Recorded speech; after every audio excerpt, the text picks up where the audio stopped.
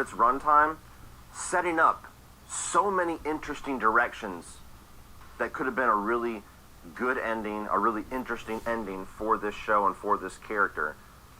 Just to ignore everything that it spent the whole episode setting up and just do this little switcheroo ending in the last 5 minutes where Harrison's suddenly a good guy out of absolutely nowhere and then kills his father.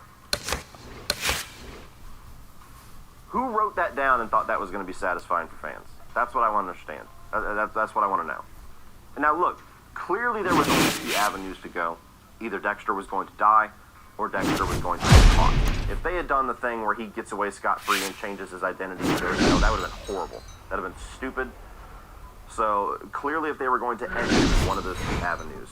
And I'm not here saying that him dying in concept is what I'm upset about, because there's a way you could have done that to where it would have made sense. Just like I was the guy telling you in my season 8 review, and I fucking hate that season, that the idea... Hi everybody, so glad you're with us. Joe Tessitore alongside Teddy Atlas, and we welcome you to the Thomas and Mack Center just off the Vegas Strip for tonight's main event. 10 rounds among heavyweights. We are looking forward to this fight, especially after seeing what happened at the... Scheduled to go the full 10 if we get that far. Round 1 underway. Let's see some more. Very nice defensive guard there.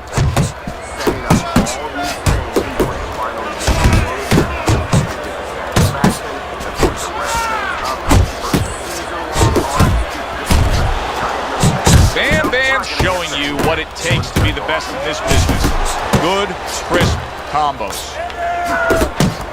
Keeps his hands up defensively, protecting the head. Takes one, gives one. The right hand scores well. And now another left.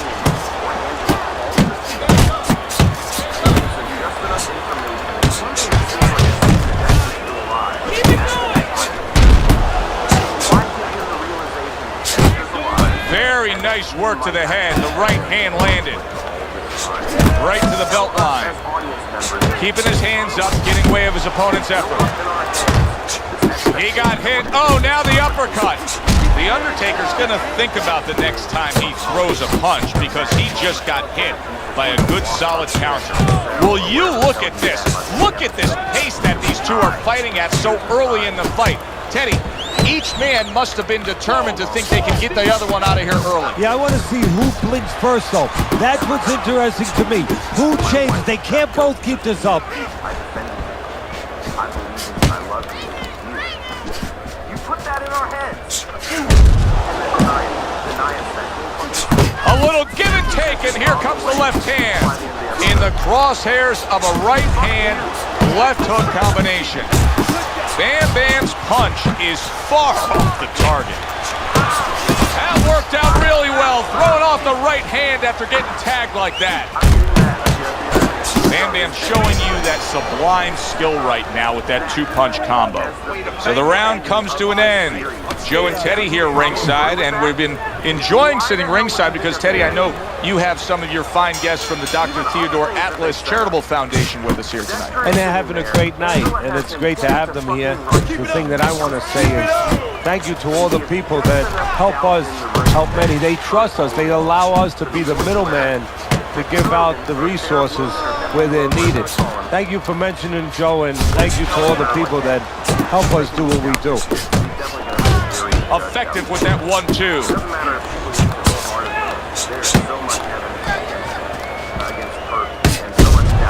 The Undertaker's right hand did a nice job that time. That worked well for him. Look at this, another power punch able to land. We're early on in this fight. He's going for it. Yeah, you wonder if he's got a car waiting outside. Bam Bam's coming through now beautifully. That's the combination punching he wants to put forth.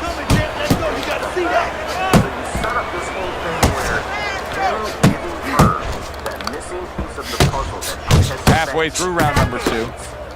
Trying to put together. Go!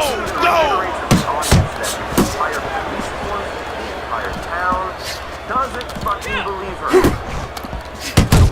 Well placed jab straight. Comes right back at him with a left hand. all-out action throughout this round. Let's see how they finish it up. He missed with that headshot. Here's a moment here as you see the step-back counterpunch where you realize this is the sweet science, not just some raw savagery swinging out there. Look at the little subtleties here, Joe. What he does is he forces him into a position to stop the punch. And then when he stops, steps back, makes a miss, and comes right back. Bam Bam's at his best when the combinations are landing. He scored well there with that combo. Great hook to the head that time. A well-placed left hand up top. The Undertaker's really working well. That last round he was accurate. Look at the punch number. Yeah, finally. I restarted the laptop. And round number 3 is underway. The Undertaker's getting himself. I think it was just the laptop. Fires right back at him.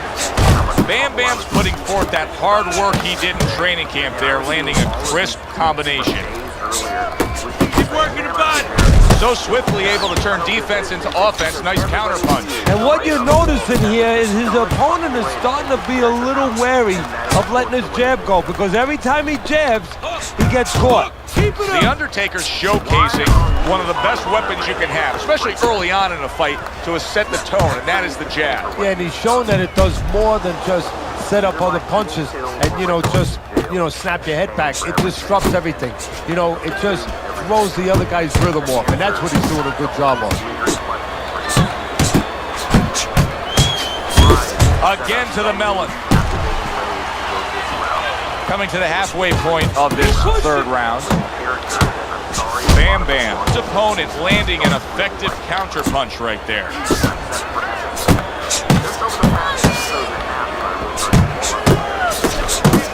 More than one, and it's just what he wants.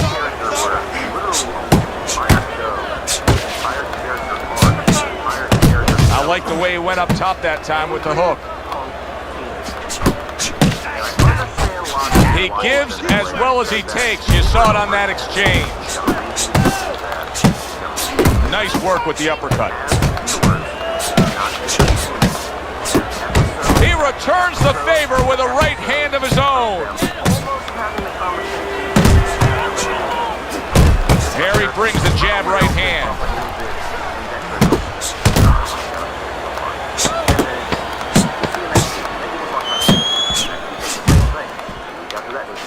And the referee warning him for that shot that went downstairs. And this round comes to an end. You are losing this fight. You need to throw and land a big shot. The Undertaker's up on Teddy's scorecard 3 rounds to zip, but still obviously a lot can happen at this point forward. Good work on the outside from him. And that was set up by his inside fighting earlier. A place where, quite honestly, I expected him to be all night long, but now he's getting the privilege, he's getting the luxury of being able to stay outside a little bit. Takes one to give one. He comes back with a right hand. This gets fucked in the head. They have explained that and hammered that into our heads. Look at the accuracy with that hook upstairs. But you want us to buy that at the very last moment, at the most critical moment. A stinging uppercut by Bam Bam.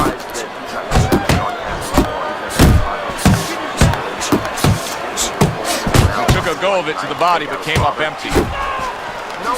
He digs in, trying to bank away body shots with the combo.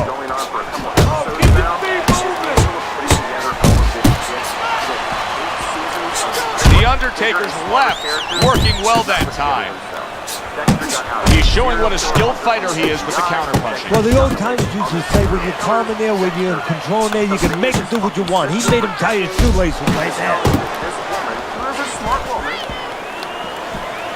puts all that together to a bunch of weird inferences, a couple of Google searches, and a bunch of shit that just conveniently laid in her lap.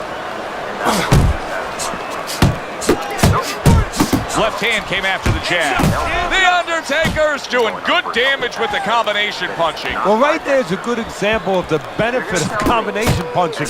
You miss the first or the second, the third and the fourth, they land. Not only doesn't like him anymore, but seriously is suspected Boy, just staying on the outside, away from danger and scoring well. I'm not getting hit so easy. Undertaker's corner's got to be thrilled with what they just saw. They won that last round. They put down a beatdown on their opponent, and now they got to be thinking, hey, this thing could really snowball in our favor big time when we get off the stool here. Yeah, they have to feel that way. Keep it going. Why change it now? You know, what you did the last round, it worked for you. It got you into a commanding position.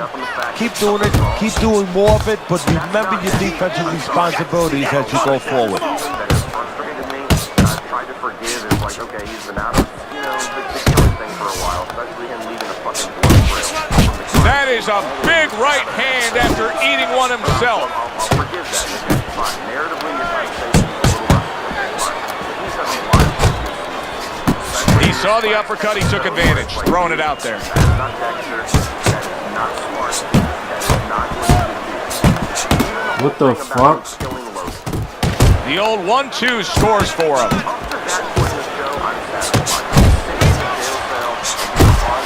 The Undertaker's having his way on the inside, Teddy. This is really paying off for him in these middle rounds. Yeah, well, he's got to be happy with what his opponent's doing. Standing right there, as you said, as you suggested, standing right in the place he's most comfortable.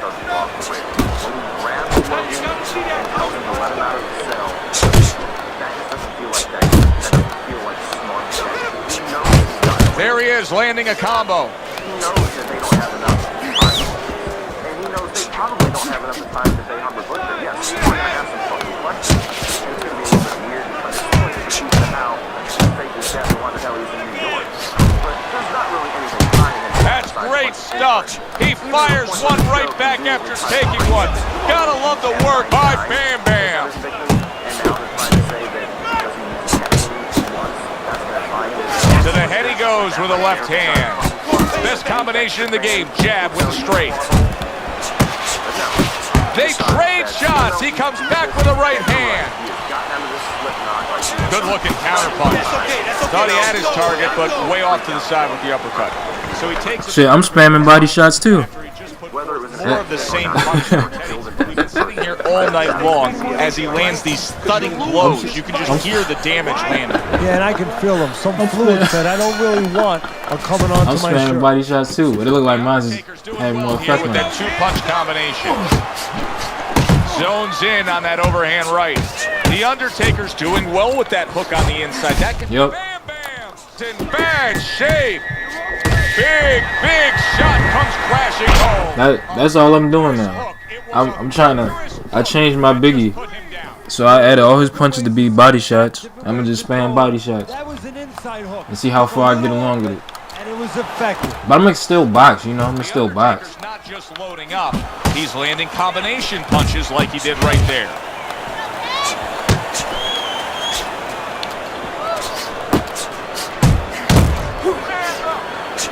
Yeah, he don't got any more stamina. He took a shot, but he came back with a right hand of his Because the way I'm playing now, if you notice, I go hard for that first round or first few rounds. And that's going to invite them into thinking I'm here to brawl. But really, I'm just zapping their stamina. And they're going to stay in the mood of stick in the mindset of brawling and like walking forward. Fine combo there. Right hand followed by the big shot. Well, we know he survived earlier, but now he goes down for a second time. I mean, he's just not as good as I am. That's all. But that's gonna keep him in the mindset of walk forward, come forward, go after me. That knockdown, but he still has to impress and move forward here. Yeah, I applaud him. I'm in the box to get my stamina Also back. recognize that he's in good shape. That's one of the reasons he got up. But some of his shots are just getting through my guard, which I can't understand because I'm resetting my block and everything.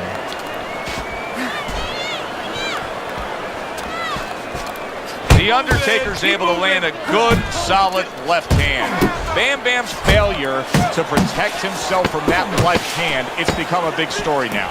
Well, he's going to lose a point that there. He was going to the crotch so much, he should have asked his opponent to call. Fuck you, bitch. And that's the end of round 6. sit down. The Undertaker's in control of this fight, Teddy. Sometimes you can just look at it and see it as clear as day. He's ahead on the scorecards. Yeah, I have my head on my scorecard too. But right now he can't afford to coast because this guy is still dangerous. He has to still stay on his P's and Q's. Focus.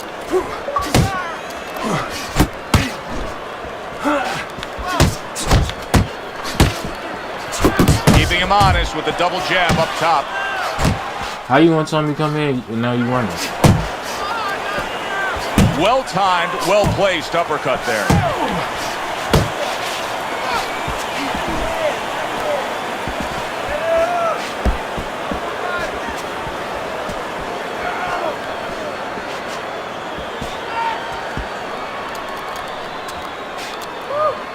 Fuck you, bitch.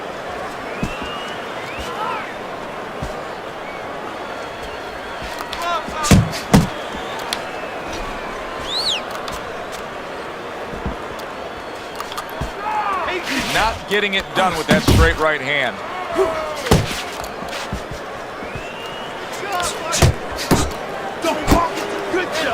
Do you see any way in which he can take his opponent's aggression and turn it against him? Yeah, the perfect way. I mean, boxing 101, counterpunching. You got a guy coming at you, no better way than to change his mind, make him miss. You getting out of it. Solid right hand land. Time. That's 1 point.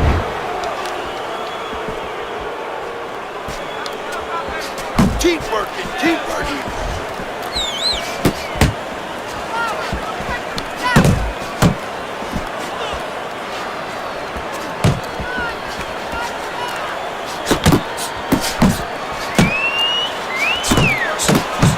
He gets to him with an upper. Did you see that?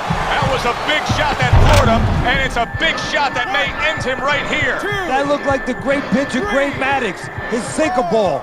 Boy, it went down quick. 6, 7. Focus. How the fuck are you taunting? Like, what the fuck? It's a man in your lungs, right? You're fighting his game plan. You don't even want to fight anymore. How are you taunting me? As Like, we open up round 8, we look at Teddy's scorecard, and it is much the same. All these rounds now starting to just 9, blur 6, 7. together. Wait, what the fuck was the score just now? One guy dominating the other. Yeah, and the one who's dominating, why should he change? Of course he's not going to change. All the emphasis, all the burden now is on the opponent. He's got to change something. Blocks that punch. Get off Bam me. Bam's clinching a lot, Teddy, isn't he? Yeah, he is. I off mean, me. you got to wonder if the referee's going to start coming in there, give him a few warnings right now. Get off But me. he's got to get himself together. That's what He is not in good shape. Solid. Can he beat the count? I don't think so here, Teddy. Now I know where they got that saying, falling like a sack of potatoes. 4, 5, 55, 6, 65, 7, 75, 8. 85.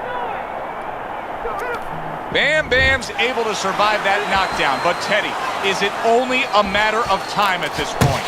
It's up to what he does right now as soon as the referee lets him go. What a big shot. That was a big shot that floored him, and it's a big shot that may end him right here. That looked like the great pitcher, Great Maddox. Oh, no. I know I was up. I didn't know what the the overall score was, because I saw those last 2 rounds was a 10-6 and a 10-7 round. It's a knockout victim. He couldn't beat the count. The Undertaker's knockout here is a stunner. This fight was clearly going to go the distance and go to the judges. You know Ain't no what? way You you just come said it. back. You just explained. Unless you put knock the me proof smooth the out to fuck why out. This fight was a knockout. He thought it was going the distance, and he got a little careless. He assumed Beat the shit out of something. him. Nah, he was throwing not headshots. hurt, and now He he's threw out. over 200 headshots. Teddy Atlas, I'm Joe But he did throw Tessitore, more body and shots than I did. a great evening. He threw more punches in total. Yeah. Bam, bam, go bye, bye. But yeah, he threw more headshots. I mean, more body shots than I did, but he threw headshots.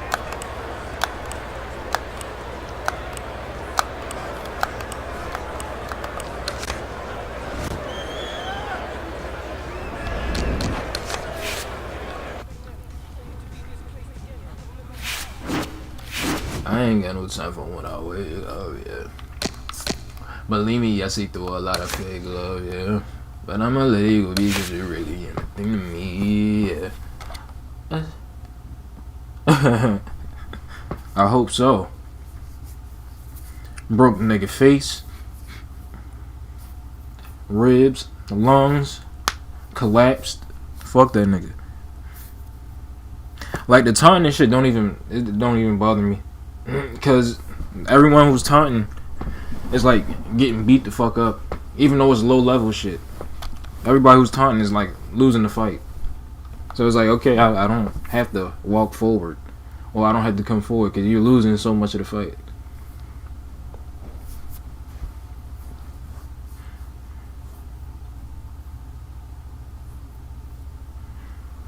I feel like I've lost less than 10 rounds, maybe 8 rounds, playing with this new Biggie, and some of my fights didn't count. So I probably got like 25 wins in total, and like 20 knockouts or something. Yeah. And he dead as hell.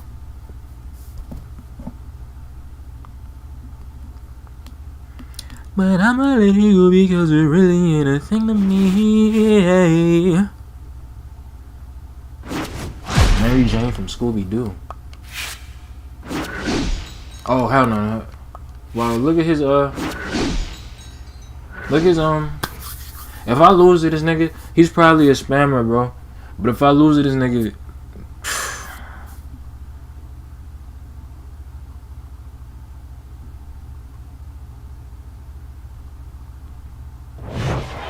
Hi, everybody. I'm Joe Tessitore alongside Teddy Atlas. Good evening and welcome to the New Orleans. like, if he got his one punch leveled up, for a much anticipated and I lose, that's gonna be some bullshit. But I'm gonna try and stay on him of with the heavyweight body. action. See if I This can should be a neutralize real. it. I feel like he's gonna spam. What do you got? Philly shell? First round underway in this scheduled Cross 10-rounder. There's another right hand. And you see what he can do when he sends that right to the head. Very accurate with the overhand right. That's impossible. The window was closed for that. Teddy, in terms of a power punch, we know the taller fighter is going to try to utilize the jab, but in terms of a power punch, what can he get that shorter fighter with? The uppercut. Boy, oh boy, that can be like I putting a hate cherry him. on top of an ice cream sundae. Because you know the shorter guy's leaning, he's coming in, he doesn't see that punch till it's too late. The Undertaker's combination punching is working well here.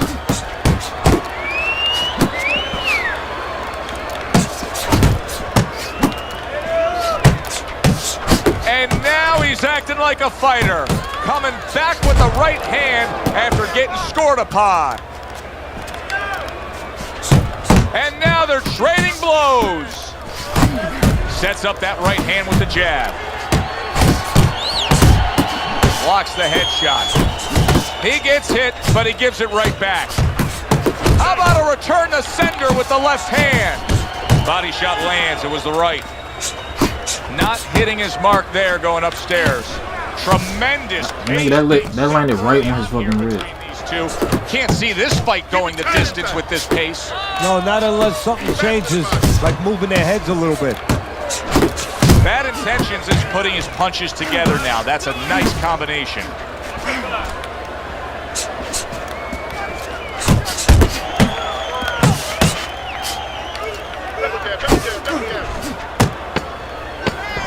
Come Last on, 10 dumbass seconds game. of this first round. Accurate jab brings the right hand. And this round comes to an end. It is a round that was highly entertaining. These guys really put forth quite an effort. Well, they both have high engines. They have motors that never stop going. There might be one that I'm forgetting. Somebody's gonna correct me. Yeah, he did this time. But for the most part, that's not it. Not his pose, not his... Here we go. Round 2 is underway. Doesn't even really care. Runs off to his kid. He's committing to the work downstairs. He puts forth a right hand. Explain the blood in a way that's not called a disrespect. Fletcher's on the receiving end of a very good counter punch. Scores up top with a left. Goes upstairs with a right hand, left hook combination. Oh, what a harsh jab that time by Bad Intentions. Able able to defend and then go on the offensive. Oh, and he's got something for himself, and it's a left hand. There he is zoning in, the old 1-2. The Undertaker's punch didn't come close. And there it is, coming with the jab by Bad Intentions. Little head knocking with that right hand. Teddy, I don't think he's got visions of sticking around too long. He's landing power punches early. Yeah, he wants to make it a quick night's work. The Undertaker's landing. This is what I don't be understanding, bro. He does when he's at his very best. Why would you have that much accuracy with arms that long and a shot on the inside? Flush right hand to the body. Took a shot, now he gives a left. This is why the But fans... when I do that shit, my punches fucking won't miss. This round can't get any better, 6'8" yet they're trying to make it better. Or just a taller fighter than my opponent. Well-timed by Fletcher. Took a step back, landed the counterpunch. Exactly what he wanted to do. Come on, bitch. He took a shot, but he gives one of his own. A left hand scores. See, like, I missed my shot on the inside. He brought his face down. Great combination. And I missed my straight shot on the inside. Fletcher's hit by a counterpunch there. I'm even duck. When I duck, I'm shorter than him already. He throws the straight punch. I still get hit. That doesn't even make sense. The Undertaker's strategy of being a volume puncher paid off in that last round. You're in control of this. Keep it up. And round Oh, the guy I'm fighting? Nah, I'm saying with this game. nice jabs there by Fletcher. There's a straight right hand. You throw the straight. See, well, he had some distance between us right there, so that's better. But if I'm right here on his chest, Land punches and bunches. The combination lands. A headshot blocked. Keep it tight inside. Fletcher's opponent knows exactly what the game plan can be now. That counter punch landed with some success. The Undertaker's committed to that counter punching very early on here in this fight, and that can pay off as the night continues. Well, it's yeah, I was saying, like, see that on the his inside. opponent now Come on, bro, this shit, no. worried about letting his hands go, because every time he does, he doesn't find anything, and he finds something coming back at him. And now we got a fight. He fires back a right hand of his own. This nigga's arms is longer than mine. Good solid shots with the combo downstairs. You gotta create space for that shit to land Back with the with right power.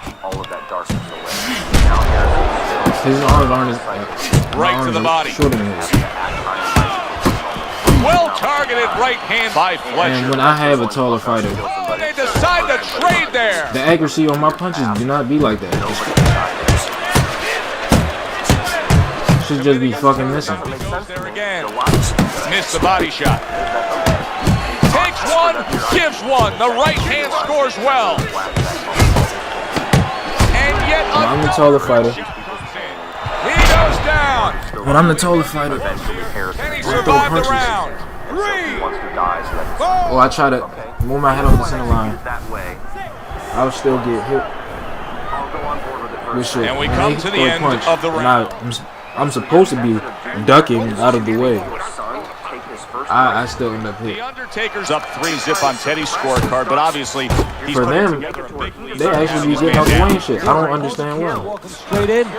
And then I'm shorter here, so it's supposed to be easier for me. Come on, bro. Way to block there. It's supposed to be easier for me Really to well. Throw it off. dodge punches because I'm shorter already. So all I gotta do is duck down a little bit. I know his head movement isn't. His stats aren't high for Fletcher's his head. not coming up with the results that you would want to see out of him.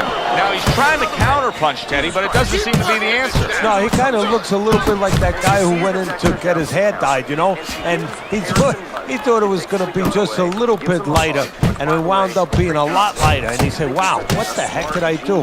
I didn't think I was going to look like this. I didn't think that I was going to box like this. The Undertaker's so dangerous with that accuracy, a 2-punch combination landed. 30 seconds to go in round number 4. This other fight with these kids that he just told you about previous in this episode. He's hanging out with that And now the right hand lands because of the work done by the jab. The Undertaker scoring with that right hand. stuff. And you don't even suspect any of that. He's let this kid go. Great job. But it gives him a hug. It says, Took a shot, now he gives a left. Straight right, left hook, very nicely done, scoring up top. lets him go. Skate down and get away from him. Finally. What is the first thing that Harrison does? It's his father's truck in this tiny ass town that everybody and their fucking mother's going to recognize. Drives right past the crime scene. Come on, bro. Sheriff Logan, where all the rest of the police in town is and causes them. He got hit, but he sends it right back. Fletcher's taken a lot of punishment with the right hand. Teddy, you said many times, it's where you put your own head when you get hit by those right hands. Well, one place I can tell you where not to put it, in the middle. Yeah, bro. Blame me on some bullshit. But that, I mean, it makes sense in the sense that you got long reach, so you want to create distance and not fight on the inside. But they be able to hit me when they the taller fighters. So I don't be understanding that shit. You gotta fight. You gotta throw more. They start up again, back to action here with another round. But who knows how much longer I it'll gotta slow last. down This on has box been a and my stamina's completely one-sided fight. I might be able to get it done, but he's spamming. Fletcher's got a little something coming back at him. A counter punch scored.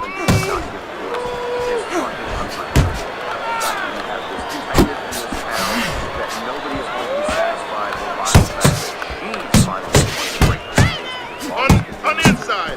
The same fucking person who spent decades in this tiny ass town not being able to figure out. Bad Intentions has got something to think about now. He just threw a punch and had one coming right back at him. His opponent scored well with the counter. Move your head. Good job on the two-punch combo by Fletcher. That shit not. And now he scores well with the straight right. The jab and the straight Right hand downstairs. Bad Intentions has gone into a defensive shell, but that shell has cracks in it. Yeah, it does. And the reason why it's getting cracked is because his opponent is confident that with those earmuffs on, you know, going into that peekaboo defense that he is, he knows he's handcuffed. So he's putting together 3, 4, 5 punches where normally he would only throw 1 or 2, worried something's going to come back.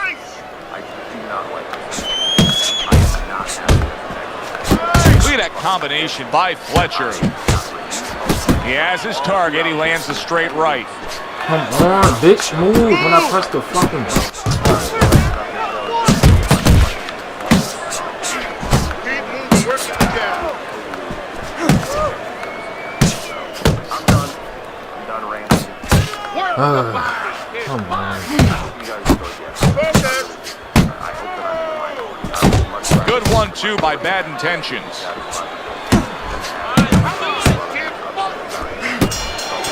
Whatever, bro. There is hardly a doubt as to what this result will be. I know anything can happen, but all that's happened all night long is one guy punishing the other. So what I've done is I just decided to level up my body punches. That's what this Biggie Smalls is. And I'm just going to spam the body and see how far I get with it. So don't punch him, okay? Don't walk into him without throwing a punch.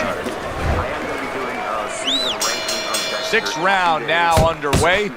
Let's see who can really come on here in the second half of this fight. Uppercut.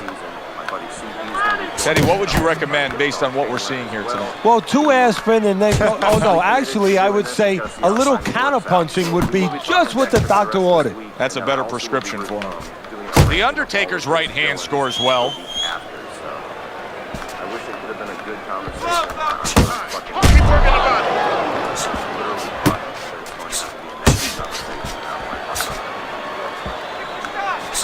I didn't fucking press that. Stop.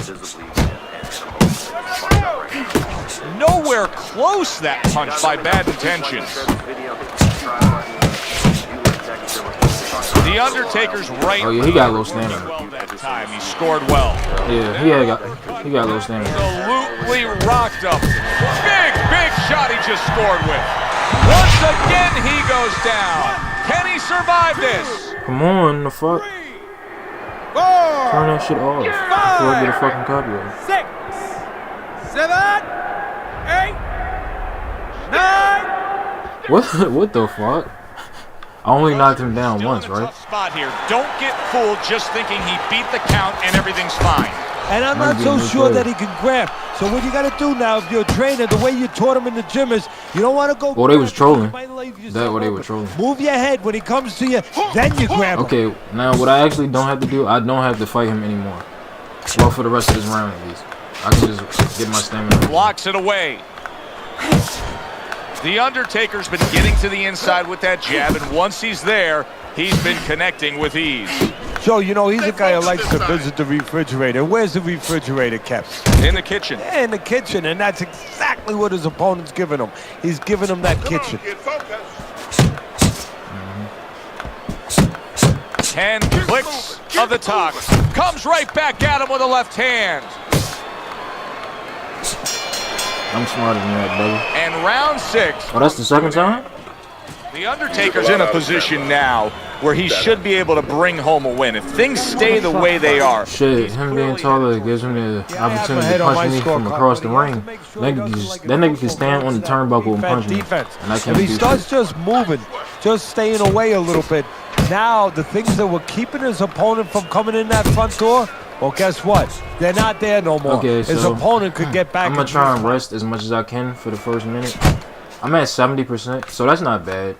For what I've been doing, that's not bad. That's normal. That's my normal pace. Unless I just want to Move in.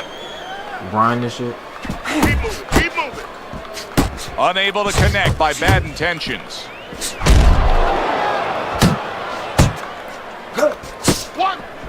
Banking away a body shot with the right hand. Scores with the uppercut. The Undertaker's the kind of boxer that wants to do just that. Find the target, get the combination working, land both punches. Good combination punching out of him here. Yeah, exactly. It's kind of like a musical, except right now, I don't think his opponent likes the tone of it. Lands the left after setting it up with a jab. Doing what you're doing. Bad intentions is snapped by a right hand. Look at that. Well, he's been there before, and now he's there again. He got floored. You can't afford to keep going on that floor. You have to wonder when the referee's going to step in now and stop this. 7, 8, 9, 10.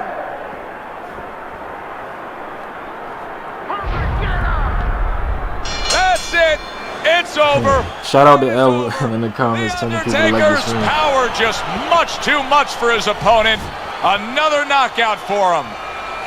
That's what you want to see. A guy who can close the show. What's up, and finish what with the style. He ends up a knockout. Joe victor No. tonight. And that's what his trainer wanted. His trainer was even telling him, step it up a little bit because he knew this was possible, and they got it. For Teddy Atlas, I'm Joe Tessitore. Yeah, Have that's yourself a great that's night. pretty much my game plan. But I'm working it differently now because his body punches are the only punches that are leveled up. So I'm gonna just straight up work the body. The Undertaker, it surely did. So I'm gonna just straight up work the body the entire fight, and they be ready to go by like after round 4. Sometimes they be ready to go. But since I'm low level, it's usually like around round 40 ready to go, because people don't level up their heart like that. But I've beaten like level 85s and 86s so far. I try to keep it right around round 8. That's what I normally do. Once you see the scorecards for round 8, I try to keep my stamina high enough so I could just burn the rest of it off through round 10. So round 8, 9, and 10, I'm just coming straight at you. Up until that point, I'm usually boxing because I like to preserve my stamina. Okay, let's see what. Well, I won every round, so it's just me going back to this.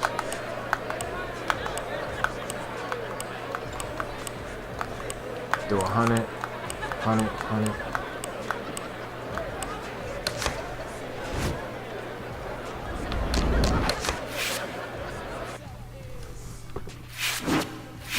for sure.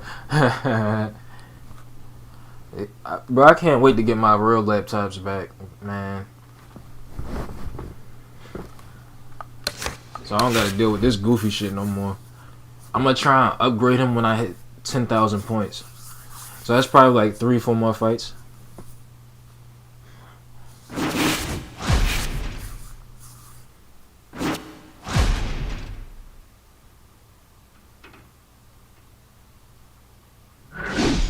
I don't know, gang. We can try this. I don't know.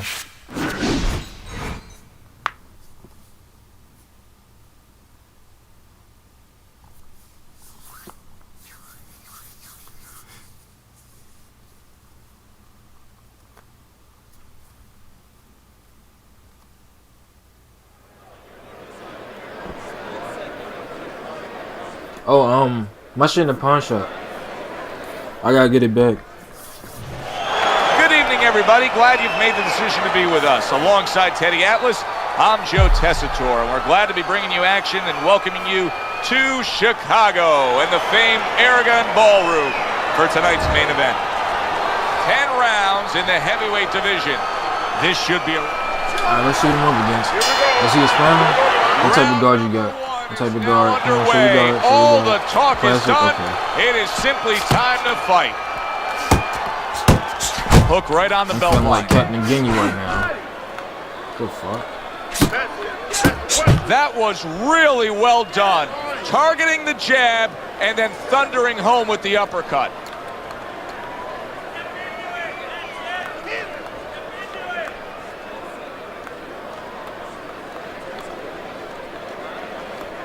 What the fuck is that? For the past, like, what, 2 years or some shit? Here's one for you now, he says. Right back with the left hand. Commits to the straight right. An accurate left by Irish. Able to dismiss that body shot. The Undertaker's showing you that sublime skill right now with that two-punch combo. How about that left hand? Okay, some of that shit. Takes one, but gives one. Good work by Irish. Very nice work there. Jab, uppercut. Oh, that's good stuff. Firing right back with one of his own. Good work by Irish. Oh, and he returns fire with a left hand. The Undertaker's putting forth that hard work he did in training camp there, landing a crisp combination. That's a good left hand by Irish. Smart punch right there. The uppercut worked. Scored well up top. Good double jab by Irish.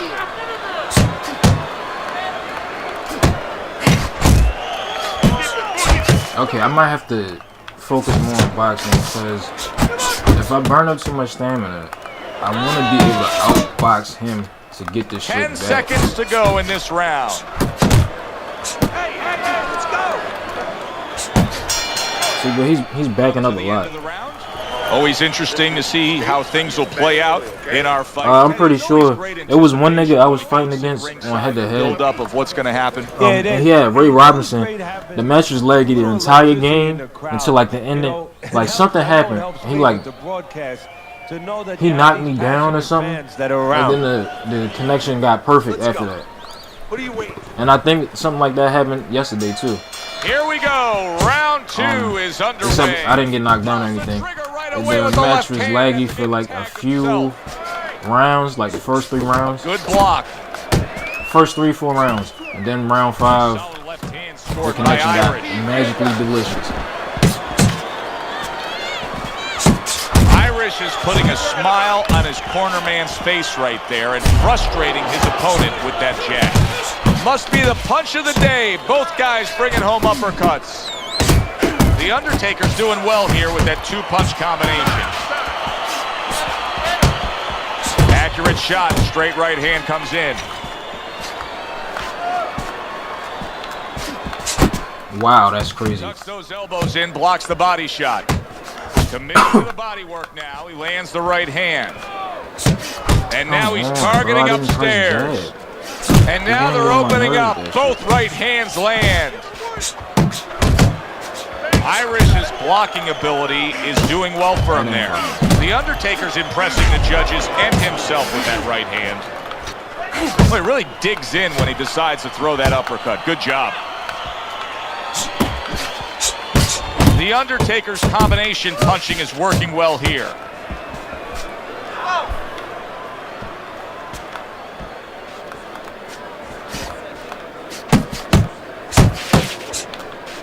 A little give and take, and here comes the left hand.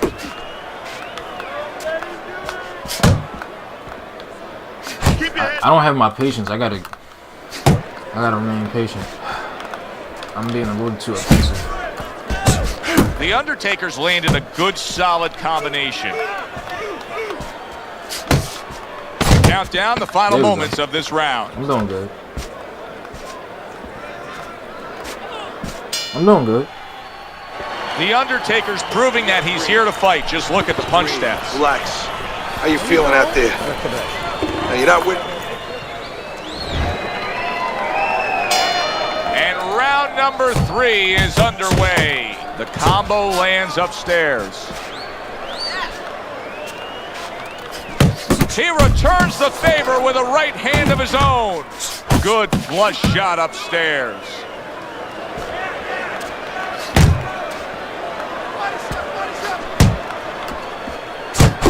Trying to I hate that that shit. body with the combination punching. Solid left hand to the head.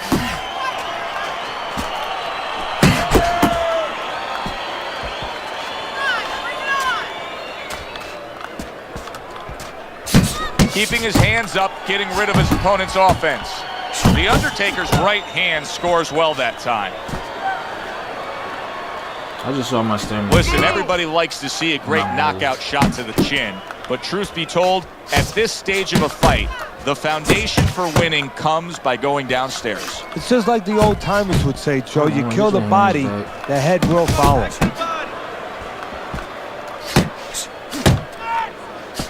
A striking combination by Irish. Comes right back at him with a left hand. He scored well after being hit himself. Needs to improve that accuracy, missed with the headshot. Able to show you his blocking ability.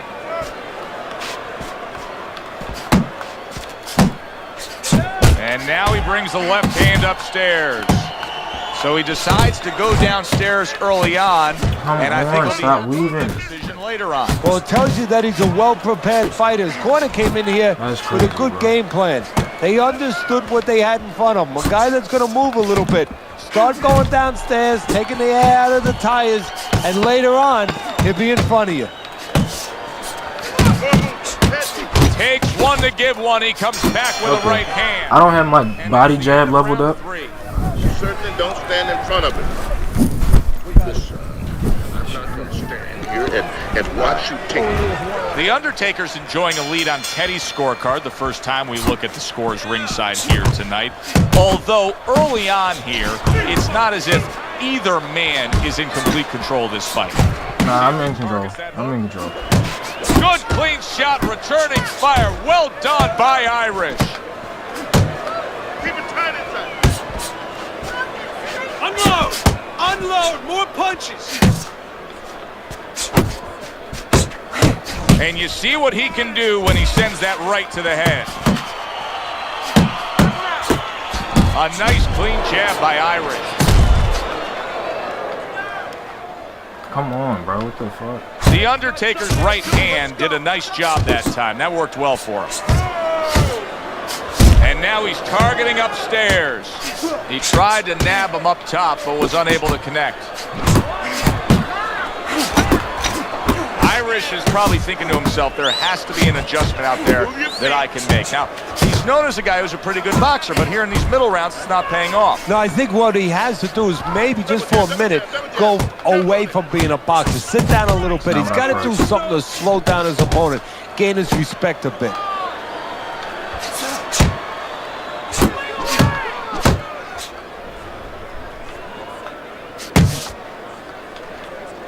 Keep working the body.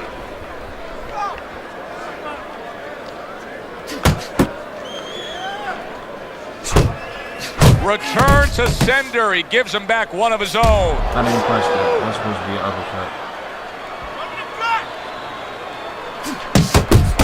The Undertaker's putting his punches together now. That's a nice combination. Solid straight right hand. Fourth round now with its last 10 seconds.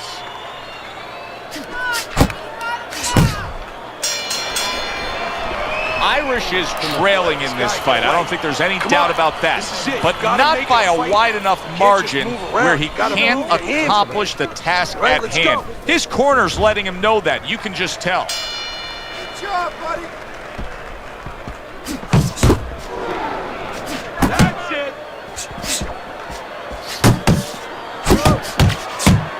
Well, I don't know if he's hip to the idea of becoming a counterpuncher, but I get the sense you'd agree with it. Yeah, definitely. I mean, he's got the perfect platform, the perfect form for it. The guy's walking in right now, not moving his head much. He can time him, he can counter him. Move those feet.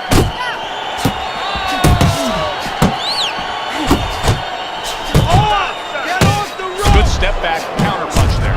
Beautiful. Oh, a nice two-punch combo by Irish.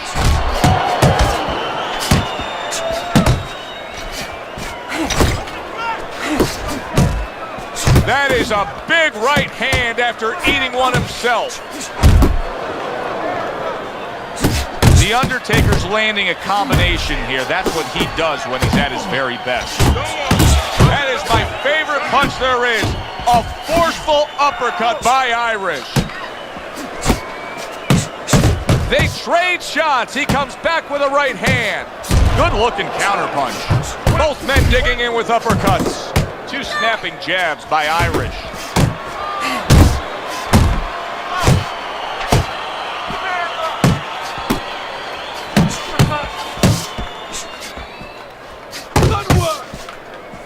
The Undertaker's coming up with the answers, avoiding that punch.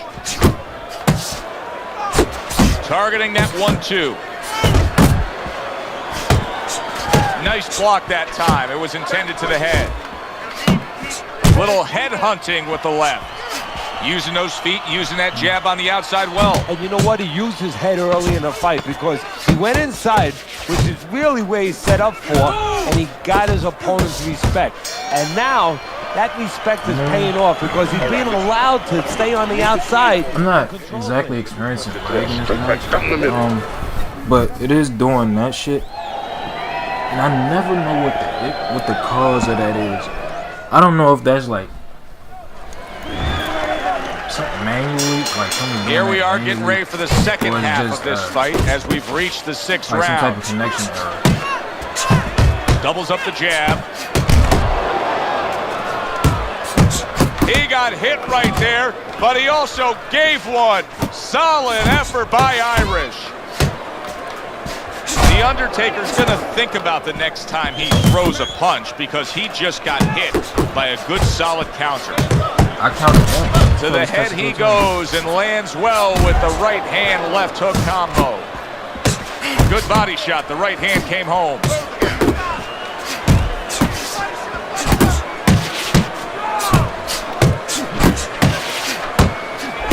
Unable to score with the hook. What a great job. He gave one right back in return. Nice work by Irish. Good work with the uppercuts. Nice job there. Hands up, hands up. The Undertaker's doing exactly what he wants to do.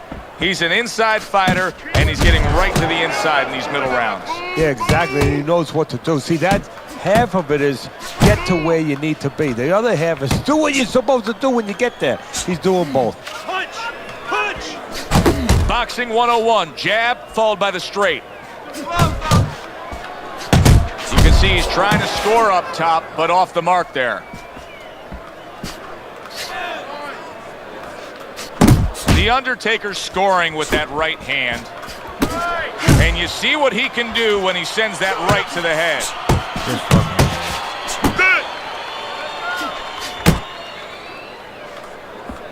The Undertaker's missing the mark by a mile. That just was nowhere to be found.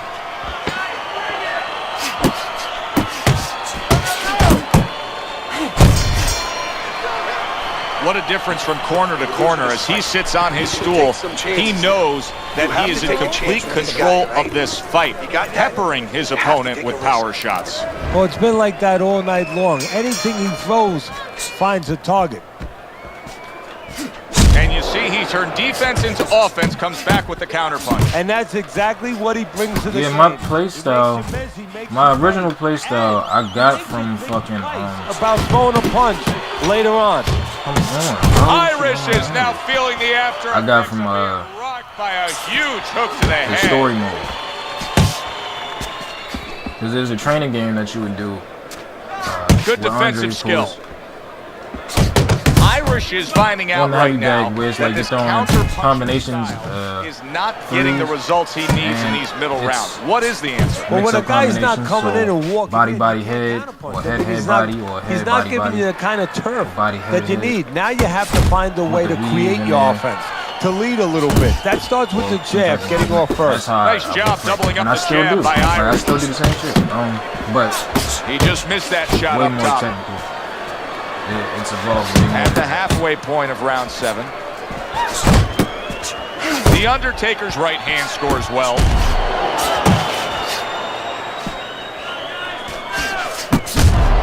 Took a shot, now he gives a left.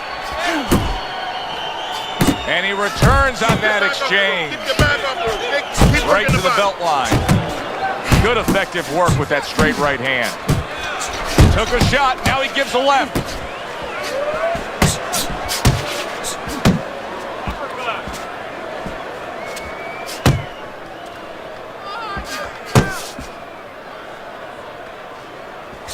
Let's see some more head.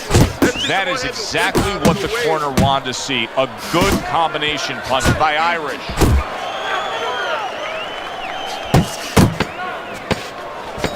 No, he missed that right.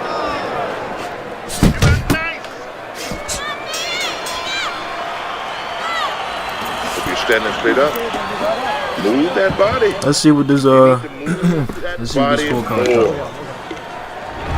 The Undertaker's in control of this fight with a commanding lead on your scorecard, Teddy, as we start round number 8. He just looks like the kind of guy that's not going to be defeated tonight. No, he's made up his mind. And he didn't make his mind up, you know, and this is for the young fighters out there and whatever you aspire to do to move forward. He didn't make up his mind tonight. It was made up way before he got in the ring, and it's showing. He's getting the payoff. Irish has got those earmuffs on, and he's got his hands tight against his body. But Teddy, still, some things are getting through. Yeah, I mean, it's kind of like driving a car, Joe, you know, and the weather's a little bad, and you say, I want to be safe here, I'm going to stop the car. You don't stop and park the car in the middle of the highway. The cars are coming. I mean, he stopped right there in the middle of the highway. Oh, and there you go. He turned over that hook and turned his man right down to the floor. 3, 4, 5, 6, 7, 8. And somehow, some way, he's going to continue on here. And if he's going to stay in this fight, now he's got to avoid his opponent like the Black Plague. Keep working the body.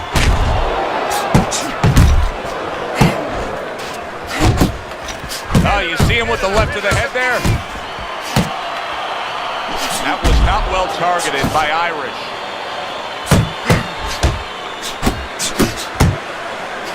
Irish is hit by a right. Oh, that's gotta hurt. And he crashes to the almost canvas. slithered his way up the ring. He's gotten up It's a before. little snake. What about this time? 4, 5. Stand up! So he is able to get up to his feet after that knockdown. He's not But looking Teddy, too loud for it's his what's ahead that's the problem. Yeah, we're getting a It's looking peek quite right quiet now for this into nigga. his heart, into his He's soul. tired. I don't know what he's saying. The Undertaker's defense did a good job there, able to avoid that punch. Gets rid of that effort. He took a shot, but he came back with a right hand of his own.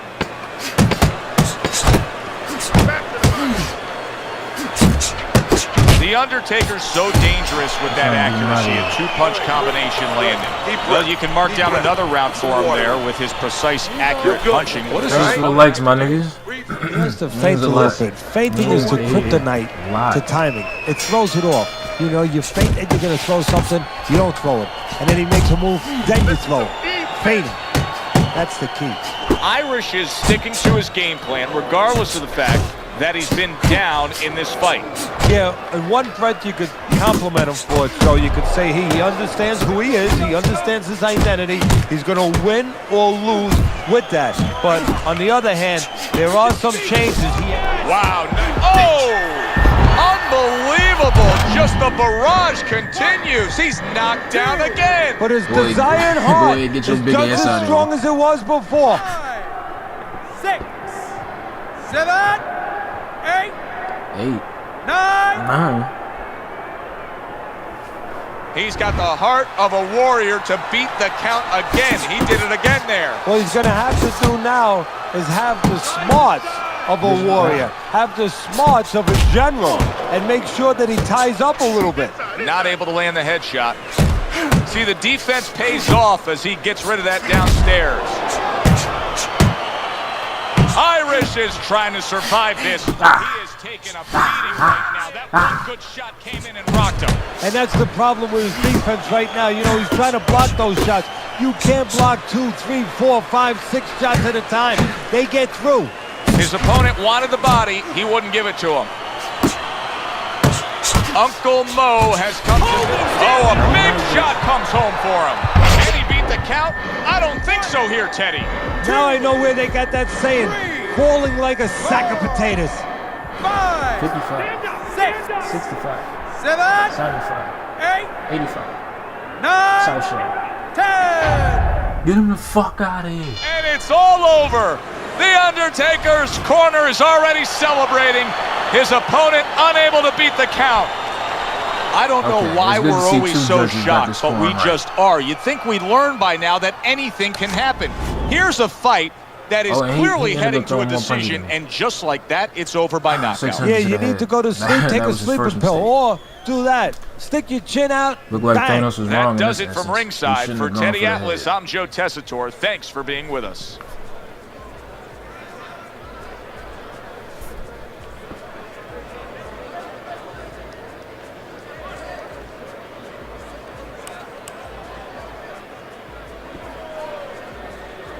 I feel like that's the most power shots I've thrown.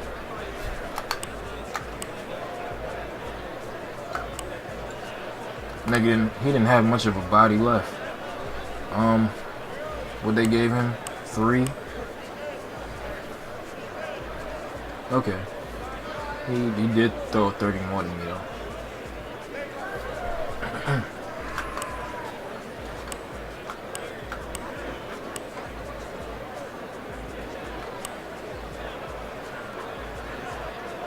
It was this round again.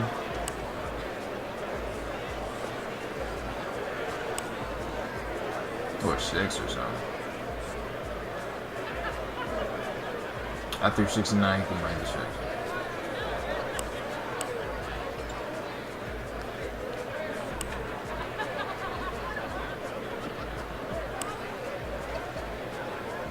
What did they give him? What round? 3 and 5. Huh.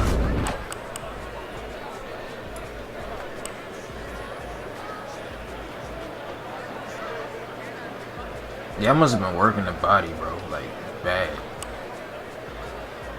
To even get this shit. Because he was mainly landing jabs. But still. Okay. Gypsy King got executed.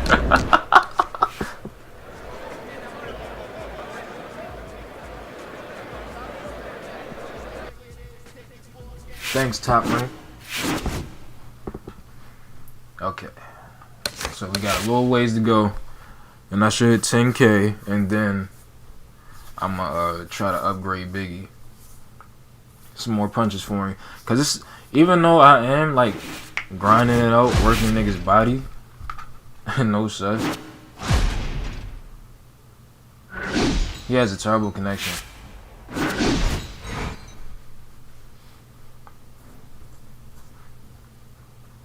I'm thankful for the likes, my boys.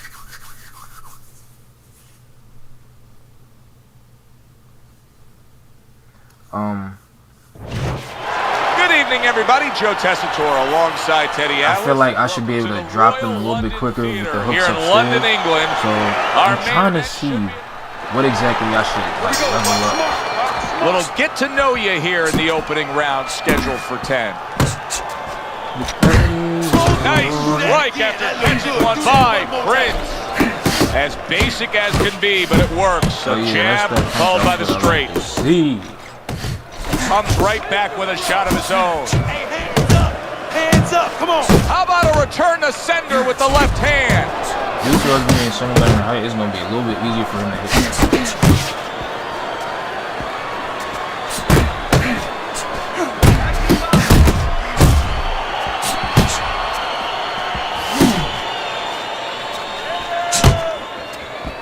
Parries that punch intended for the head.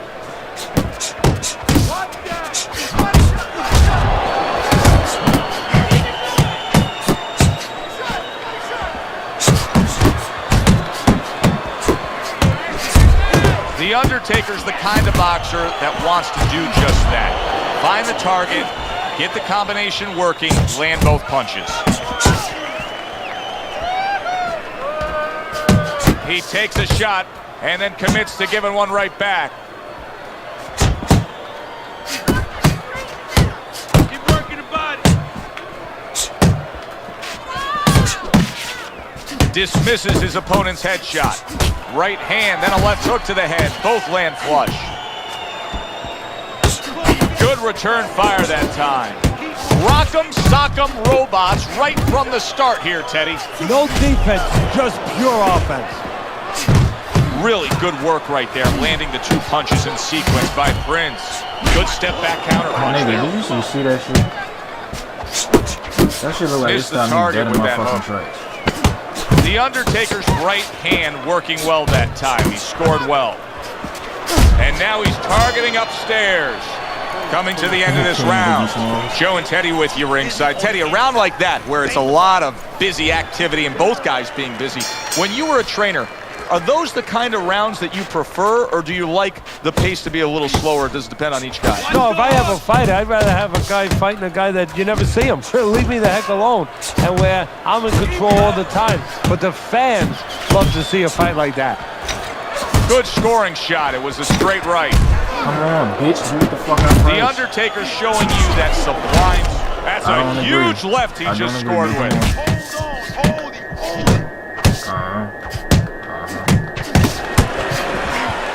I don't see how I missed that. What the fuck? With the right hand. And you see what he can do when he sends that right to the head. Now there's the jab. Prince's work in training camp is now paying off.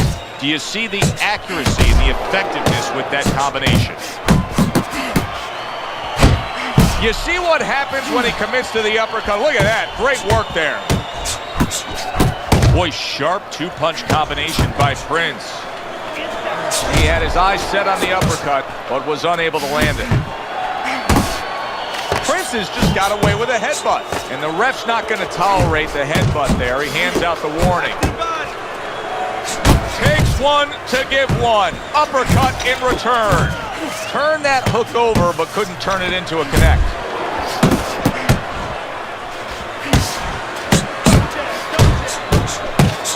See, he's got his guard up really well that time. And Oh my God.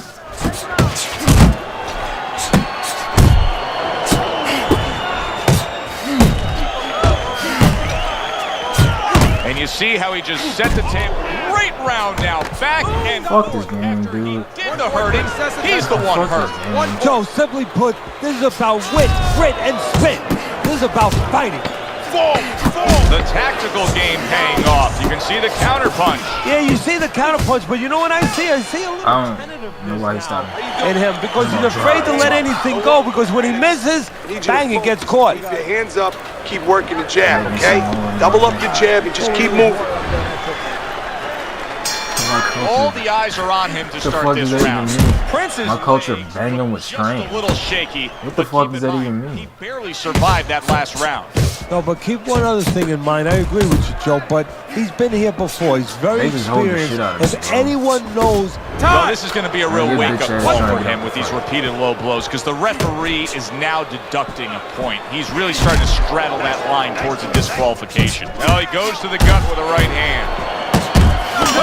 No. Well, I don't know what his intention is, but I know what the result is. The referee just stopped the fight. Disqualification with the excessive fouls. And you know, Joe, that's a good point. That may have been his... Let's give it up for the dumbass.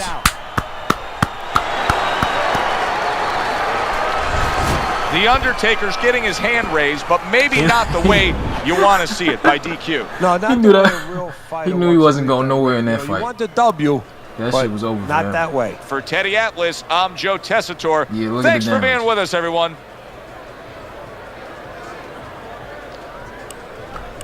I mean, I feel like he was hitting me to the head more, though, right? He only landed 22 more shots to the head.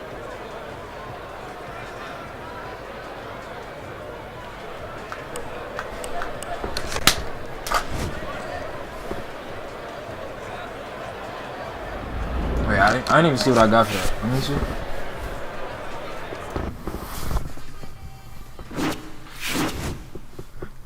Oh, 9-6. So I could probably...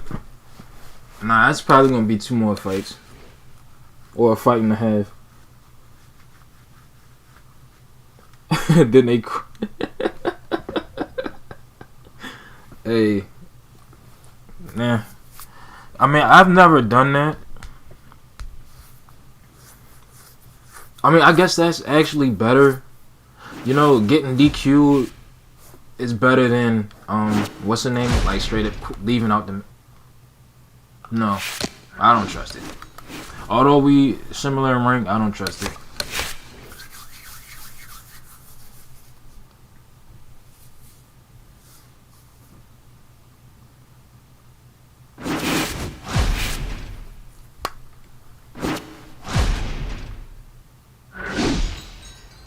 He probably gonna spam his ass off, huh? This nigga probably gonna spam. What y'all thinking? This nigga headbutted the shit out of me. Couldn't help himself. But yeah, I've never done that. Like fouled out Joe Tessitore alongside Teddy Atlas. to quit a fight. I probably should try to do that if I get matched up against one of the straight spammers instead of raising my DNF. Go ahead, throw your punch. Let's see what it is. Swapping leather. This a 10-rounder. You boxing? Good exchange. He fires back. Oh, he just misses with that headshot. What is that? Backside. Move your head.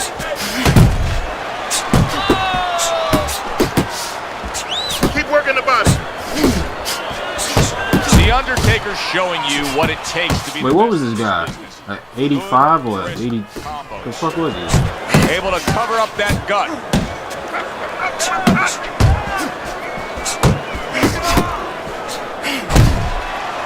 Bad intentions, his movement's really helping him out, avoiding that punch. Nice And this block dummy right just there. going shit in front of me. The Undertaker's impressing. He just going shit in front of me and take these punches. Right hand. It's clear he don't got that much heart. Each man able to land an uppercut. A little something Cause for these his body opponent punches after is getting tagged. rocking his body. No sir. No Justin Timberlake.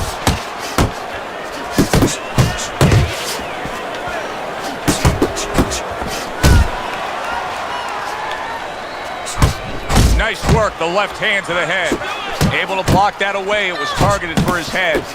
Comes right back with some offense of his own. Phenomenal pace being set here. They are burning it up early on.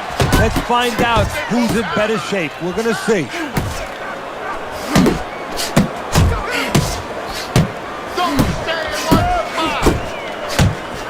Scored well with that right hand to the body. The Undertaker's putting forth that hard work he did in training camp there, landing a crisp combination. Come on, goddamn. Last 10 seconds. Good looking right hand after he got hit. Round comes to an end, and that's one of those rounds, Teddy, that just takes on a certain characteristic, and that was a busy one. Yeah, it was a busy one. Look, Joe, you don't have to. Oh, he's 82. They're right there in front of you. Why do you think that is? Why do you think sometimes you just get those rounds where it all happens? Because of styles. You know, styles make fights. In this case, you're seeing proof of that right there. Both guys that are aggressive, both guys that are very confident. The Undertaker's picking up right where he left off. Remember how he finished that last round? Yeah, he really finished strong, really fast. And you know what? This is a thinking man's fight. I know a lot of people are going to say Teddy's just an aggressive fighter. No, he understands, and his corner understands that his opponent only had 60 seconds to recover, and they're jumping on him, figuring that their opponent... Oh, I hate that weaving shit. He comes with the straight right hand. Wow, look at that, trading shots. Nicely timed 1-2. Maybe he got more heart than I thought. A clean, crisp right hand by Bad Intentions. Good looking uppercut that time. The Undertaker's doing well here with that two-punch combination.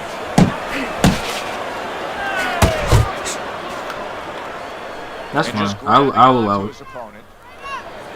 This is a fight, though. Gets rid of that. It was intended for his head.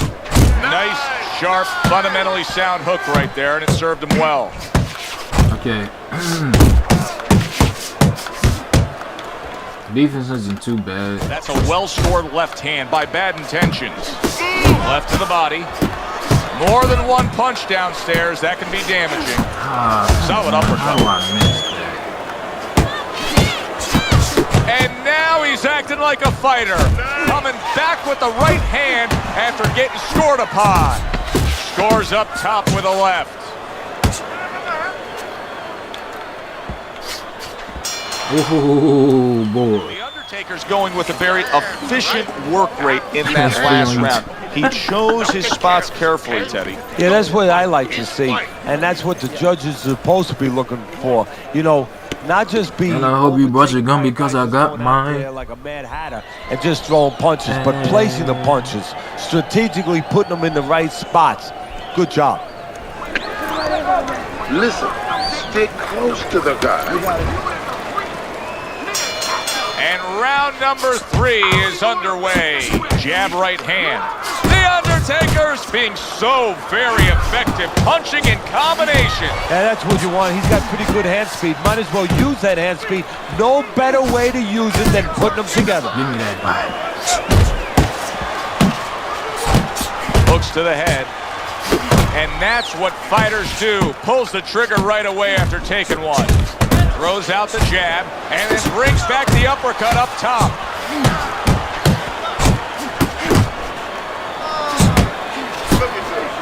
Oh, and he's got something for him himself, and it's a left hand.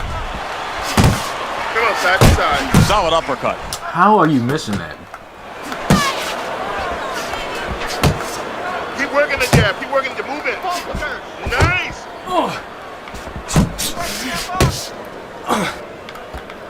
And coming upon the halfway mark of this 3-minute round, downstairs with a right hand. The Undertaker's at his best when the combinations are landing. He scored well there with that combo.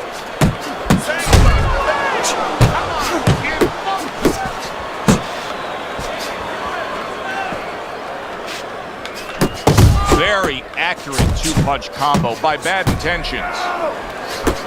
That was some beautiful boxing right there. Got in through that combination, got right out as he was throwing, so he just missed. Fires I right didn't back fucking at him. press The that, Undertaker's bro. quickly taking control of this fight early on with one single weapon of choice, and that is the jab. Yeah, the jab and the jab at the right time. He's catching his opponent every time he starts coming in before he can get started. Punches and bunches, working well. He missed with that headshot. Keep working the body. Keep your hands moving. Keep busy. You need to jab. You need to jab. I want to see you double up on the jab. Am I not up? 3 rounds in the books.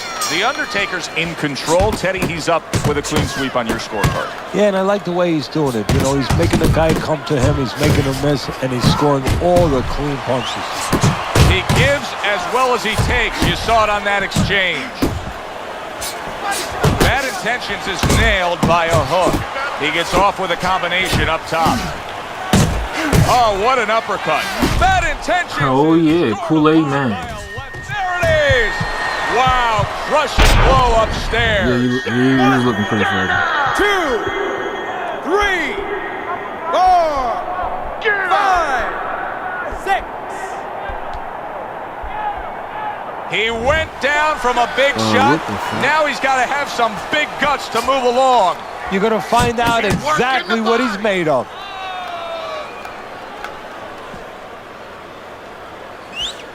Gets rid of that body shot. He committed to the jab, and then he brought home the bacon with the uppercut. Well done. Halfway through How the round number fuck? 4. Keep moving.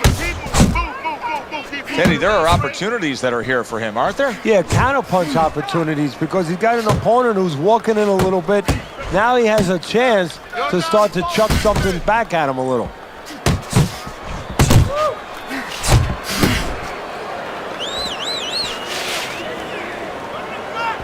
You're still not moving enough.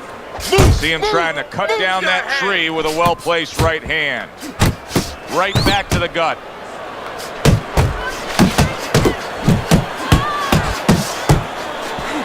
Solid. Why would you think? What the fuck are you doing? Again. Will he get up from this? 2, 3, 4, 5, 6. Down he goes. Now up he gets. And if he wants to stay up, he's What's gonna up, have to Beast? grab on. Kill a little time. See him zeroing in with that left hand to the body. And the round comes to an end. We did have a knockdown in that round. Now, Teddy, if you're in the corner where your man was down on the floor, what are you telling him? Well, the first thing I do is I sit him down, I get water on the back of his neck. You know, I bring him to a sense, I make sure that he's clear and everything, and then I tell him why he got his backside put on that canvas so he can correct it. Shout out to them 8 likes. Get caught again with the same punch. Y'all really putting in work in the chat. I'm thankful.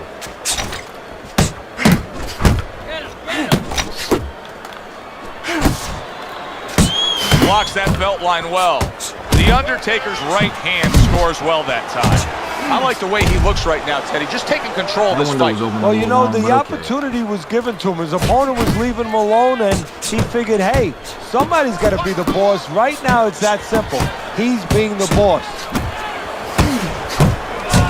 The Undertaker's combination punching is working well here.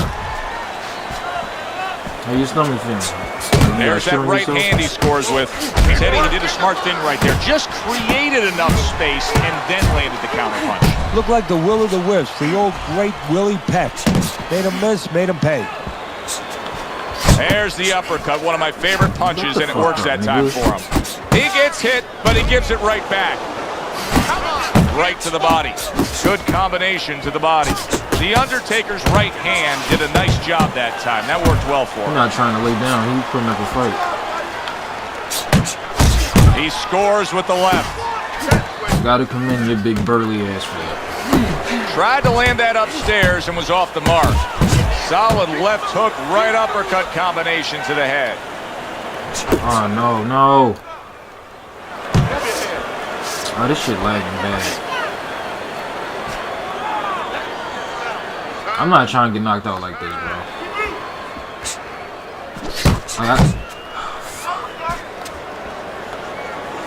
Come on, kid, focus. Okay, I'm back. He's back. Bad Intentions is looking for a way to get this fight back on course. A course that can get him a victory. This isn't it. Just trying to counterpunch in these middle rounds. No, this is not it. He's not thinking right. You know, it's one thing to say physically, technically, he needs to do that. But to do it, you have to be mentally clear. You have to be seeing the plan, seeing what you have to do, what you have to order your body to do. He's not seeing that right now. Boy, another solid round for him. Teddy, this is one of the best displays of precision punching we've ever seen. And if Precision had a relative, had a cousin, guess who it would be? It would be timing. Because the timing has been perfect and has allowed him to be so... She could be better, of course.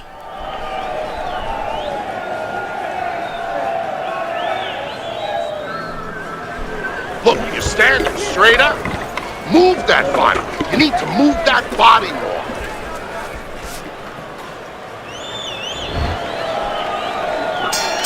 And we are underway with the second half of this fight.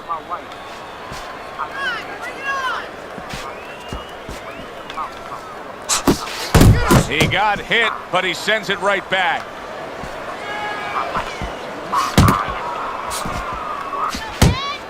Wait, what the fuck? Good job with another left hand. I didn't even know that was Danny.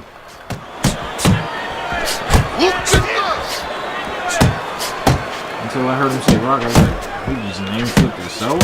I looked over, and it's Danny yelling at the screen. The Undertaker's opponent has to be thinking to himself, how can I get this guy off of him? How can he, Teddy? Well, the one thing he can do is don't wait until he's on you. It's too late then. As he's coming forward, sidestep him a little bit before it's too late. Ain't no way he should have more stamina than me. Good combination landing there. If he do, that's some bullshit.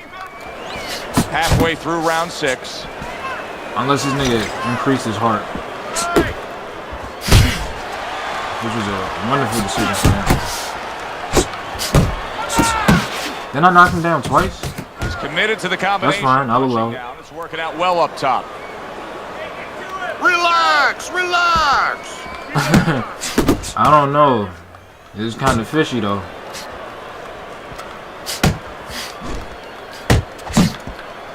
Look on the inside. Body shot lands. It was the right. I got exercise today.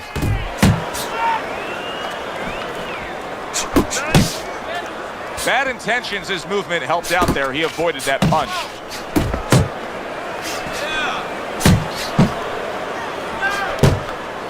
He might win this round.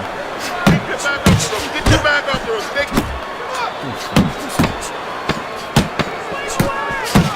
This shit. He probably got this round.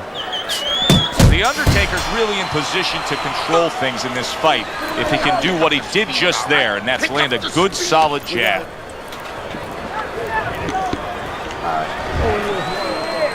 I'm way They are below back where to I need action here, but that action has only favored one man. Completely one-sided. Hard to see the scorecards coming into play here with how dominating he's been.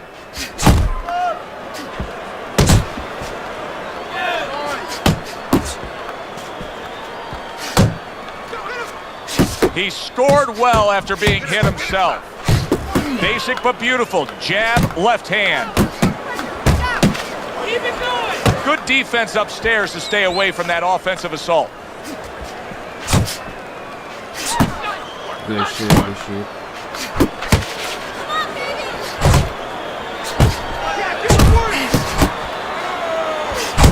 Not hitting his mark there going upstairs. Bad intentions, his lack of defense, especially when it comes with just getting away from that right hand, is really costing him a lot here. Well, it's pretty simple. The old timers would say, move your head, otherwise your opponent will move it for you. Nice work to the midsection with the left. The Undertaker's doing really well on the outside. Nice combination, jab, uppercut to the head. The Undertaker's scoring with that right hand. Good shit. That second machine landed, but alright.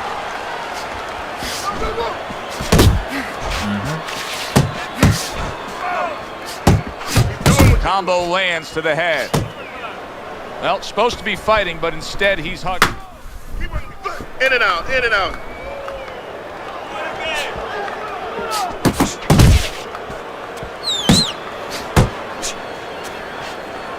Headbutt.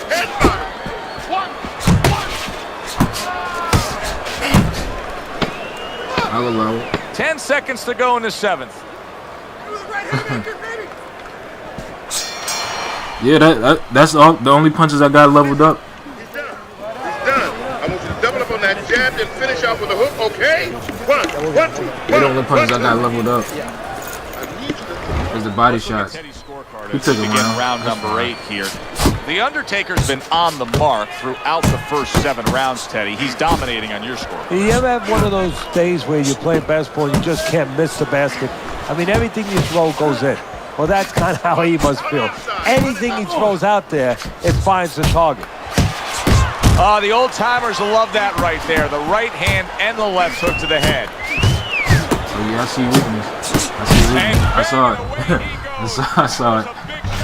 Him, and it's a big shot that may end him right here. That looked like the great pitcher, great man. Left straight right, I'll show my... 7, 8, Let's go, 9, 10. Alright, I did a video yesterday talking about Floyd Money Bad Mayweather intentions. versus Money. He's not going to hear from those judges. He's a Tyson Bale. victim. Floyd Mayweather versus Money Hype it up. Mayweather. That's not a new idea. The Undertaker's Hell, power Floyd makes Money it a Mayweather, and I'm talking about being one of the greatest boxers of all time. Against a money kicks isn't a new brand new concept.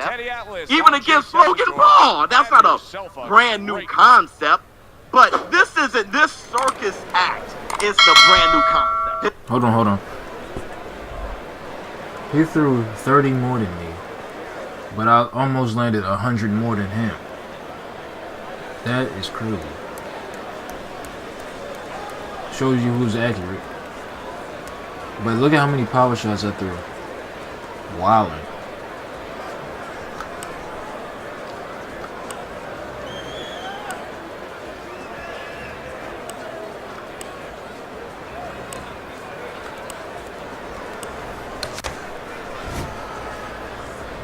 Ah, fuck.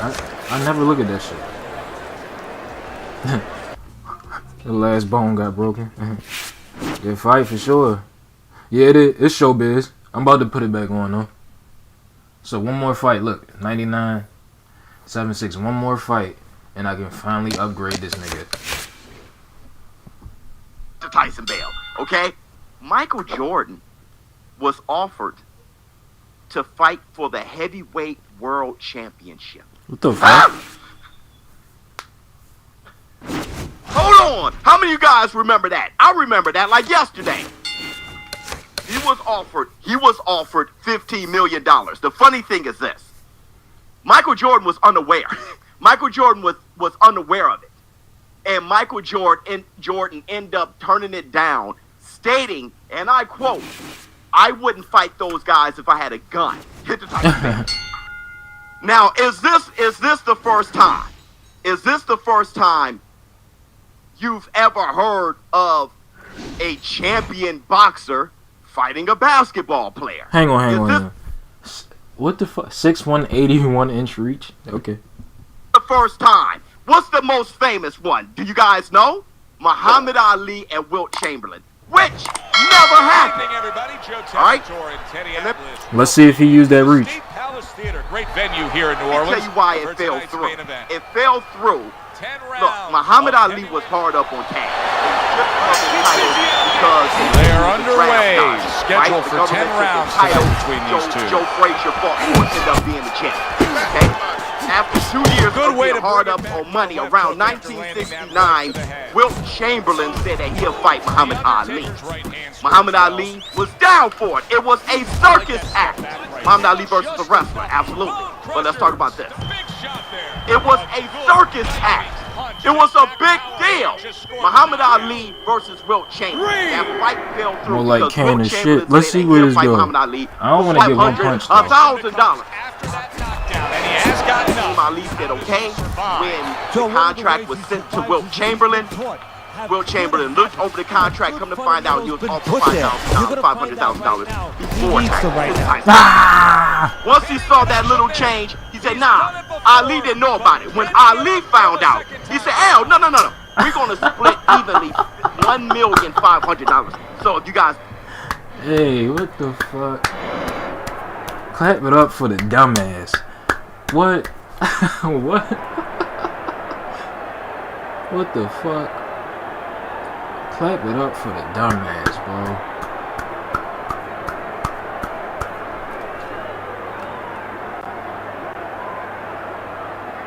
Who the fuck he thought he was? I never looked at the fucking XP game.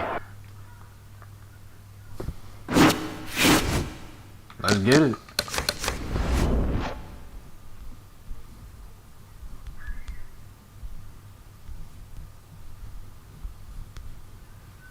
That's $750,000 a piece.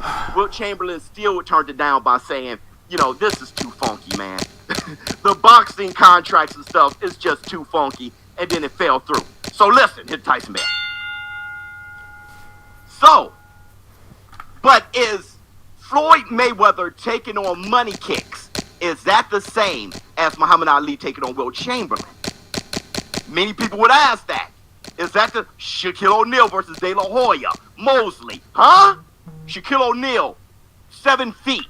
De La Hoya, they little guys. Big, giant mammoth of a man. Versus that right there was a circus act. It's okay, hold on. Let's do it. It's okay. First of all, let me show you money kicks. Maybe this can help. Let me show you money kicks. This is money kicks. My man to the left right there. That's money kicks right there. That's money kicks right there. Look, the one in the black trunks. That's money kicks. Floyd should be fighting this guy. Look at money kicks. That's money kicks right there. Wait. Money kicks loading up the right hand. Oh, big right hand from money kicks. It barely touched him. Oh, my God. He's out for the count. Oh, what a real knockout. Look at money. Huh? Wait. Money kicks loading up the right hand. Oh, big right hand from money kicks. It barely touched him. Oh, my God. He's out for the count. Oh, what a real knockout. Look at money kicks. What a real knockout. That's money kicks right there. That's money kicks. Is that the same thing? That's money kicks right there. It's Tyson Bell. It's still a circus act, but is it quite the same thing, BK? Let me show you Wilt Chamberlain. Wilt Chamberlain, one of the greatest, if not the greatest athlete of all time. He's number 2 next to Bo Jackson, and that's the Black Two Sugars. Wilt Chamberlain, bench pressing 500 pounds, can run a 4.40. Let me show you Wilt Chamberlain. Let me show you Wilt Chamberlain real quick. He's strong. Milton Gross was telling a story about where he held up the back of his big car while somebody changed the tires. Wilt averaged for a career 30 points and 23 rebounds. He's the only player in NBA history ever to average 50 or more points a game for a season. If they don't change the rules, what would Wilt have averaged? I call the NBA record book the biography of Wilt Chamberlain. He holds 72 NBA records. 72! At 7'1", 275 pounds, Wilt Chamberlain was an athlete unlike anything we had ever seen. He ran track and field in high school. 83. And while at the University of Kansas, he competed in the triple jump, the high jump, and the shot put. My son put the shot over 50 feet. He threw the shot 56 feet. He recorded a high jump greater than 6 feet, 6 inches high. Skip, Wilt, he triple jumped 50 feet, and he won the Big 8 high jump 3 straight years. I'm getting 50 inches off of the ground on a vertical. Well, Schwarzenegger said that Wilt Chamberlain was one of the strongest men he had ever met. He's strong. Milton Gross was telling a story about where he held up the back of his big car while somebody changed the tires. I know you did a 4.4 and a 40-yard dash. What would you do the 100 in? Yeah, I'm good on that. I'm good on that. 100-yard dash, 9.96, 9.5. Wilt Chamberlain bench pressed 500 pounds. Schwarzenegger used to say that Wilt would pick him up with one hand. In the 1961-62 season, Wilt averaged 48.5 minutes a game. Yeah, you know, an NBA game is only 48 minutes. So there you have it. This mythical figure named Wilt Chamberlain did in fact exist. Customato was my trainer and manager. He said to me, Wilt, I can teach you how to beat one person. I can teach you to beat Muhammad Ali. Got any predictions? One prediction. Timber!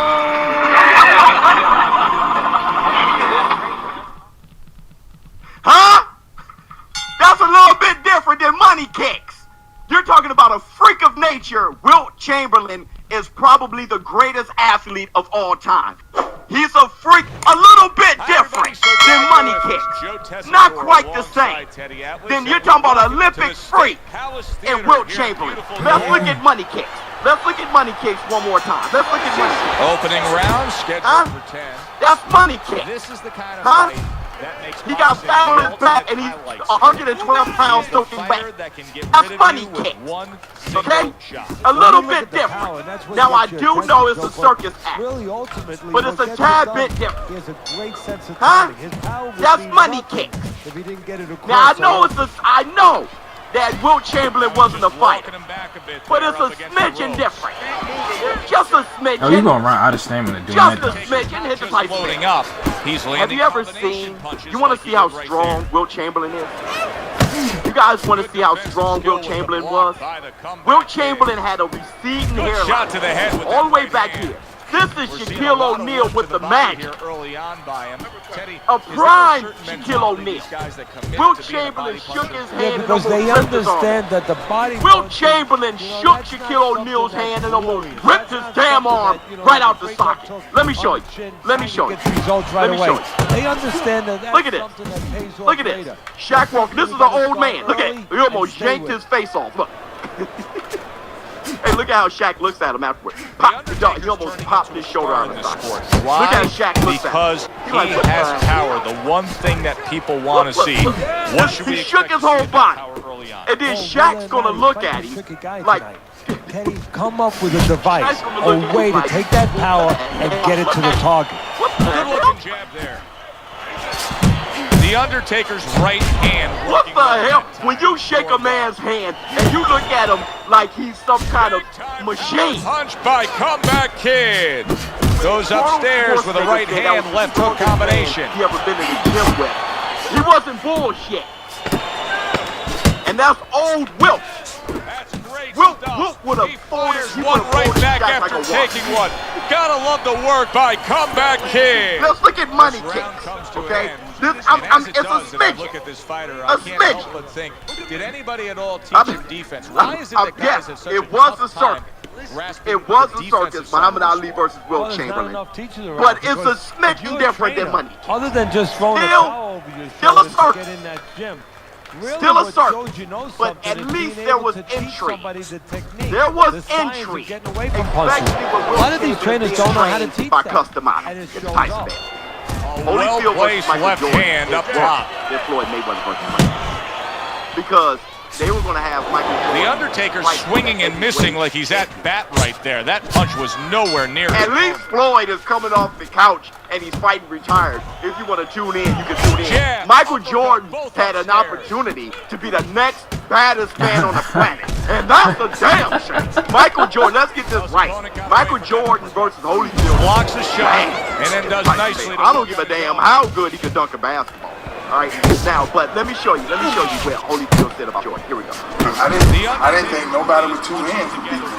I was talking to basketball players, I said, look, y'all think because you're taller, you think that your hand bigger and all that means that you hit harder. I mean, you don't even know how to hit it. And I remember they were, Michael Jordan betting on Tyson. Just because you got a Tyson, don't mean I was going to He puts forth a right hand. So Michael Jordan bet on Tyson to beat Holyfield. My thing is, who didn't?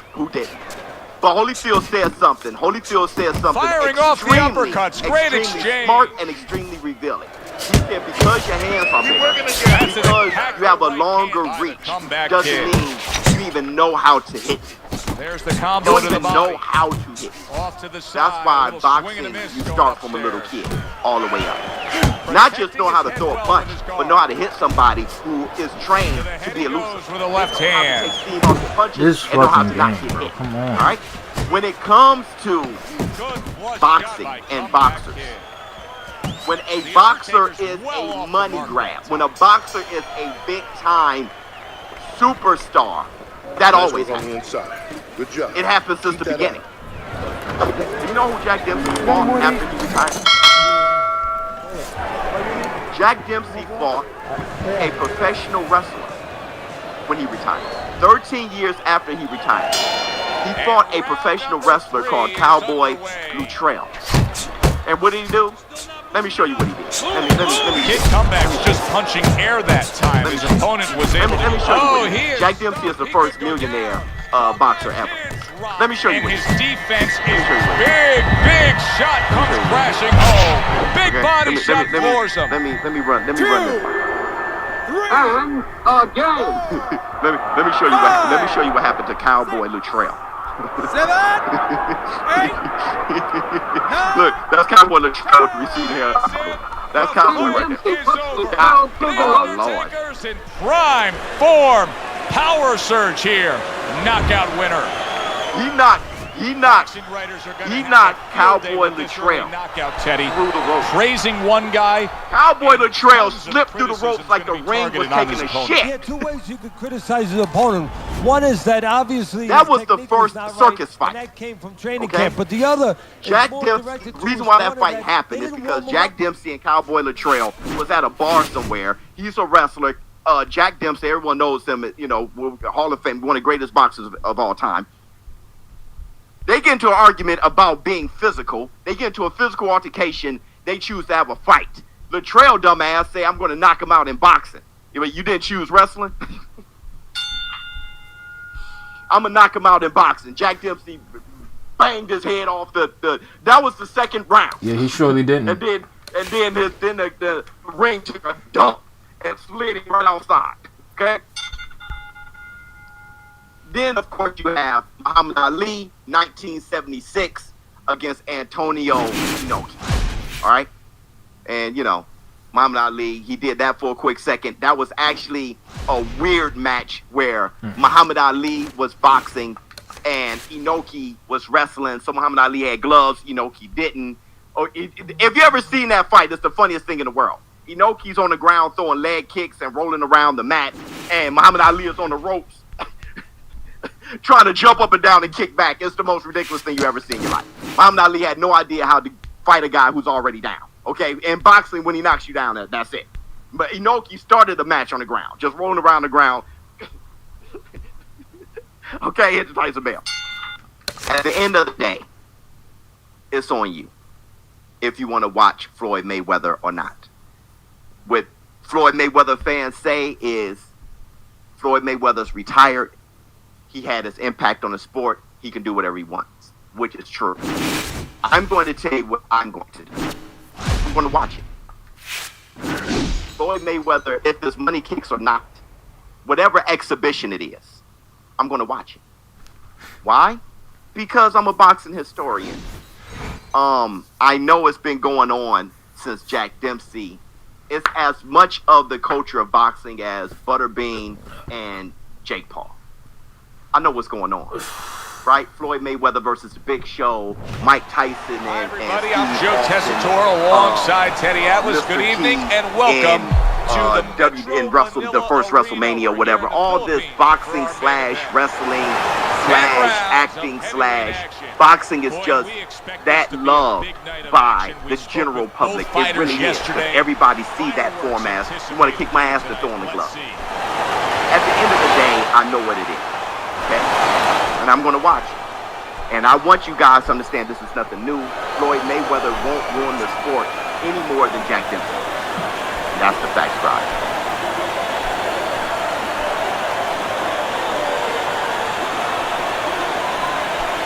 All right, gentlemen.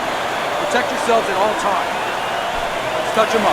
All right, I wonder if when you apply for unemployment from the WWE, do you go to your local office or do you have to go into Stamford? I'm wondering if the woman at the unemployment office on her desk is going to have a picture of her homely daughter that George Costanza can put her up and get an extension. I'm wondering if all of the WWE wrestlers are going to be in the same boat. They're going to have to be dating Woods the is homely landing a daughters of their combination local here. That's what he does when he's at his very best. representative. How about that left hand? And he returns on that exchange. I mean, somebody even for the new year, one of the sites put out an entire list of all the Teddy, many times throughout our broadcast we've seen through the years, when we get a southpaw versus year and future endeavored from this company for clashes ahead. But this yes, there past can week, be, and also tripping a little bit. Sometimes it's they getting step on ridiculous each now. other. Just the A nice jab by Smoke. not only the public slap in the Came face in of with a everything strategy that Triple here H tonight, Teddy, and so many did, times it's and quality people Yeah, he let is go better that could than- obviously aid the company just because they were hired by Triple H. That he's going to try to move on him, so start doing it but early on, it's also- and later on, he's going to have It's almost like they sit They're down not and exactly figure out, getting to well, know okay, each other. what They're just beating the hell out of each other early on. AEW most both going to have headaches, this and we're going to particular have one of given the time, and let's to give talk them about. some. Two snapping jabs by Smoke. Because now they've given them so many wrestlers Takes that one, AEW but can't gets put them one. all on television. But the one thing that I think is plain to everybody, nobody can argue, especially after this week. That's a clean Nobody can shot, argue able to get in that with the what right AEW hand. needs Woods and is has being needed damaged for a right long now. time Punch after punch is is quality coming in. coaches, trainers, and potentially somebody with a booking mind. Later stages of this round. He's So gonna what try does to survive WWE it. do? Here. Shit, I'm about to jump over that nigga too. Woods' trainer is thrilled with this. He gets up off the canvas. Now he wants to see The best we've boy, got. What a break he just caught. The bell rings at the end of the round. It's Saved almost by the a bell. And if you're in the corner, what do you do? Well, you just every finished single painting one of their competition's shortcomings. but the paint is by still wet. making You people got to wait available. for it Now, to dry a sometimes the little competition bit. is not smart enough to avail themselves of these opportunities. Before you can But do every more time they painting. can ascertain Oh, that's our good competition stuff. needs Right something, with one of his they own. will Good work immediately by fire Smoke a bunch of people that fit those positions. That's Have the you noticed Undertaker's this over the putting last few forth months? a great It's almost combination. like that Nick Khan doesn't really know how wrestling works. Proficient jab by Imagine Woods. So, shall we go over the brief but shocking list of people who the Returning WWE fire. decided to Well kick done out the by door this week? Smokin'. Woods is out there for another round Yes. after being knocked down. Ranjan Singh. We know what happens Now, in the 60 seconds with a fighter apparently who under was an damaged. assumed name, But he what was about also those a writer 60 for this seconds in the company. opposing corner, But he Ted? was You a know, Joe, that's manager a of great somebody. And I remember my mentor, Customato. He's not a booker, he's a writer, so in this case, I'm not going to argue with this choice because I couldn't pick him So out if of you the hit police a guy- lineup, and any of the writers of this program Show you, he's going to act like a pro. He's going to con you. He's going to act like whether that past, didn't hurt. present, or potentially You have to future. remember, hey, we it got hurt that one out him. of the So way. go after him like he showed it, Timothy even if he's Thatcher. not showing it. I think it was Mike Johnson on PW Insider. Really saying wanted this, that said, well, uppercut, this just just goes to couldn't show get that it. they're not interested in employing With his right hand. quality, talented, in-ring professional wrestlers. Right to the belt line. This guy had something, and they didn't let him show it. Remember when we were doing NXT Boy, that a while worked out back? with the uppercut. He came in with a gimmick that he's this dangerous shooter. A throwback to the old days of the snake pit. Targeting He'll that hook midsection you, now with he'll the combo. stretch you. And now he every single scores with time that they had left. one of the segments on television where he was going to hook somebody, stretch somebody, the fucking schlub jobber that was supposed to be abused actually reversed, countered, or came out from under Timothy Thatcher's shit. Remember that? Then he'd get mad about We it. come to the end of the round. Joe Tessitore alongside Teddy Atlas. And looking up at these corners. Wait, why you say shaking my head? Getting to work as they do after every round. What makes a great cut man? Well, you Top gotta rank. have the right medicines, the right coagulants to stop that. Usually Avitine, thrombin, adrenaline. But the most important thing, Joe, is he has to be calm. Oh, he look tired. He has to be able to identify where that cut is. Maybe there's more than one cut. So you gotta be calm. What are you fucking doing? I didn't press that bullshit. Clean it off, put pressure on it, get that medicine in there, keep your fighter. This game getting my fucking nerves with that, bro. By that. He is in I'll a allow it. real bad spot right now. Maybe a punch or two and he could be on the deck. Oh boy, he's got to get right to the inside. Just go bear hug this guy. Either that, Joe. Woods is hit by it. Did you see that? Oh, and now the real test. In the trash where he belongs. After going down a second time. 4, 5, This nigga probably cussing the screen out and shit. 7, 8. Named him Woods for is a going period to of keep time with taking Tommaso Ciampa because they were after somewhat being similar, knocked which down. may have been a reason not to put them in terms of their serious Lands approach to flush in-ring with work. the two-punch combo by And Smokey. then he disappeared, and they never did anything really to get him over. But then I Able can to get rid of that one. Again, the McMahon Pritchard Laurinaitis wing of the party. Well, he needs color. He needs personality. Let's make him a plumber. Maybe he can carry a fucking plunger or whatever. So solid. Woods is down, not and he only may be out. really good in-ring wrestler of a legitimate style, but also somebody who apparently has been helping out lately with coaching. So they're keeping the wrestlers they're training, and they're firing the wrestlers that are teaching them. Did you say Ace Steel? It's over. I can't remember what his the real fight name is. is They gave it. over. The Undertaker's gunned down yet a coach another there opponent. also. He's been in the business for 20-something years. He not a lot of runs at a high level in a major promotion, but he's been a fixture in Chicago. I think he and CM Punk came up together. He's been a trainer for a long period of time. He's been involved in promoting shows up in that part of the country. Well, they let him go. There's another coach, and a coach in Chicago, where they go to a lot, because it's the hometown of their biggest star. Okay, 15 minutes. Did you hear about Allison Danger? This story. I just briefly heard about this before we started recording today. Allison Danger for the old Ring of Honor fans, but her name is Kathy Carino. She's Steve Carino's sister. And she, I don't want to quote when she started wrestling, but she started wrestling in, I would think, at least the early 2000s. Somewhere around that point. And she had a lot of experience. She had gotten out of the business in modern times, but obviously being family members and being a lot of your friends in the business, you're still around and involved or whatever. But, are you subscribed? they decided to pull the trigger on giving her a job as a coach for the women. Thanks for stopping by. And they apparently have her moved from... Thanks for interacting and hanging out with us. Hope to see you again.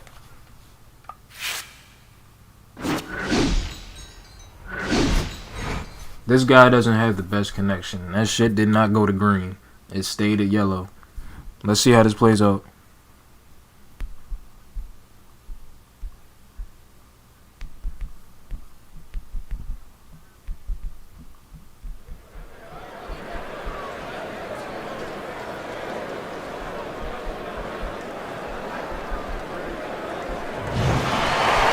Everybody, glad you've made the decision to be with us. Alongside Teddy Atlas, I'm Joe Tessitore, and we're glad to be bringing you action and welcoming you to the MGM Grand. Las Vegas just 3 months ago. Thanks, bro. It was her dream job because she's always loved the business, wanted to be involved. So she moves from Las Vegas to take this job 3 months ago. And you may know how this works more than I do, but apparently her kid just started school the first day after the New Year break. I guess they waited until a new semester or however that goes or whatever. So she's picking her kid up from school on the first day of his new school and gets a call that she's fucking fired. See you later, go on back to Las Vegas. What? How many people, and I bet you they've learned by now, but how many people in the last year have we heard packed up and moved from some ridiculous location? Bischoff moved to Connecticut from Montana, right? Or Wyoming, or wherever the fuck he's at. I assume it wasn't his only residence. I don't know if he drug his wife and everything with him.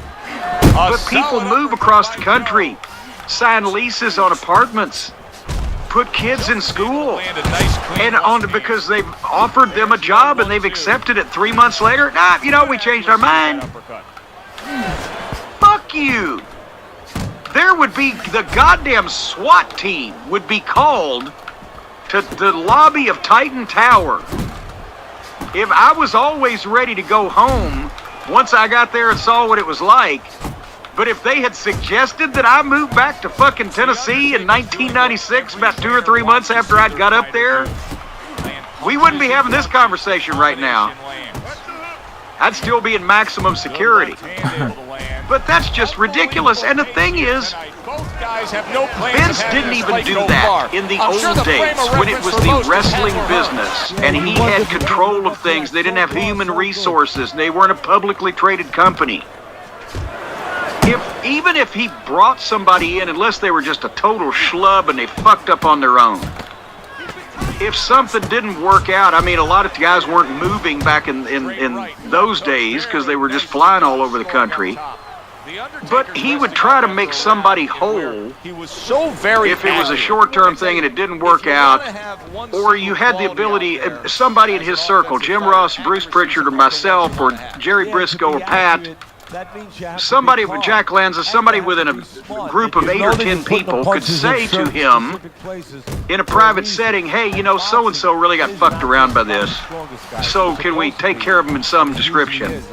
And it would probably happen. But this is just ridiculous and redundant and happening repeatedly. And why would anybody trust anything that they say from this point on? Because as far as I'm concerned, if they decided that they wanted to take the step of asking Kathy Carino or anybody else, Joe fucking Schlub or Tits McGee, showing you a little defense. You want a job with us to do this for this amount of money, and they say yes, oh, you got to move from 2,000 miles away. Well, are you really sure you want to? Because we're really sure we want you to.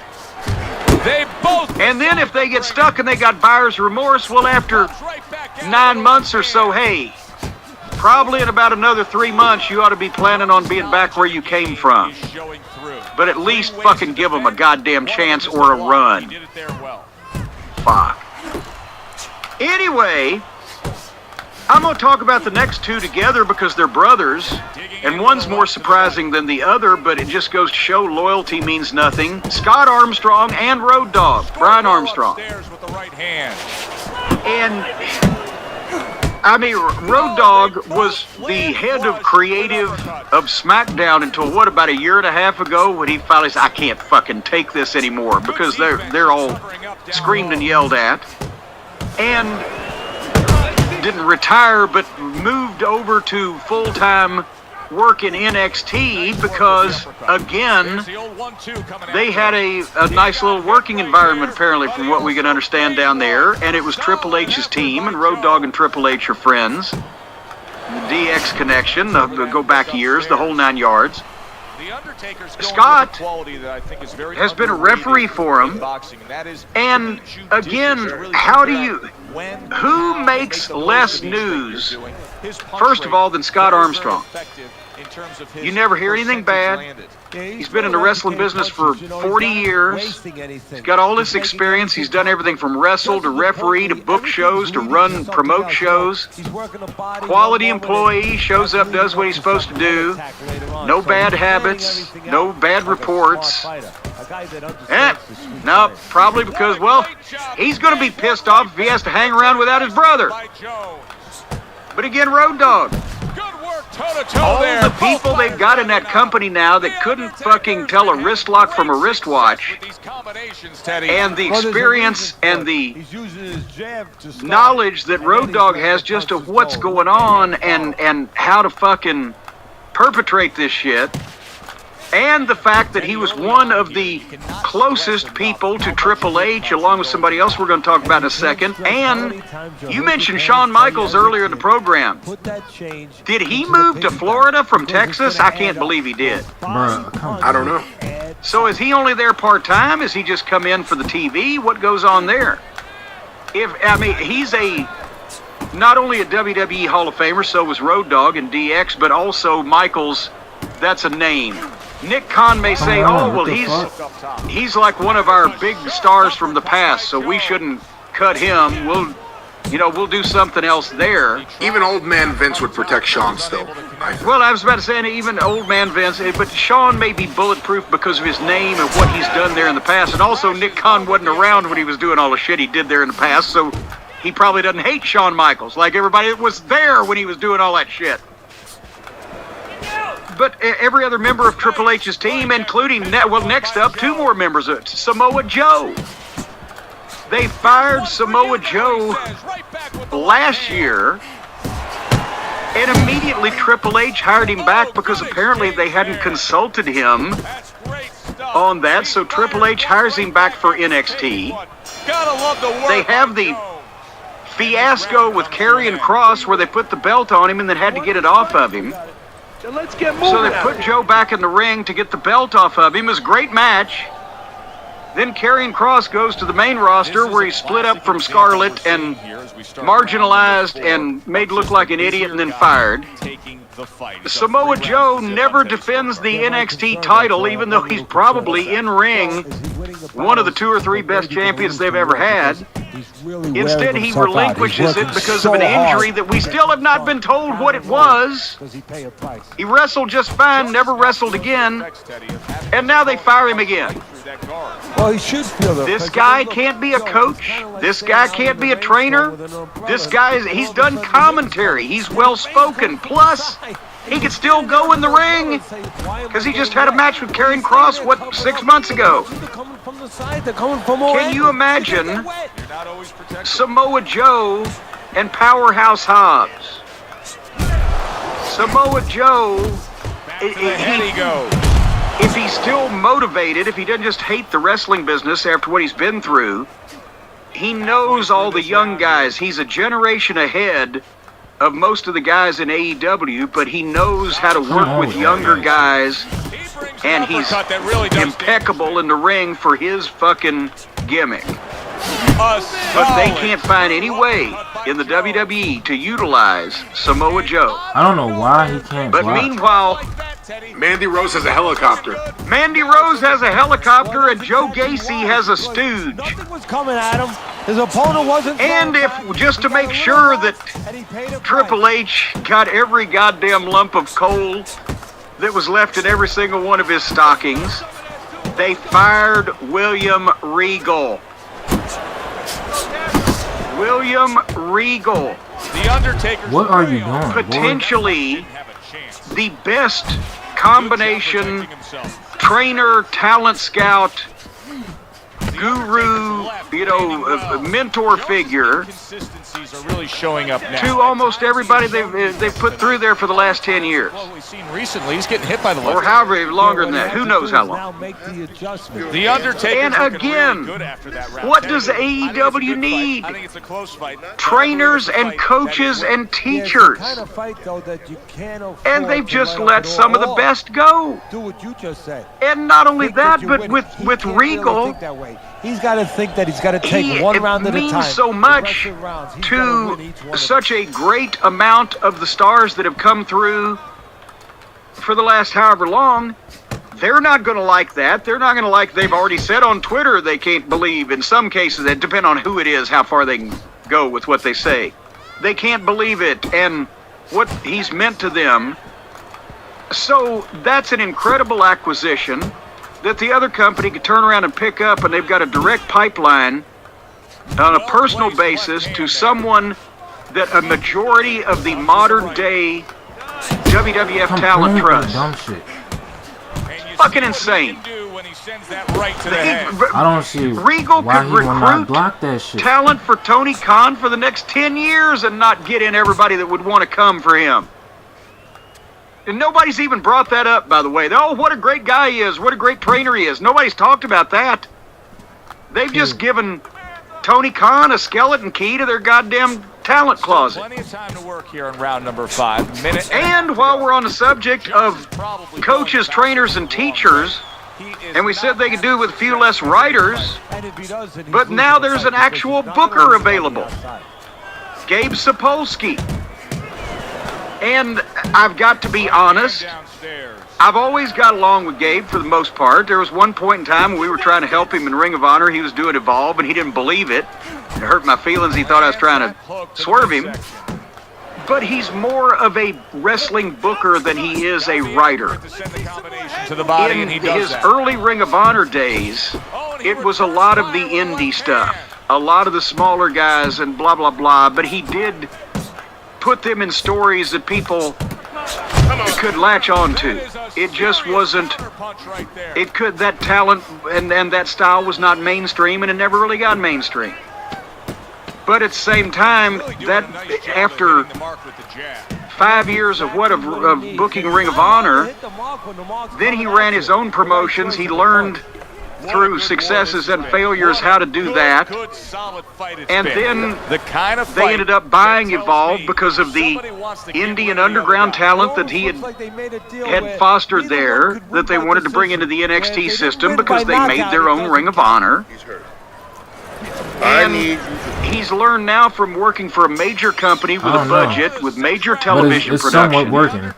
So you can't mean to tell me that now Gabe, with a wrestling mind, well, in terms of him landing, that's and about it.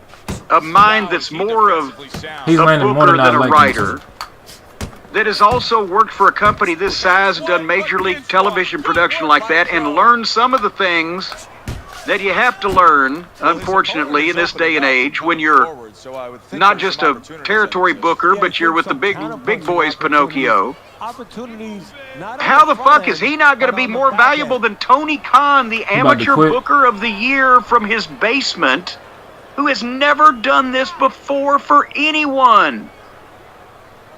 I'm not saying let Gabe run the company, Tony. God damn. Look at how many power shots he threw. What the fuck? You're just out of medical school, barely, and you've got a patient that may flatline. Do you want to take him, or just so happens, well, there's this guy that's been a heart surgeon for 20 years. Let me see what he thinks. So again, this is a wrestling war that both sides, on the outside, from anybody that has experience in the wrestling business, looks like they're trying to lose on purpose. WWE gives them all the talent they need. They pick up on most of it. But then they put that same talent that they needed drastically on TV with other guys that look like they should be headlining the local cable access program, so they devalue part of that. But then the WWE said, well, we dodged a bullet there. They didn't use all the talent to the best of their abilities, so let's give them some goddamn trainers. So that talent won't be so fucking amateur bullshit anymore, and we'll learn how to do this stuff.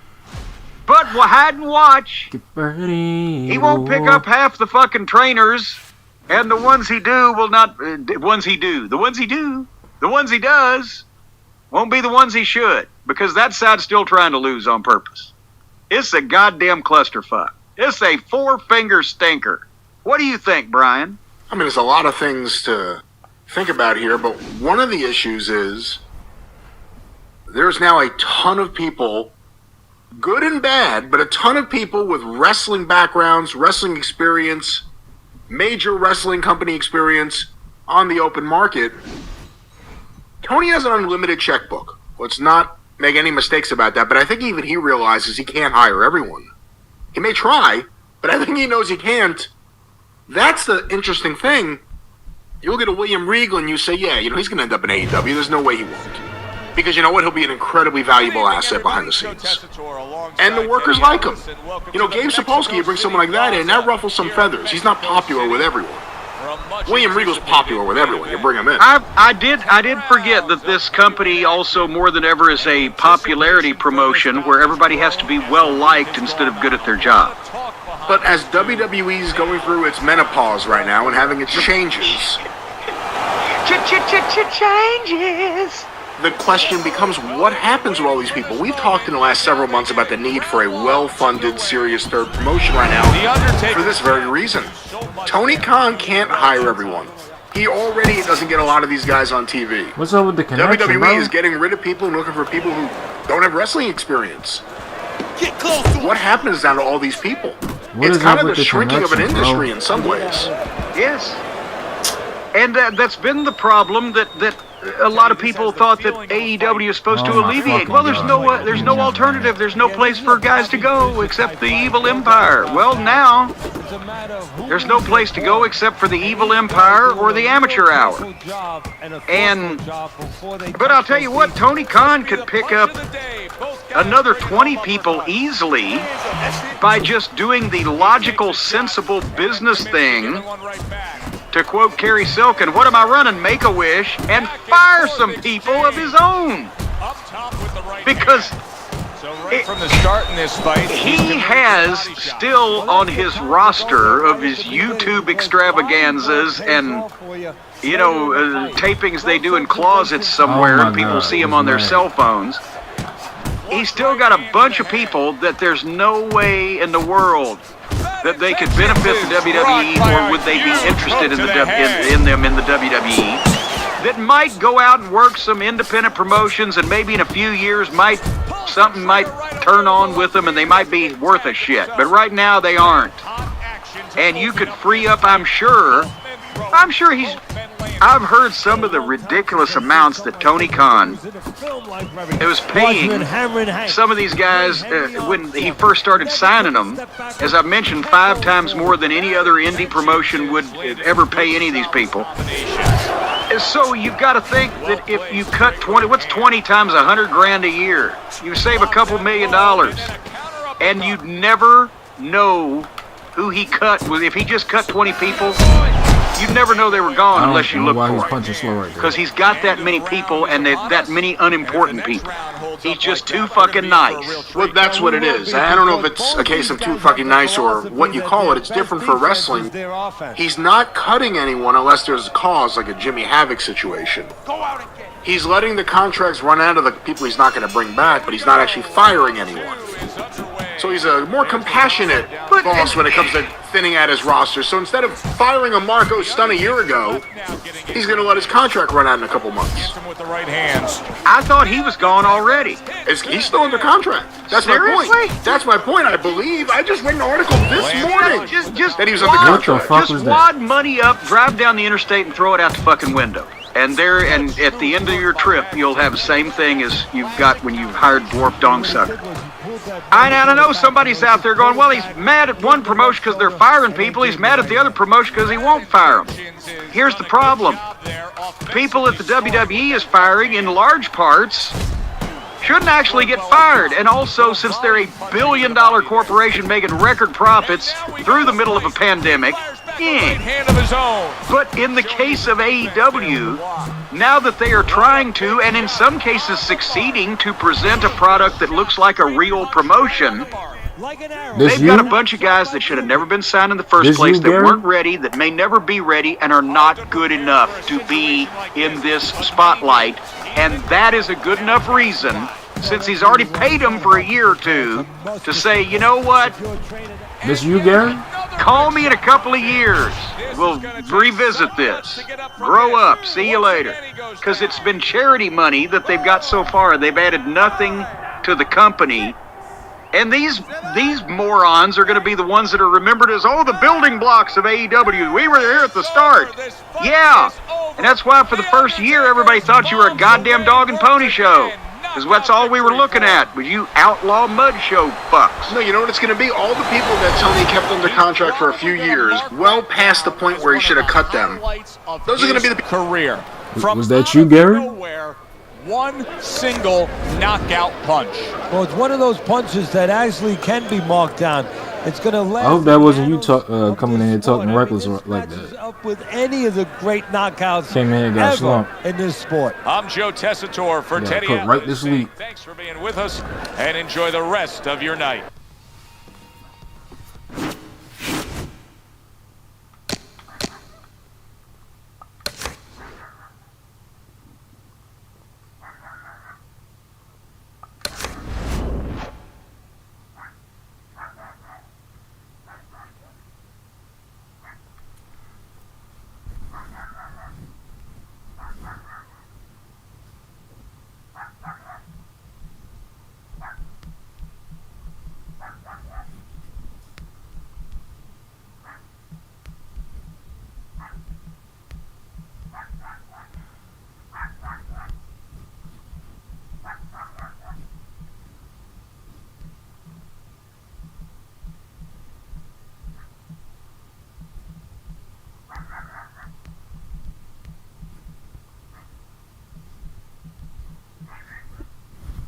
My fault, this is a loud ass dog. What's up, Josue?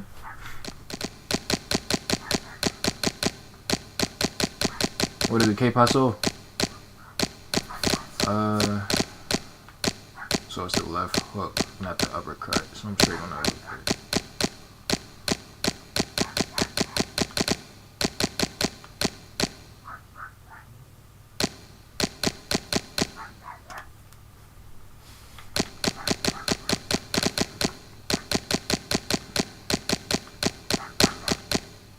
Damn, really? That shit gonna take a break, bro.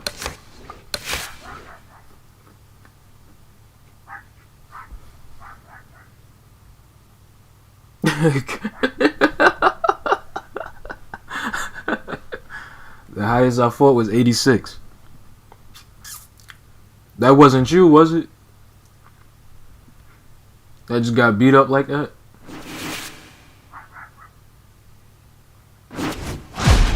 Get the fuck out of here, bro.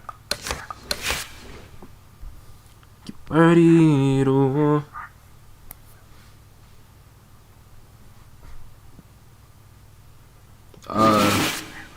I mean, I'm just body spamming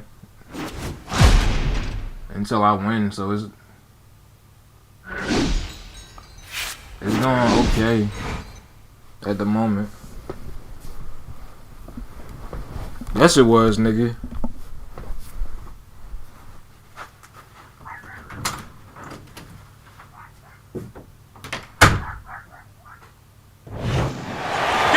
I'm Joe Tessitore alongside Teddy Atlas, and we welcome you to a sold-out Boardwalk Hall in Atlantic City, New Jersey for tonight's main event. 10 rounds of heavyweights. A lot of talk heading into tonight's matchup. Everybody expecting this to be a great night of action. Lewis has got his eye on the prize. Look at that focus and determination during his ring walk.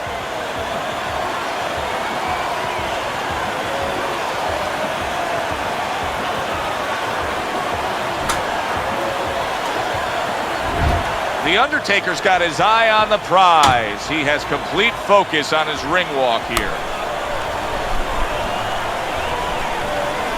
Why am I avoiding Mike? Are you fucking crazy? That's a 91. Possible I could beat him, but that's ridiculous. Looks tonight. Here's the first. You can see he's trying to score up top, but off the mark there. Very accurate to the body with that left hook. Then he brings the right hand. Good job.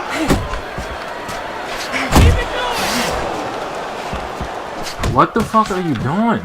Go to punch, nigga. Goddamn. The Undertaker's work in training camp is now paying off. Do you see the accuracy and the effectiveness with that combination? The Brown Bombers got a way of just getting away from that punch. You see he comes over the top with that right hand, a real solid shot.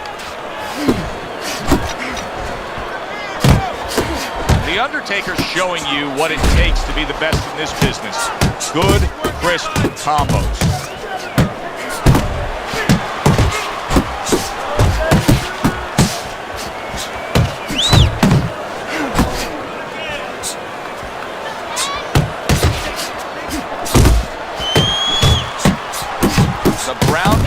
At his best when the combinations are landing.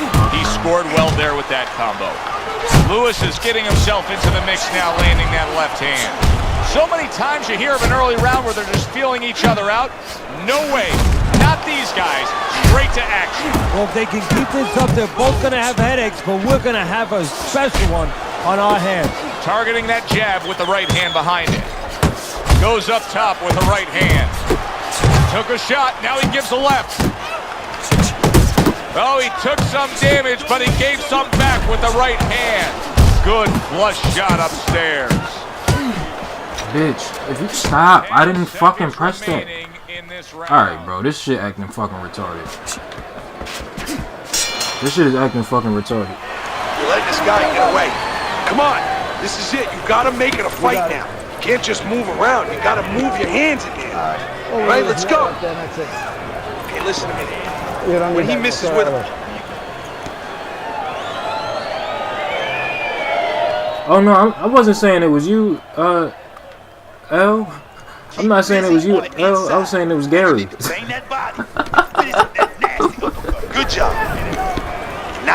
Nice, good work, kid. I wasn't saying that was you, Al. I saw you. I saw your name.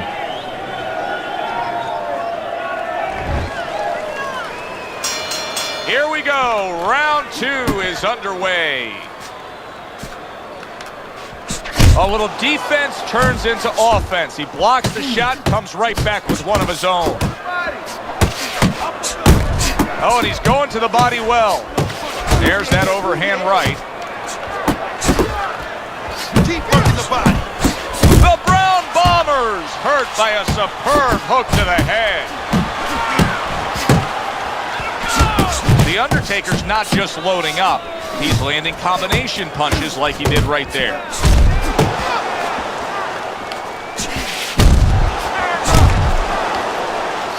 See, that's the work they want to see with the right hand by Lewis. So he decides to go downstairs early on, and I think he'll be happy with that decision later on. Well, it tells you that he's a well-prepared fighter. His corner came in here with a good game plan. They understood what they had in front of them. A guy that's going to move a little bit. Start going downstairs, taking the air out of the tires, and later on, he'll be in front of you. Nigga, that landed right on his fucking leg. The Undertaker's left, working well. There's no way he blocked that. Do the shoot interviews and say I was held back, I wasn't used properly, they kept me on the YouTube show, I couldn't get TV time. That's what you're going to see, I think. They held that legless guy back. Only took one of them. Yeah, because no one's going to say, look, I really didn't deserve the deal, and I'm just so thankful they gave me 3 years of making ridiculous money. I'm now going to go back to the high school gym this weekend. No one's going to say that. And all of a sudden, the narrative's going to be how AEW screwed up all these talented people that couldn't make it anyway. Well, anyway, the WWE has bid goodbye to a significant portion of their NXT coaching and training and background staff, and we'll see what happens from here. But at this point, should they get rid of the term NXT? Should they just completely rebrand the whole thing? Why not? Because who gives a shit at this point? It's just, it's bad training school wrestling on big budget television. Now with Braun Breaker and Tommaso Ciampa.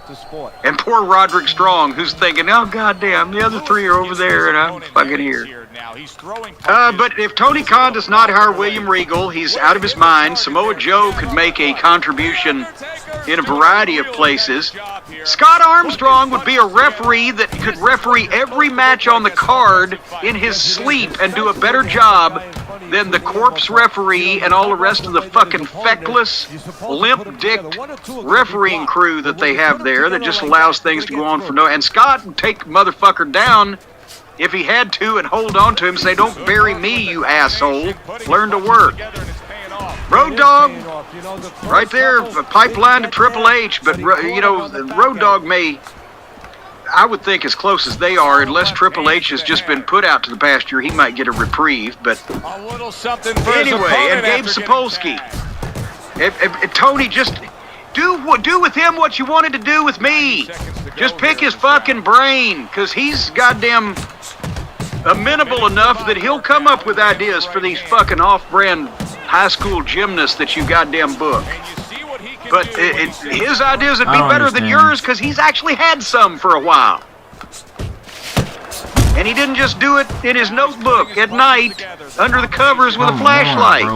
He did it professionally. What the fuck are you doing? Put it in motion. Just a thought. That's just from me. A little give and take, and here comes the left hand. Work the body, kid. Body shots. That doesn't make sense. You know how close we are for that shit to land like that? He just missed that shot up top. Comes right back at him with a left hand. The Undertaker's putting forth a great combination there. Good job. And round 3 comes to an end. You have to be busy. This guy is beating the shit out of you. You have to throw 3 or 4 punches in a row. You can turn this around, but you gotta let it go. You talking about in real life? Darren, you talking about a fight in real life?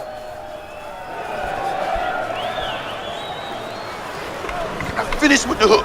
It's easy. It's right there, wide open, just like we practiced in the... Well, speaking of, they started out with a brain on AEW this past January the 5th, and they ended up like the Scarecrow. No brain. I don't honestly know if a television program has ever started better and ended worse in the history of wrestling. And especially for AEW, that's saying something. But they start with... The only reason this may not have been the best match in the company history is just whether you like the Hour Broadway or you like this one better. Danielson and Page 2, great in-ring match. They dropped the ball on some outside of the ring stuff because of small details and not being able to focus and make little things important. But what an incredible fucking match again. I hope that Tony Khan gives Bryan Danielson a yacht for next Christmas or something. He has made this show, anytime that Danielson's on it, you got to see what's going to happen. I can't say that about a lot of other people. Maybe 2 or 3. The match... The rematch from the Hour Broadway, they announced, and we talked about this in clumsy form, I believe it was last week or week before, where there's going to be judges. 3 judges, right? And we talked about this. Did they give something away when Page said, sure, get some old guys a payoff? And he was very heelish. And you thought, well, nobody mentioned any names of judges, so... why would he automatically assume it's going to be old guys and talk about them that way? But since Bryan Danielson had come up with the idea, he's the one that imparted it, not the promotion itself or the babyface, but the champion, but the challenger in this. He's the one that announced the judges, so one would have thought that this was some kind of surreptitious, under-the-table plot by Bryan Danielson to sucker the babyface champion in to agreeing to something. So many questions, right? If you look, Patty if you Mullen type my going to be name, my available? fights will pop up. All these questions we had. They get in the ring, and my sparring. Justin Roberts, the dapper yapper, announces, and the judges at ringside, Mark Henry, Big Show, and Jerry Lynn. Well, now we found out where Big Show's been. He's been studying up on his judge's license for 6 months since we've seen him on anything. And Mark Henry, we see him for 30 seconds every Friday night when he says, it's time for our main event. And Jerry Lynn, I love Jerry Lynn. And Jerry Lynn was a phenomenal wrestler. But is Jerry Lynn a household word to today's modern generation that they didn't even feel the need to explain ahead of time the import of these judges to the wrestling business, the excrement and commentary? Well, they've all been world champions. Yeah, Jerry was the Ring of Honor champion at one point. Big Show's held the WWF title. Is Mark Henry the champion? At one point, I believe At one point he was. Okay.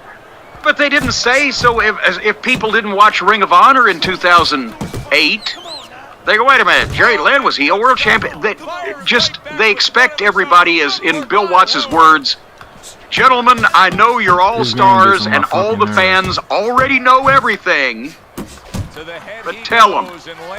Here's the thing, there was no controversy. How were these judges picked? Who picked them? There wasn't even an explanation that each competitor got a chance to pick one and Tony Khan picked the third. Because there was no controversy. Bryan Danielson didn't pick someone that would be obviously and egregiously biased toward him or against Adam Page because of interaction that they had, a heel. Adam Page then didn't come back and get even with Bryan Danielson by picking a babyface that you knew was going to be on his side no matter what. Where then Tony Khan could come in and say, well, I'm going to pick an upright and outstanding man named so-and-so. And then you could see Danielson trying to suck up to so-and-so or swerve his head around a little bit, and you could see Page kind of like, wait a minute, what's going on here? They just had 3 judges, not even at ringside. There was no judges table. They sat in the front row with the fans, which happened. I remember the first Ali Frazier fight in the Garden. All of the judges were sitting in the front row with the fans and Frank Sinatra. Come on, do you see what I'm saying? That this is just a throwaway stipulation. They went an hour Broadway, so somebody said, okay, we'll have a rematch, but this time if it goes the hour, there'll be judges. And they thought that was enough. Come on, bro. They just left all those details laying. This Who picked them? How? Why? What's the judge's motivations? Is there some kind of jeopardy that we could put Adam Page's title in the fans' minds by thinking that he's going to get jobbed out by the judges?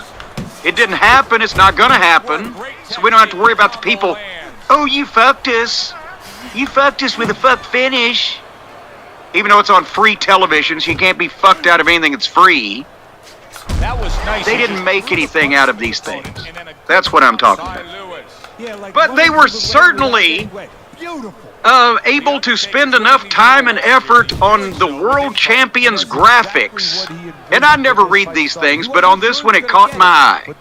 Do you know what Adam Page's graphic, the world champion, as he's coming to the ring, you know what it said? I don't, and I do know that in the past they always tried to get cute with the graphics with Adam Page. I didn't look to see what it was this week. Yeah, their new world champion that still needs to be gotten over like a world champion, which is why Danielson's doing all this work. His graphic said, hasn't won a match this year. Match is on January 5th. See how cute that is? He hasn't wrestled this year. But instead of saying something positive about their world champion whose status at that level in people's minds is tenuous at best at this point because of the rotten booking that he's been saddled with. They can't say something positive. They haven't won a match this year because it's cute. Because it's January 5th. See, you got it right. You got it. But you're right. Fire the graphics guy. So, the bell rings. Thank God. Now it's in Danielson's hands. That's a safe place, apparently. Danielson bails and starts doing the jumping jacks. He's smug, he takes his time, he gets on the bicycle. Every so often, he will let Page open up and hit a few things, and then stop him back down again. But every time that he opens up, the next time it's a little bit more. It's a little bit, he's building this thing. But Danielson stays in control. He's never off balance. He doesn't make a mistake. And honestly, he's working with the world champion of this organization, and I'm only watching Bryan Danielson, which is part of the problem. It's not Danielson's fault. It's that halfway through the 7th round. I still say what they've done with Page is traditionally, in all throughout history, a guy has had major singles matches with top guys and gotten wins over most of them, earned a title shot, wins the title shot and becomes the champion, and then makes new challengers. But in this case, Adam Page never had major singles matches, never beat anybody of consequence, once or twice, was stuck in the tag team with Twinkle Toes, was affiliated with Jobbers, got the world title because they had decided when they started the company 2 years before that they were going to do it, and now the challenger has to make him. It's not his fault and Page is hanging with it, but if you watch this with no sound and no knowledge of anybody's position and just watch the match, Bryan Danielson is the world champion, Page is the challenger. I'm sorry, I'm listening to Jim Am Cornette. I wrong? I'm listening to Jim Cornette talk about wrestling. And most recent, well, not the most recent, because that's Rampage, but Wednesday Night Dynamite. I think Bryan Danielson has come out of these looking a lot better than Adam Page. And you know what? Sometimes a guy can do everything a guy can do to have a great match and get his opponent over, but the opponent, it doesn't just happen in one match. Bryan Danielson's been doing this for 20-something years. Page's booking has been rotten and his opponents have been substandard. And his big singles matches have been almost non-existent. And so now he's unprepared for this spot. He's trying and he's working hard. And he's got a lot of talent. Anyway, at one point, Danielson went for a dive. And Page caught him standing on the floor and belly-to-bellied him on the floor. But then immediately, Page runs at Danielson. Danielson drop toe holds him right into the stairs, and Page is busted open. And immediately, again, Danielson on top of him, punching the cut with straight punches. I wish they'd just let all the rest of their wrestlers watch their TV show to see how it's done. We wouldn't have to say the same thing every week about all these fucking fake windmill punches to the vicinity of somebody's head, maybe. So that was the break spot. They go to the break, they come back. Danielson is headbutting Page into a bloody mess, making him fight from underneath, again punching straight to the cut. It looks like a fight. These are the things that you would probably do. At one point, Page came out, hit a surprise Death Valley driver as a counter to something, and Excrement was plugging the ticket sales, and they hit that big move, and the place blew up, and Excrement still finished the ticket plug.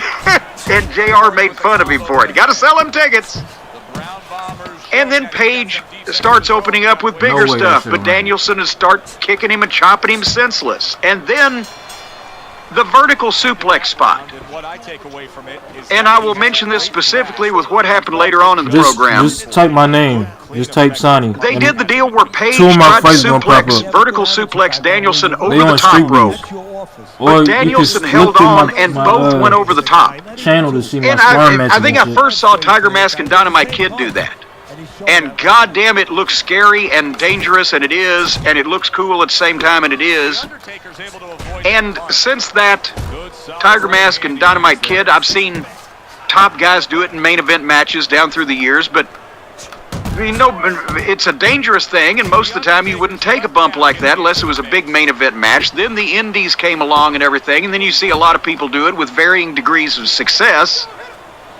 I think this is the first time I've seen it where they both landed on their feet and continued the spot where Page tried again to suplex him, but Danielson dropped behind and shoved him into the post. And there was a great spot, and both guys were right there, and so I'm afraid that other people are going to try that because it was so cool. And the problem's going to be that one of those people is not Bryan Danielson and the other one's not Adam Page. Can you imagine if Botchasaurus had been involved in this transaction, what would have occurred? So a lot of times I complain about how dangerous these things are, but these guys did this perfectly. I'm not even going to pick it apart, except to say that from the time that they left the ground in the ring, they both knew where they were going, and they conducted themselves to get there admirably. I don't suggest anybody else besides these two guys do that for a daily habit. The people got the This Is Awesome chants going. AEW fans can get into and understand and appreciate a real wrestling match when they get a chance to see it. It's not like they don't want this shit. Then Page pulled Danielson into the post like Danielson had done to him in the last match and started headbutting him. And then Danielson starts bleeding and Page is doing jumping jacks while he's bleeding. And now they go to the break. Great break spot. I'm into this. They come back, they're fighting on the buckle, and Danielson is bleeding good. And Page hit that fall-away sack of shit slam off the top rope and backflipped along with it and got a 2 count. That was a hell of a fucking deal. Page goes for the buckshot, but Danielson collapses. He's lost blood.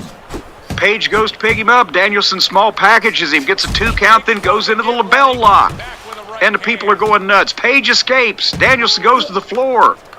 Page hits that moonsault off the top, but then misses a buckshot. Danielson hits his knee, 2 count. People bought that one. And then the headbutts on their knees, and honestly, too many headbutts, especially for a guy that's had concussion issues. Even if it's a working headbutt, at some point people are going to go, you know, he's had concussion issues, so those can't be real. You know what I'm saying? Yeah, anyway. They make me uncomfortable, too. Yeah. but it looked like a fight. And the one that Danielson hit a great gotch pile driver, immediately covered and Page kicked out. I would have loved to have milked that cover because it just, you know, again, how far can you go? But Danielson, he's stomping Page's face in with the holding the hands, doing the stomp. And then suddenly, boom, Page hits a surprise power bomb. Danielson tried to trap him in the triangle, but Page got out and hit the buckshot lariat and 1, 2, 3, pinned him. Wow. I said I hate to beat Danielson this early. But honestly, the way Danielson's performing, he got over even more here.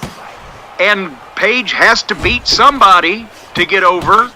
It would have been great if he'd have done it a bunch of times before he was world champion, but now they're working with what they got. So it was a great match, and it was the right result.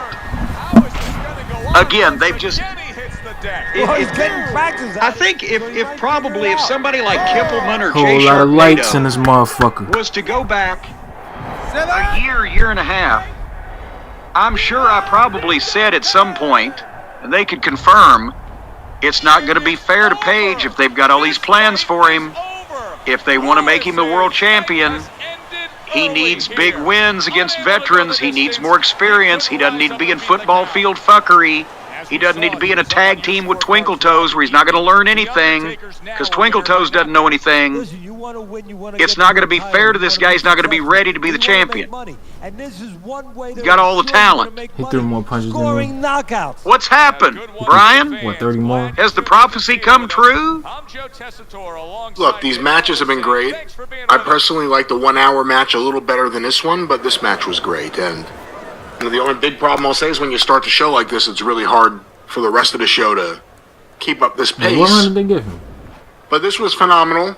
Fuck no. However, I don't feel Adam Page is world champion. One judge gave him this. Whatever it is. No. Why would you give him it? Intercontinental champion with the funny graphic? I can go for that. Doesn't feel like a world champion to me. And the question also becomes after Danielson, what are they going to really do to establish him as that world champion if that is the role he's going to have for a while? I want to see more Danielson. Man, I could watch him wrestle anyone. He's one of those guys, you watch him in the ring, you can't take your eyes off of what he's doing. Thanks, bro. Yeah. Because he's so in the fucking game. I shouldn't use that. Paul Levesque's probably going to be upset. And he's been upset enough. Yeah, we don't want to engage him in any more cardiac events. Cole could have been a good learning experience for Page if they hadn't negated any value that he might have in a fan's eyes over the last 6 weeks. But I'm wondering who's next for Page after this that can compare to this. But anyway, they done it again.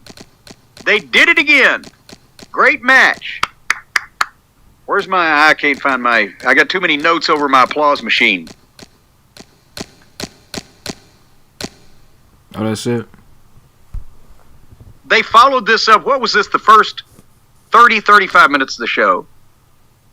They followed it up with MJF versus... By the way, Captain Sean Dean is the illegitimate brother-in-law of Captain Ed George, apparently.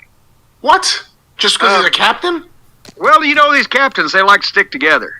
There's Captain Bly, Captain Queeg, they're all in a club. Captain Ivan, Captain Lenny. There's been a lot of captains. Captain Lou. But anyway, MJF is going to wrestle, Tits McGee. And you know what's going to happen. But suddenly, before the match even starts, Punk runs down. No music. Which was definitely the right thing to do because that... Again, if he's coming up with this Punk in his mind as he sees it, I doubt he'd have time to go over and tell the music guy, "Oh, play my music." Anyway, 84, bro. MJF bails to the floor. Punk stands there for a minute and then turns around and hits the go to sleep on old Captain Sean Dean, and MJF is disqualified. Perfect. That's an old as the hills fucking wrestling angle that the goddamn babyface causes the heel to get beat or to lose in some fashion. If they had more actual disqualifications and actual rules so the people would recognize them instantly like the fans did in the old days, then it would have registered quicker, but once the announcement, people got it. And that's basically Punk's. Then they had a long promo battle. MJF in the entranceway and Punk in the ring. And Punk's thing is, this is what's going to happen every time until you get in the ring with me, you little bitch. And then they knock each other back and forth, drumming up interest in them having a match. And I don't know which. You know, MJF says, unlike. I don't know which fight you're watching, but if it's the fight with Beast, I lost that fight. But it's not like I was trash or something. Like I got beat the fuck up. I just gassed out, and I had to survive the rest of the fight. I was disappointed in myself. Opening 3 minutes of this 10-round fight. Cause I was running this shit. I thought I was ready. But what happened was I also wasn't breathing properly for fighting. He pushes you back a little bit off the jab, and then he fools you a little bit. You know, he's a little bit of a magician, a little sleight of hand. Then he makes so it's so much shit I know now that I didn't know back then. And they'll counter you. That shit just jab sad. is what makes it all happen. But I also wasn't able to ever get any amateur competition. By Hawkins. So it's like I'm sitting here learning how to fight and shit, but I never get to do anything. Every time my coach would say we was gonna go somewhere like Golden Gloves or he made him tie his tournament or shoelaces something, right there. it never happened. So it's like I'm not just gonna sit here and wait. Like I gotta do something. I'm trying to get out of this shit. The Undertaker's power has been shown off early on in his fights. Teddy, what effect could his power have early in this fight? Well, if he catches his opponent, it could be an early night.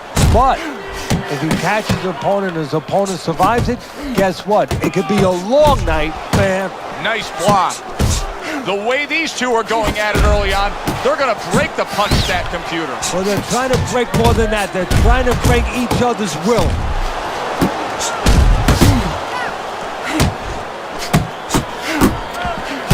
Both men digging in with uppercuts. Very nice work there. Jab, uppercut.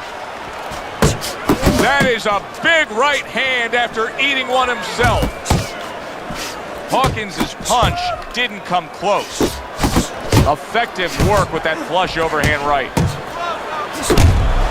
Took a shot, now he gives a left. The Undertaker's putting his punches together now. That's a nice combination. Fires right back at him. The Undertaker's feeling the impact of that powerful hook. Just 10 seconds to go in this round. So they close out that round. Joe and Teddy with you ringside. Teddy, I know you watch very closely how these trainers go about their business. You were under the tutelage of one of the true... Nah, I can't say my head... Well... Yeah, I mean, I was fortunate. Quite honestly... I don't... Well, back then, I can't say my head moment was too good. Don't exist anymore. I was just ducking at the waist, bending at the waist. You know, really great trainers and managers that boxing was their whole life. I spent 7 years with Customato, and I learned the nuts and bolts from a physical, technical point of view of what's important to give to a fighter, but the psychological part. To understand the pressures that a fighter is under, the fears that a fighter deals with. My offense has gotten better, though. Understand that. All the other things don't mean anything, because you have to understand how a fighter is feeling to understand why he's behaving or not behaving a certain way. It's tough to assess, but Hawkins' cut may look worse than it actually is. I mean, all the blood is spraying. I didn't even know he was cut. I think that's exactly right.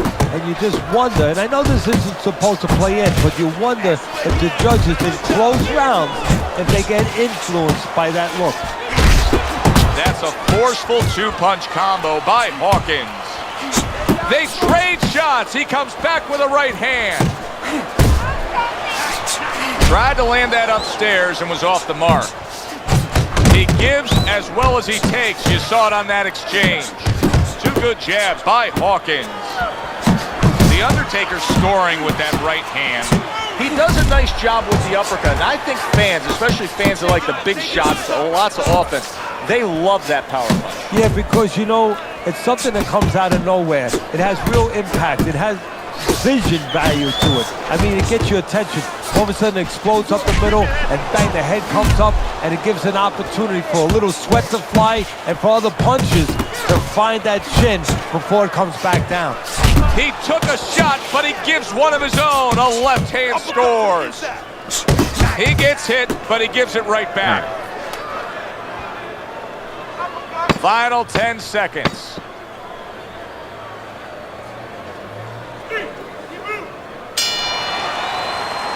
And that's the end of round 2. Make sure you hit that motherfucking like button. He's going to earn his pay for sure. That is a bad gash. And I'm wondering what he's using in there. You know, you can only use certain things, Avatine, adrenaline, and thrombin. I'm wondering if he's using legal things right now, because that's the kind of cut that tempts you to use crazy glue. The Undertaker's right hand scores well. Oh, you see him with the left of the head there? That did not land.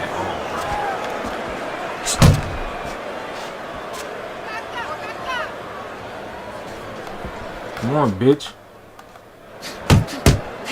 Nice. Targeting that belt line with the right hand.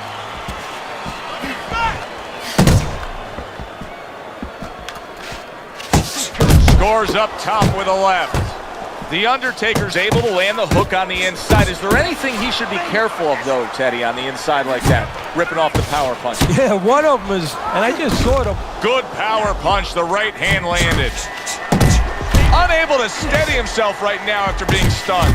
There's another right hand. Fuck this game, dude. Hawkins' nose is bloodied up. Who knows how that started right there, but the bottom line is he's got to deal with it. Comes right back at him with a left hand. The Undertaker's landing a combination here. That's what he does when he's at his very best. He got hit, but he sends it right back.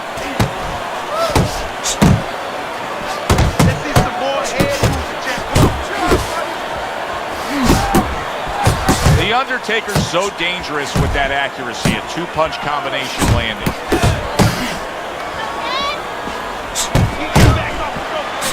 Keep doing what you're doing.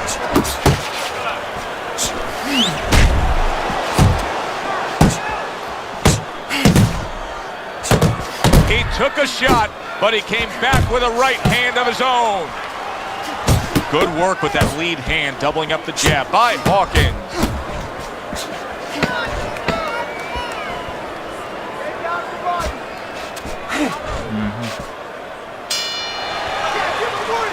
And that's the end of round 3. Deep breath, deep breath. Breathe through your mouth. Good job. Good job. I don't know. Why is he taunting? So 3 rounds in the books here. Hawkins is probably feeling good about what he's accomplishing because his intent was to go out there and throw punches. But I don't think he's feeling too good if he looks at your scorecard. He hasn't won a round. No, because he hasn't been accurate. Yeah, he's throwing punches, but they're fat punches. They're wide punches, not getting to the target.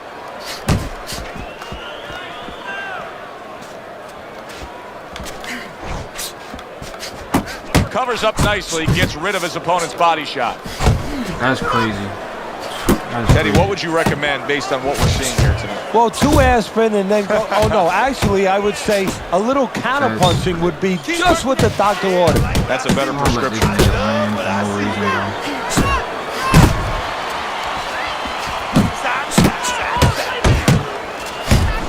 Hawkins is missing the mark by a mile. That just was nowhere to be found.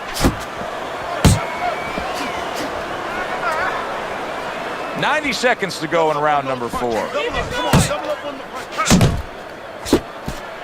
He scored well after being hit himself.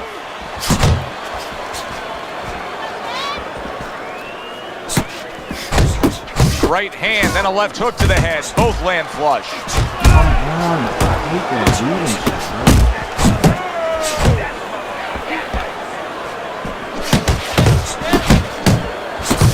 Makes that nice right angle on that hook upstairs. Here's one for you now, he says. Right back with the left hand. Not hitting his mark there going upstairs.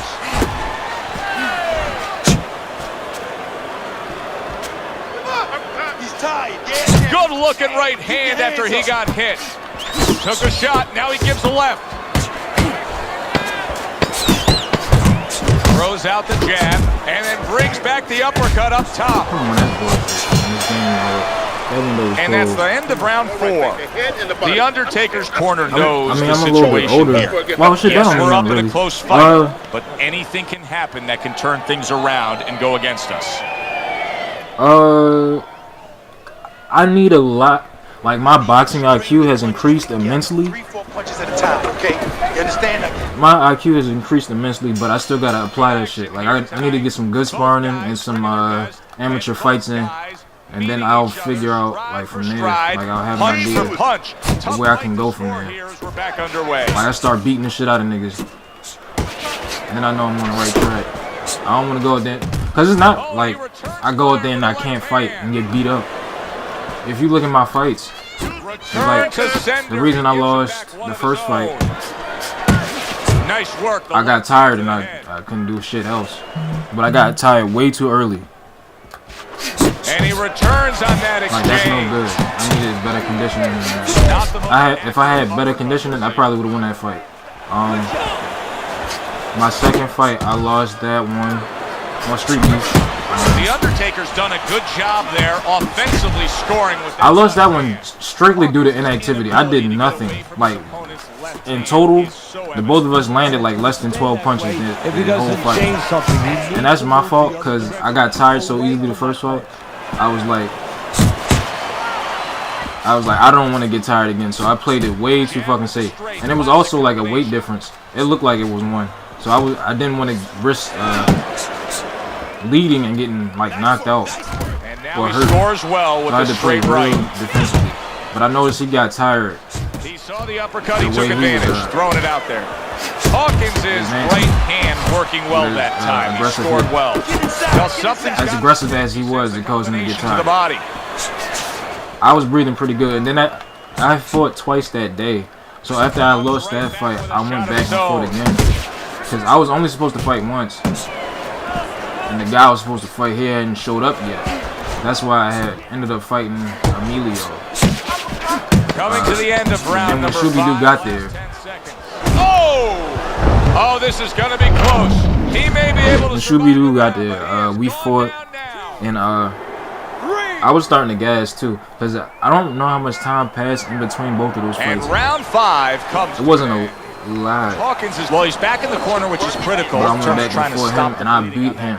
But it's also critical because they need to put forth a new defense. Which fight did you watch? Yeah, they have to make sure that they buy some time here and start moving their head, using their legs, tying up a little bit, doing anything to kill the clock and not get caught on that cut anymore. He scores with the jab there. You know, Joe, a lot of times you think about a jab. Did you watch the fight with Beast? But to get inside, you need a cover.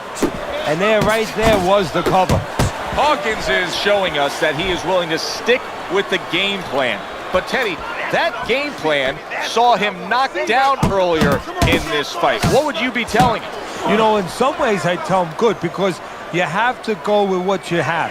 You know, you can't completely change. That's not possible in the course of a fight. You are who you are. So it's not the game plan necessarily, Joe, or the style that's wrong. It's the execution of the game plan. That has to be done better. Reaching the halfway point of round number 6. Good doubling up of the jab by Hawkins. Unable to score with the... What is wrong with this fucking game?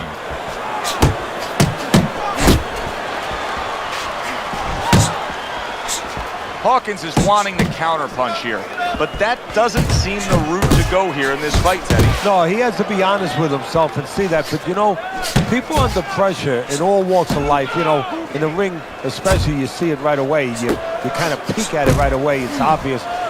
Maybe he doesn't want to see what he has to see, because then he would have to discipline himself. He's not ready to do that.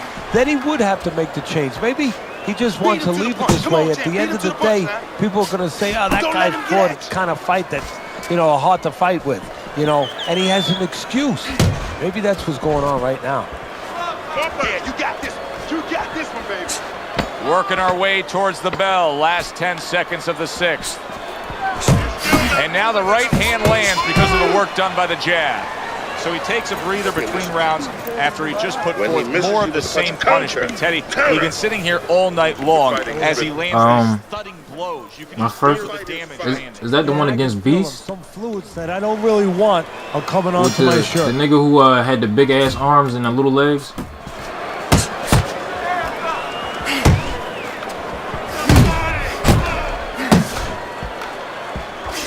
Pulls the trigger right away with the left hand after getting tagged himself. Stay on the inside. Good work with the uppercuts. Nice job there.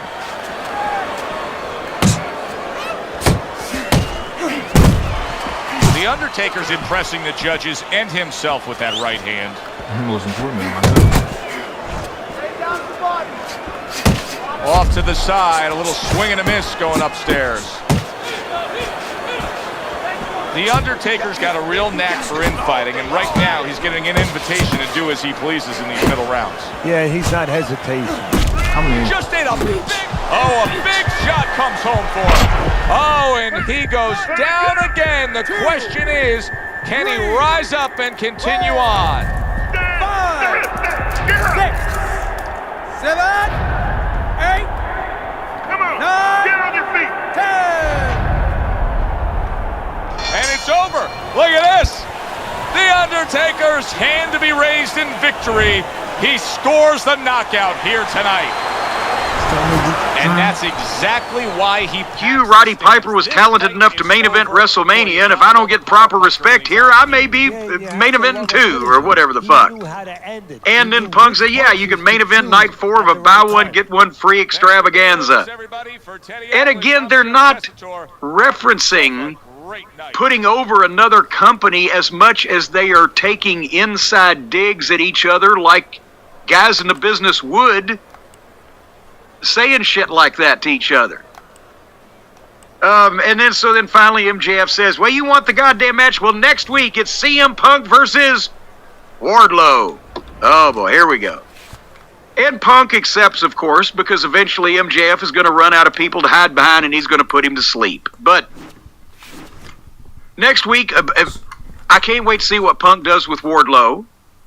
This will be another different style match. Punk's matches have been different styles, even if they did dilute the level of his opposition here several weeks ago.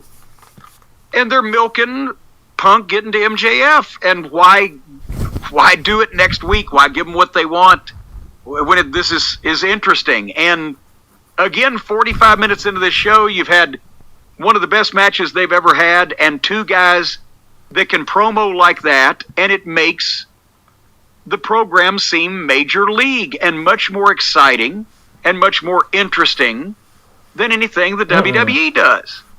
And I wrote... Well, I don't know about both fighters landing 50. I might be to the body or something. My percentages are usually higher. But fighting this way that I am right now with the sustained body attack... What the fuck? The sustained body attack style, there's more room for them to hit me. Because normally I'm moving out of the way. Sometimes you see it when I'm just like throwing that jab up there consistently. The attack to the body here. And there. That's usually how it plays out. It's me embarrassing them.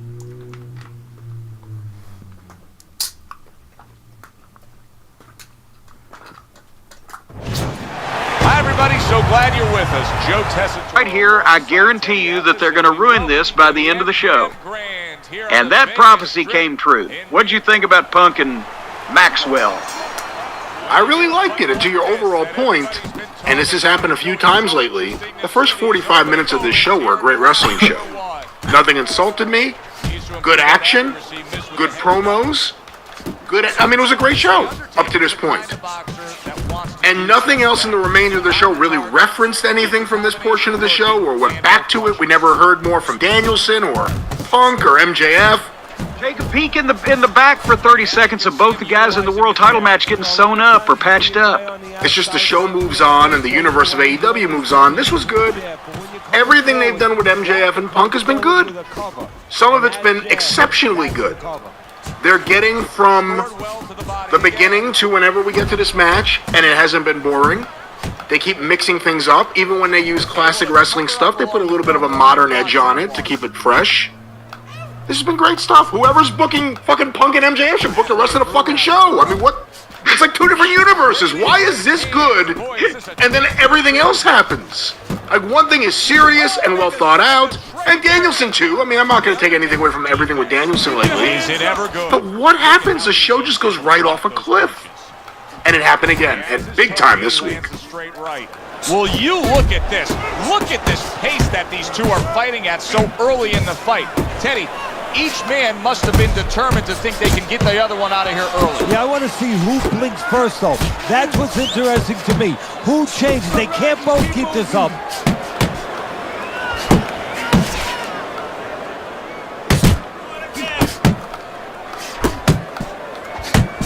A little give and take, and here comes the left hand. Able to land with the right. He tried to nab him up top, but was unable to connect. My legs. Commits to the straight right. End of this round. Joe and Teddy sitting ringside with you. It gives us time to reflect on the bigger picture of boxing. All right, well, we got some bad news this past week. Apparently, and I've already made the change to my DVR, but apparently we're going to have to start recording Raw now and do the same thing we did with SmackDown to search for Reigns, Heyman, or Lesnar now on Raw. They surprised us because of the switch in the day one pay-per-view. Roman got the COVID. Brock won the other title. And now Brock appeared on this past Monday's Raw. And also so did Heyman, who was not at the pay-per-view in Atlanta on day one. And I didn't know about it ahead of time, so I had to watch the clips that they put out, the official WWF or WWE sanctioned clips, which only contains part of the story, and I went back and actually read the recap to see. I was sure I missed something. I read the recap on PWInsider.com, and good way to protect the midsection. I know they had to change plans, but basically the show opened with Paul Heyman in the ring. Ladies and gentlemen, here's Brock Lesnar, and out comes Brock, and they're together. When we last saw Heyman 10 days before that, he was disheveled, hadn't shaved, and his career was over. And whatever they were going to do to determine what Paul was going to do was just thrown out along with the match. I'm not saying that I didn't want to see Paul with Brock, or that I always want to see Brock and Paul and Reigns now, because that's, as we mentioned, about all we got. But doesn't it feel like we missed something in there? That it just, okay, everything, all is forgiven. It was all a plot, but we never found out what the plot was because the plot never came to fruition. Or did it? What did I miss? Well, I mean, it's not what you missed, it's what Roman Reigns missed, which was WWE Day 1. That changed everything, and we don't know what the long-term plans were. If this was, where things would have been in a month or two or whatever. But there's still things they need to explain clearly. The bigger thing to me was it just felt like there was no oomph to it. It was nice to see Heyman with Lesnar again, but it was just a segment with Heyman and Lesnar. I don't know. It felt like it needed to be a little bit more just coming off that pay-per-view and with questions about Roman and knowing that Heyman's with Lesnar. It would have only been another, 3 weeks if, just take Heyman out of the equation for a second with what happened. At the pay-per-view, Brock, in dominant fashion, wins the other title, whichever one they call the other title that Reigns doesn't have. But we didn't see Heyman, and we don't know what Heyman's doing. They've announced the match for the Royal Rumble, which I'm all in favor of. Brock Lesnar versus Bobby Lashley, because Lashley's the only one that got offense on him and almost had him beat, if not for the interference and etc. of the other competitors. So what about if they'd gone to the Royal Rumble and it's Brock versus Lashley, and MVP is obviously there at ringside. Brock's by himself, which puts him in a sympathetic position with the people. And then at some climactic point when he's about to beat Lashley, Heyman, let me try that again, when he's almost going to get beat by Lashley, Heyman shows up and they do the little swerve, and then they reunite them somehow when Lesnar needs it.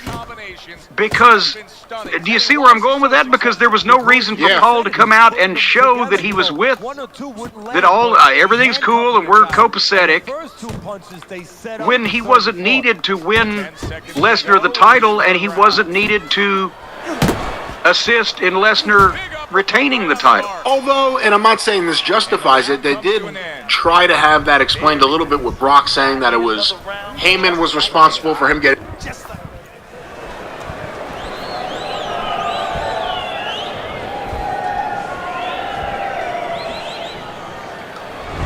Beginning of round number 4. Teddy, the way your scorecard reads, he's up 3 rounds to zip. Good, accurate punching earning him that lead. Yeah, very conservative, hasn't wasted anything, but as you just touched on, has made everything count.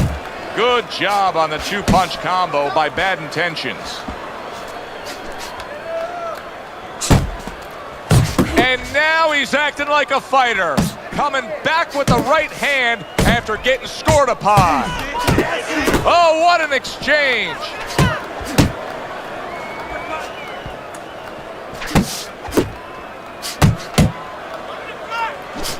Accurate shot, straight right hand comes in.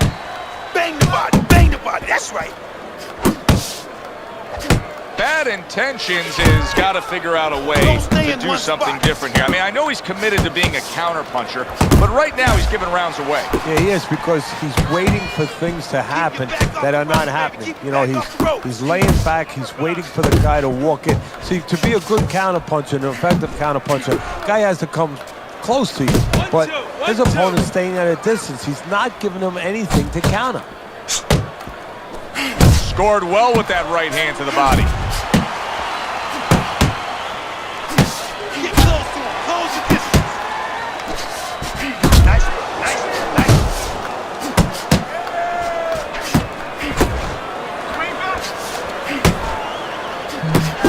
He stays downstairs.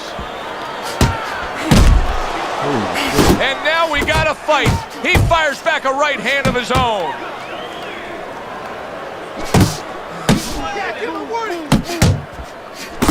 The Undertaker's showing you that sublime skill right now with that 2-punch combo. Good return fire that time.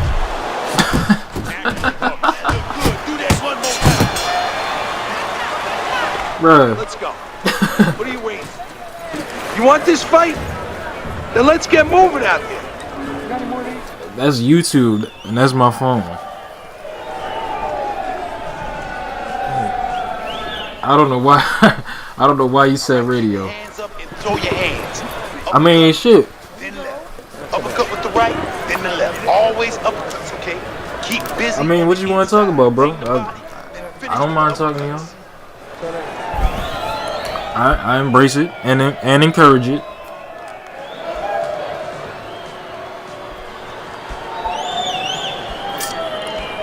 I mean, do y'all niggas watch? As another round gets underway, it gets us thinking how much more of this will y'all niggas watch Dexter or Power? Going the distance with how lopsided it's been. And what a clever combination by Bad Intentions. It's okay, pay him back. Smart punch right there, the uppercut worked. The Undertaker's been doing a very good job landing that uppercut against his opponent. Teddy, if you're his opponent, you know that uppercut's coming. What should you be doing?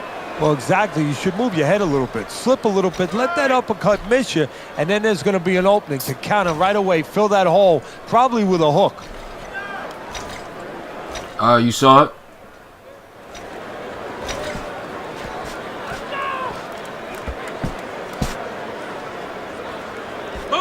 What the fuck?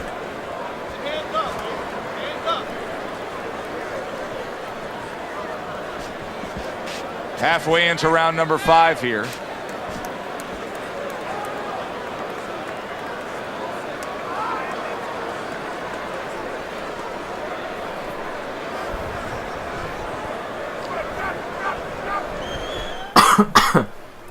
It's crazy I don't start coughing until I get a cough drop. What the fuck?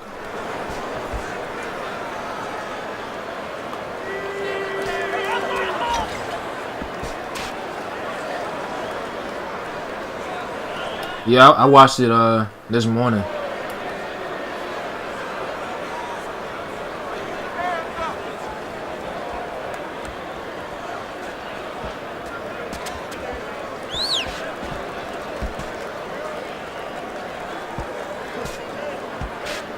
I'm just waiting for next week now. Final 10 seconds of this 5th round.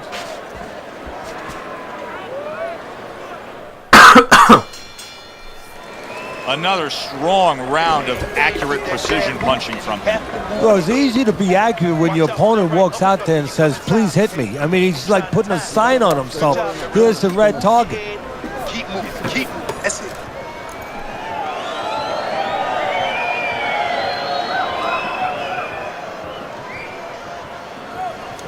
You gotta breathe. Just breathe. I don't know. How you feeling out there? Now, you're not with. But I don't want to sit there and just beat him up. If he actually left to go do something.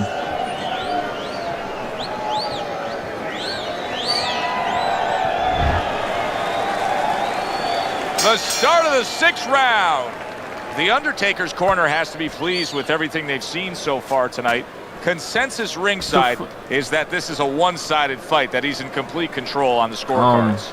Yeah, well, he's having his way, and it's not going to change unless... Oh, yeah, do you watch Dexter? If he starts looking for maybe one shot instead of putting them together the way he's doing, maybe it allows his opponent to have a little bit of hope, a little ray of hope, get back in this fight. Bad Intentions is known as a balanced fighter. He's a boxer, puncher, but right now, it doesn't matter what he is. Things aren't going his way in these middle rounds. No, right now he doesn't have a clue. He looks really completely disoriented. You know, I think it's up to his corner, if he gets back to the corner, gets through this round, to remind him of what the strategy should be. You know, direct him in the right way. And coming upon the halfway mark of this 3-minute round.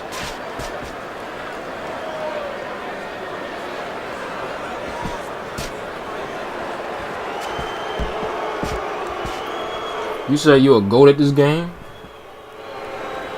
Why I don't believe you?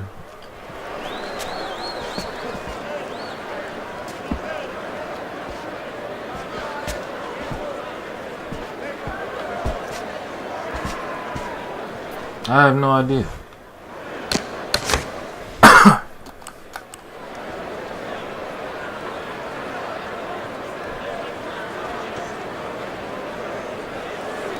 Shit, he landed more than me. What the fuck?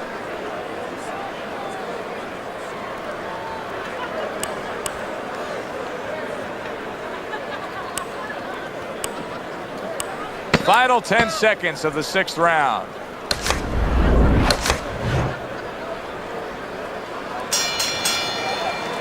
And the bell rings, signifying the end of the round. I'm on Xbox One. The Undertaker's in dominating form here tonight. He's doing everything he wanted to do, and he's ahead on our scorecards ringside. Yeah, but don't forget, he's in the other guy's hometown.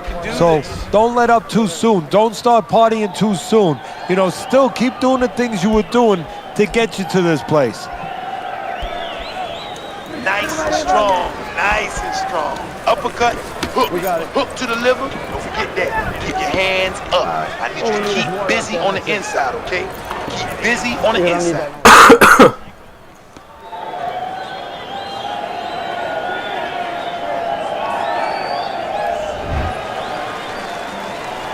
Here we go. Action to start the 7th round. Was he there, bro? Bad Intentions is opening up this round with a lot of momentum. Now, down on your scorecard, but he clearly won the last round and carries that into this round. Well, look, the old-time trainers, my trainer, Customato, used to always say there's no bro, what the fuck? As a one-round championship fight. You know, you go into it, you do it to be the top guy round after round for a lot of rounds together. Well, that's what it's about right now. Yeah, he had a couple bad rounds, but now he has a chance to be back in his fight and show that his worth is down the stretch.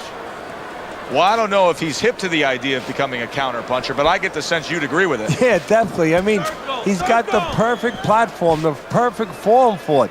The guy's walking in right now, not moving his head much. He can time him, he can counter him. I'm sorry to anybody who's watching this.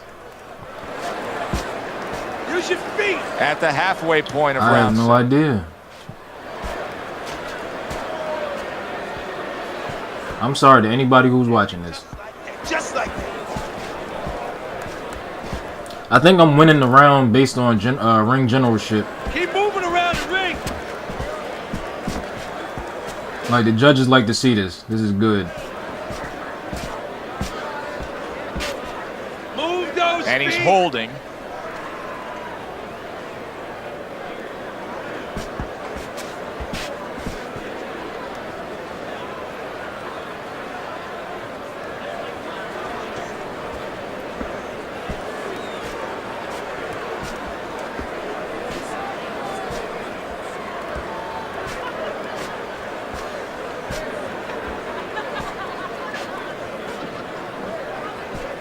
Coming towards the end of the 7th round, 10 seconds to go.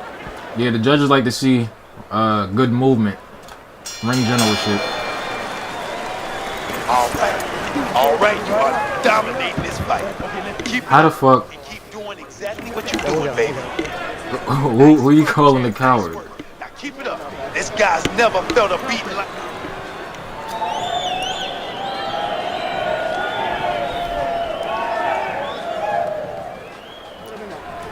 You gotta let your hands go. You have to. You have to be busy. This guy is beating the shit out of you. You have to throw.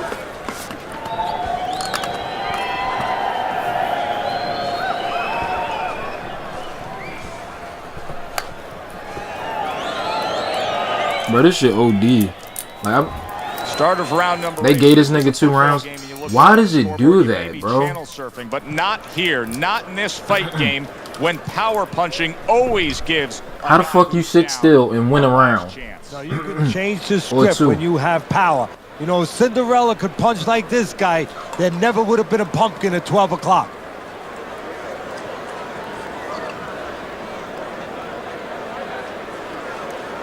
Bad intentions isn't doing a thing. He's just standing there. What in the world is he doing? Well, what he's doing is he's telling you, I'm not confident. I'm not sure of myself. I don't know what to do.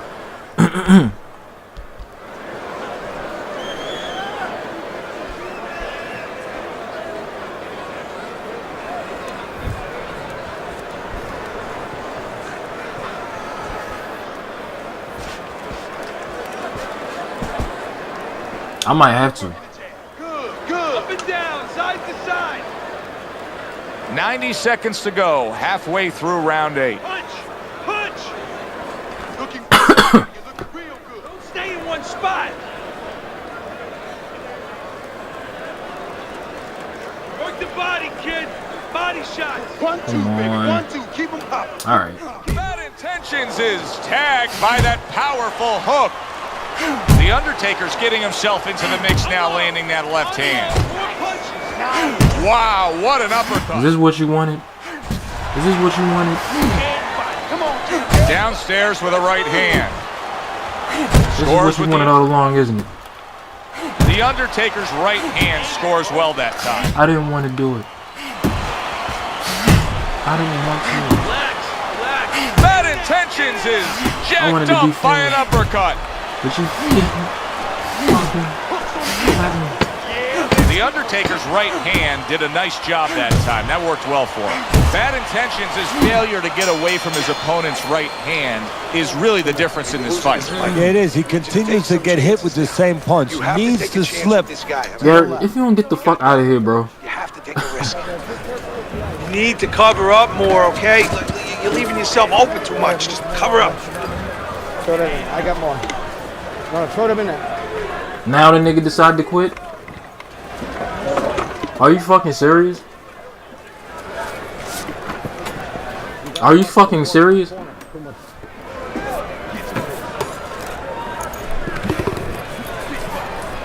you go. Look at that. Nigga.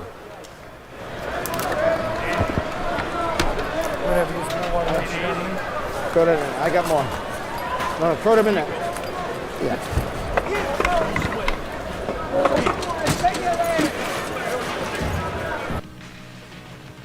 Are you fucking serious?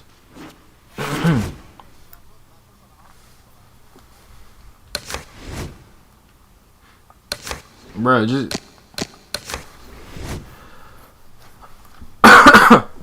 All you gotta do is just go to fight now. Go to lobbies. And I'm right here. You gonna see me. You don't even gotta send me your gamer tag. You can just do that.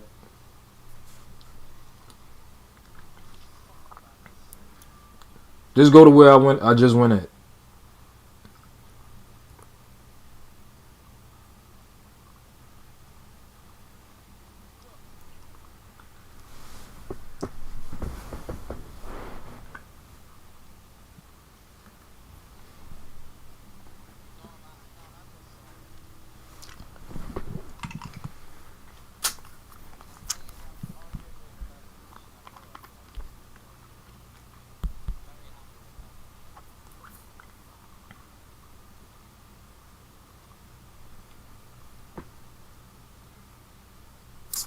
Redo it.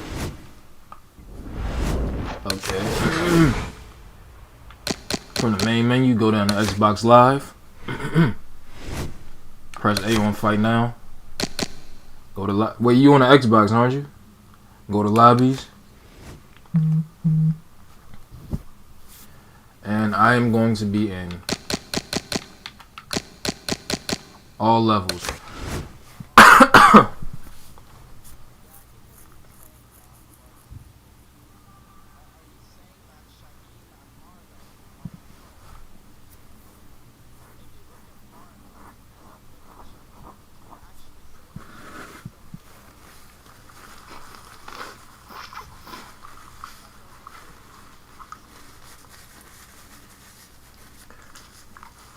I've seen love dance before, but I never seen a dance like that. I've seen love dance before.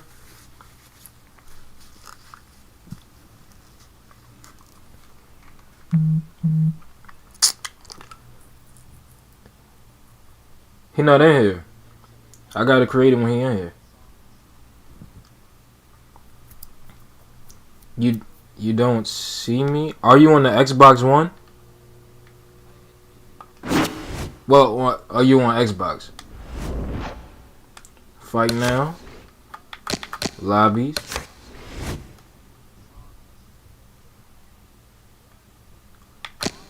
Cause I'm not. Nope, I'm not in there. I'm on the top one. And skill level.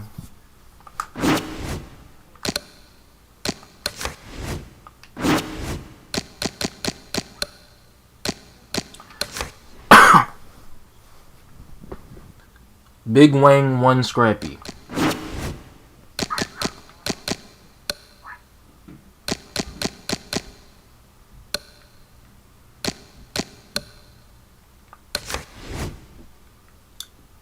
I'm right in here. I don't see it.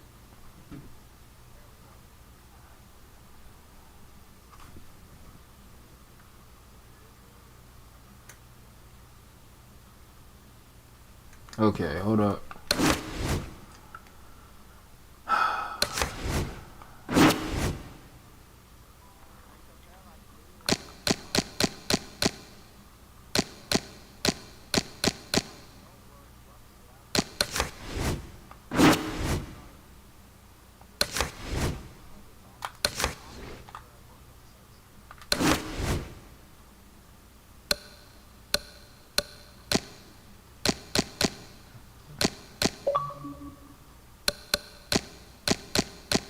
Do you have the DLC?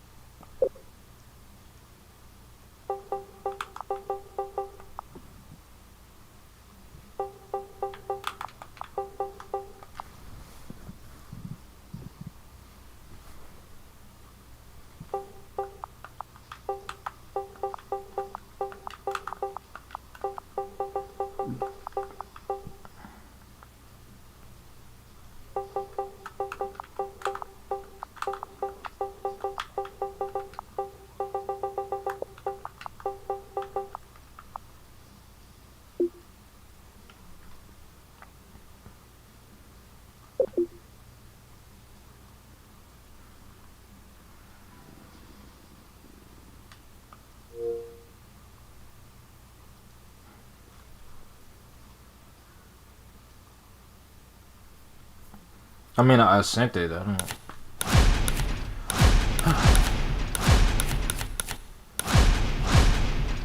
I'll give it like till what, like 8:35 or something.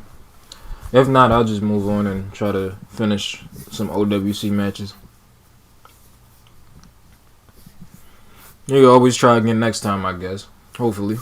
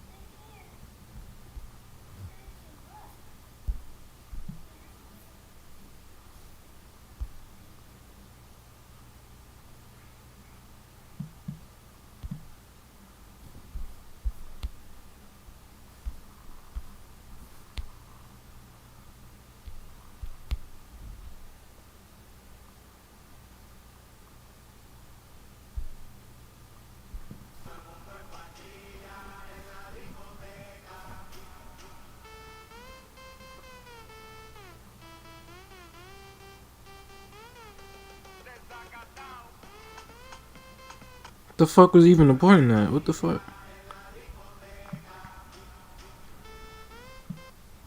All right, we can try another time, bro.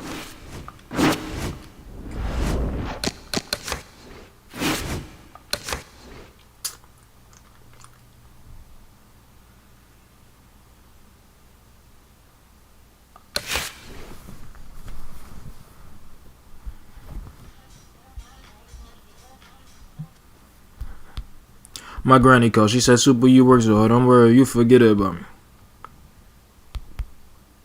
I'm falling in and out of it, cause don't worry, I'ma get it, granny.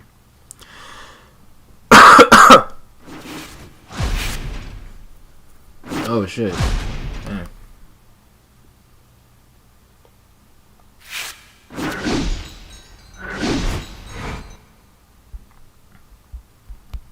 All them days are out of the rig. I run out in pieces now. Friends turning to fraud.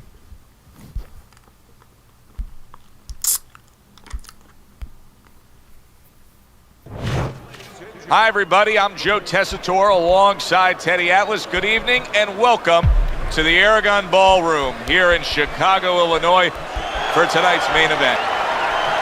10 rounds of heavyweight action. This should be a good fight. Scheduled to go the full 10 if we get that far. Round 1 underway.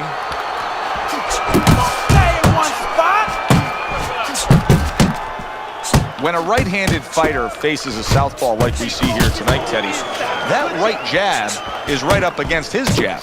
That's absolutely right. And you know what?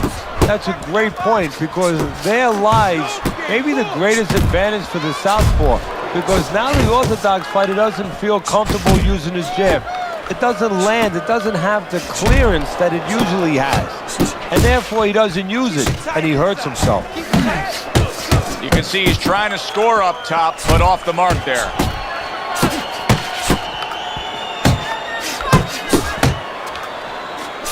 What impact from that uppercut by Boyd.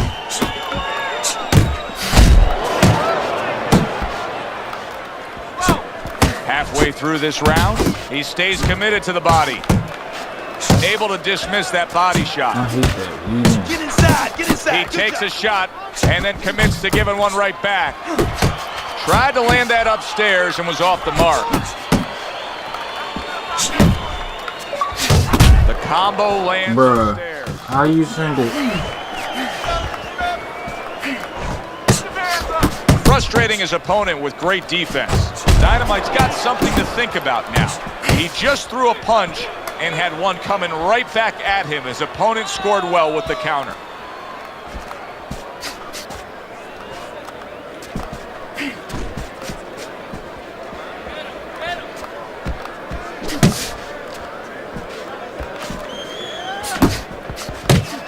That's some bullshit. Come on, I didn't fucking press that, bro. And you see what he can do when he sends that right to the head.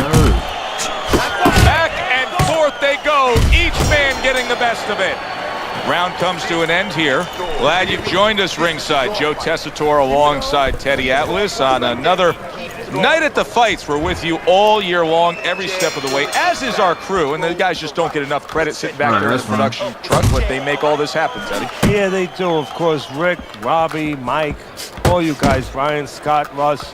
We appreciate you doing all the difficult How you doing? work while Okay. we get a chance to sit out here and enjoy the fun part. And by the way, you guys, after we just said that, you guys are picking up the tab tonight. Fires off that hook. He just missed that shot on top. Oh my god, this game gets on my fucking nerves. Stay on the inside, inside.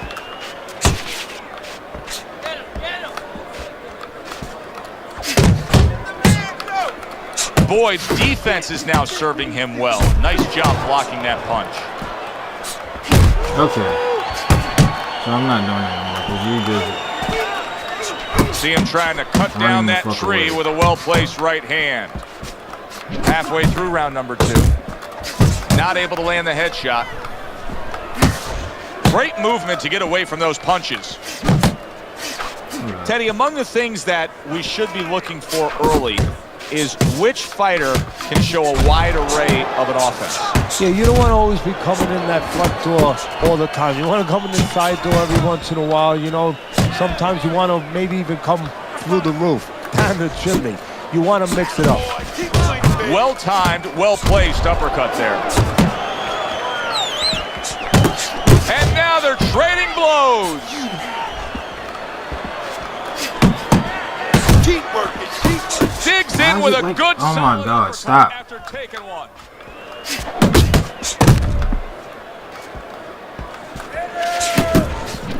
A crushing two-punch combo by Dynamite. Good exchange. He fires back. Get to this nigga properly. Boyd's punch stats numbers are impressive. Fine. But listen, we have to do more. We have to pull ahead.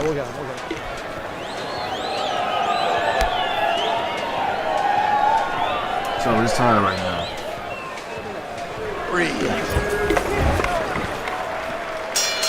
And round number 3 is underway. Like, what the fuck?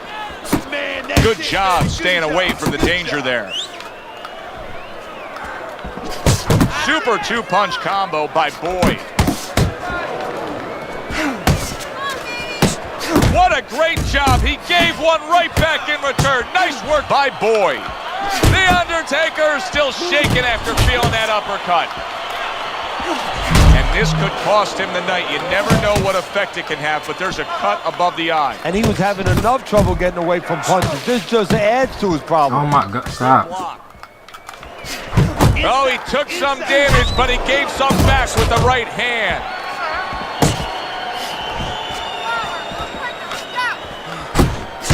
He committed to the jab, and then he brought home the bacon with the uppercut. Well done. Stop, man. This game be on some bullshit. Ain't no fucking way that's going to land.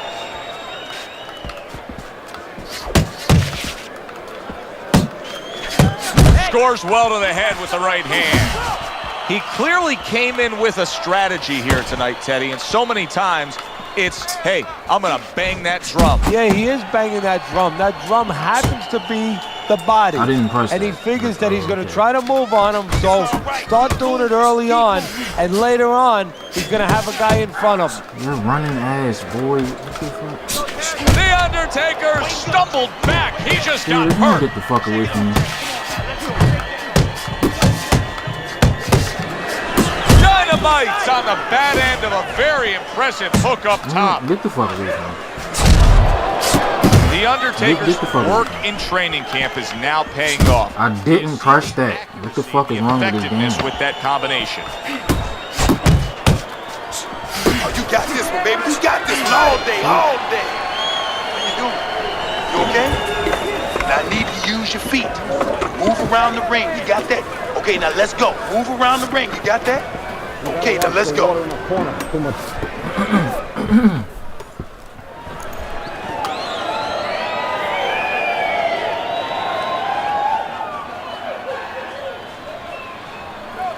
Keep doing what you're doing. Keep the jab pumping, then throw the lead right hand. You're winning this fight. Jab, jab, right, okay? That's what I want to see. 1, 1, 2. Uno, uno, dos.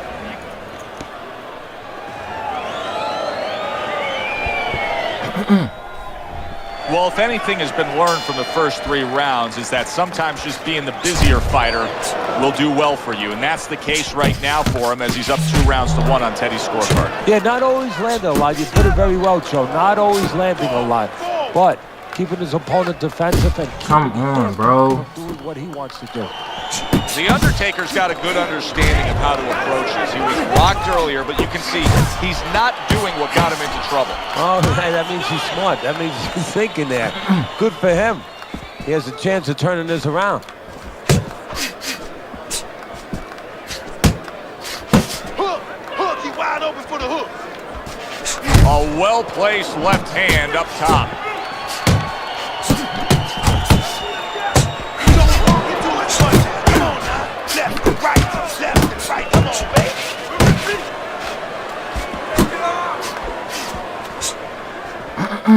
Halfway through round number 4.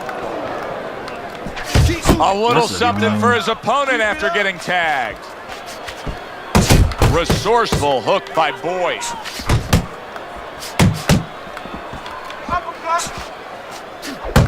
Not focusing.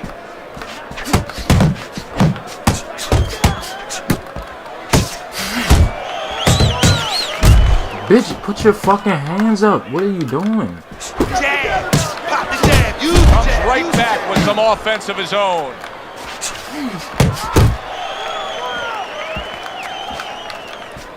Targeting the uppercut, and it works. Nice strike after catching one by Boyd.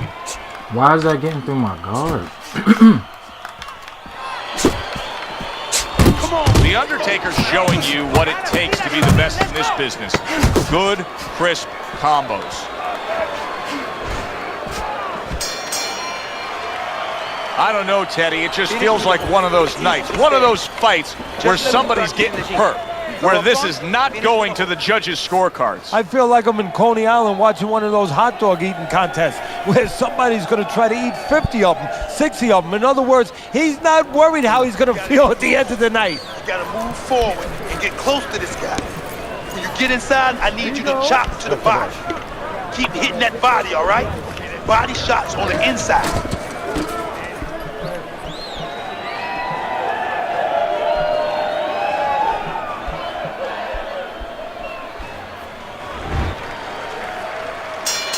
Back to action here at the start of this round, which is just part of what has been a very evenly fought fight. One of those fights that's going to be very hard to score. Boyd's having a lot of success with that short hook on the inside, Teddy. How's he pulling that off? Oh, first of all, he's got his opponent dropping his right hand a little bit. He's finding a home. There's a wide open spot. Stop! What the fuck is that, bro? What the fuck are you doing? How did I get hit with that? Well-targeted two-punch combo by Dynamite.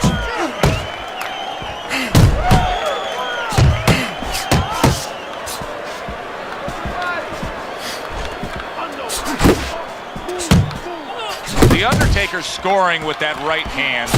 Come on, bro. Took a shot, now he gives a left.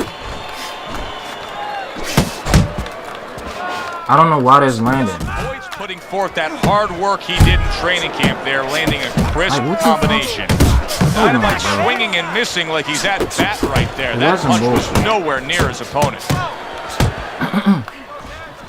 This nigga acting like he can't get his fucking hands back. To the head he goes with a left hand. What the fuck? Well-placed, well-timed combo up top. He got all into that one. That was a solid uppercut. The Undertaker's coming up with the answers, avoiding that punch.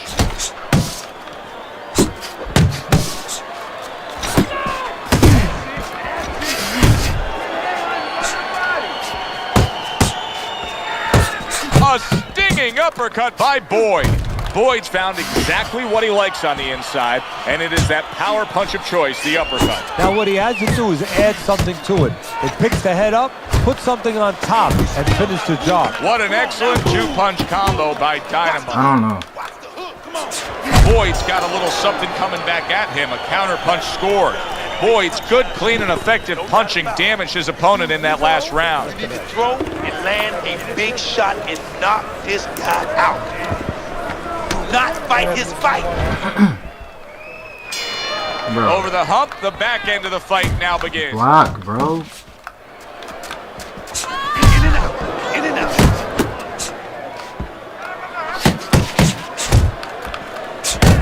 Solid straight right hand.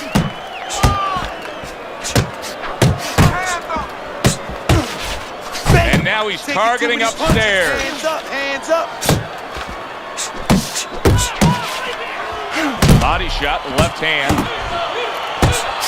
He took a go of it to the body, but came up empty. Nice work, nice work, nice work. Dynamite's doing well here with that two-punch combination. Punch, punch, that's it. Fuck on my face.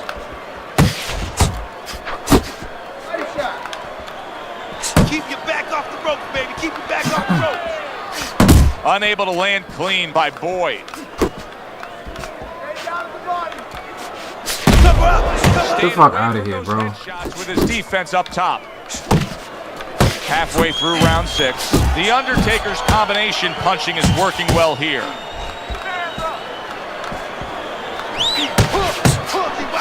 Teddy, there are opportunities that are here for him, aren't there? Yeah, counterpunch opportunities because he's got an opponent who's walking in a little bit.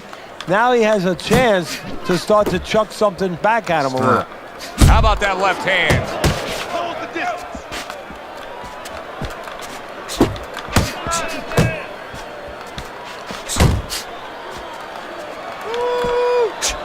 Come, bro. Left and right. What are you doing? Come on, baby. What is wrong with this game, dude? Do what I'm pressing.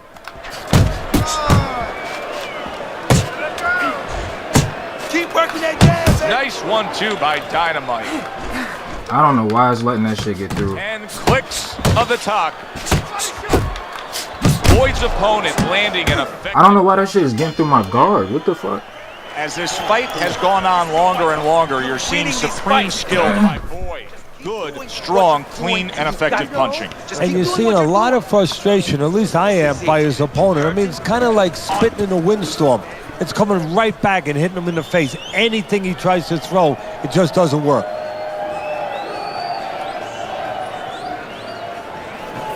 just can't move around. Here we go. Put your hands in there. There you go. Let them. Bro. Another round. I don't know this shit. How many more will we see? You get the sense this fight could be heading towards a stoppage. Keep working the body. Keep working the body. Scored well up. Go ahead, my Doing nigga. very nicely, staying way out of range of danger and utilizing his jab. And usually he's a guy, if we were talking about basketball, he's a guy I really can't do anything. hit some layups, do a little dunk. Hey, into it. he's got a jump shot. When I throw a shot, the window for him to Accurate he could throw 2 punches off of one of my punches. Off of me throwing a shot.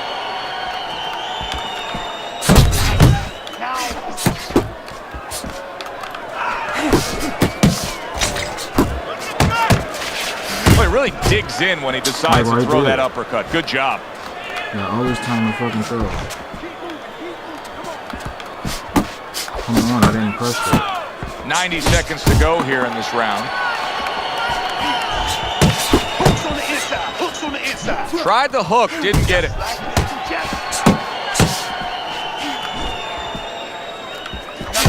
Combination to the head. Fucking dumb, throw this shit.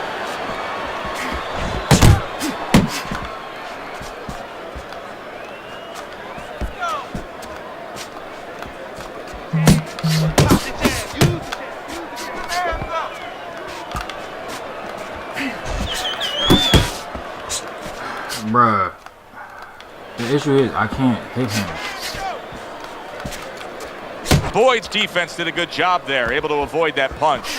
Boyd's giving his opponent fits right here. His head movement is making for such an elusive target. Yes, it is. Now the opponent... Throw the pitch shit together. What are you doing? To realize that he's finding air more than he's finding any surface up top. So go downstairs to the place that's not moving, down to the body. That'll start to take away some of that head movement. You have to be busy out there. This guy's beating you. Now, if you throw 3 or 4 punches in a row, Did I get the last round? but you have to let 7 rounds complete. Teddy's scorecard does have it clearly in one direction. Dynamite's earned that lead on the scorecard, but his opponent has also done some damage. Yeah, it hasn't been exactly a picnic. I mean, it started off that way, but the ants are coming. They're starting to get over things a little bit here. Getting a little hairy. Bro, what the fuck is he doing? I hate that shit.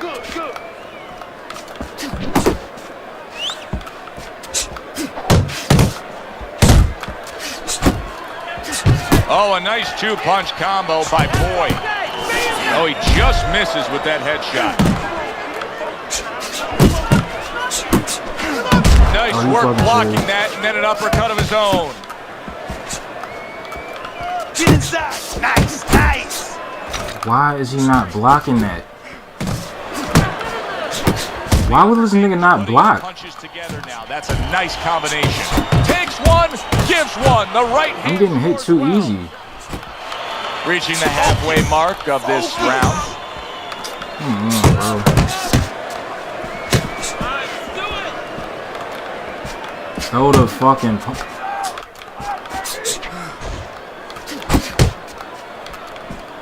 That's great stuff. He fires one right back after taking one. Not what I Gotta thought. love the work. Thank you.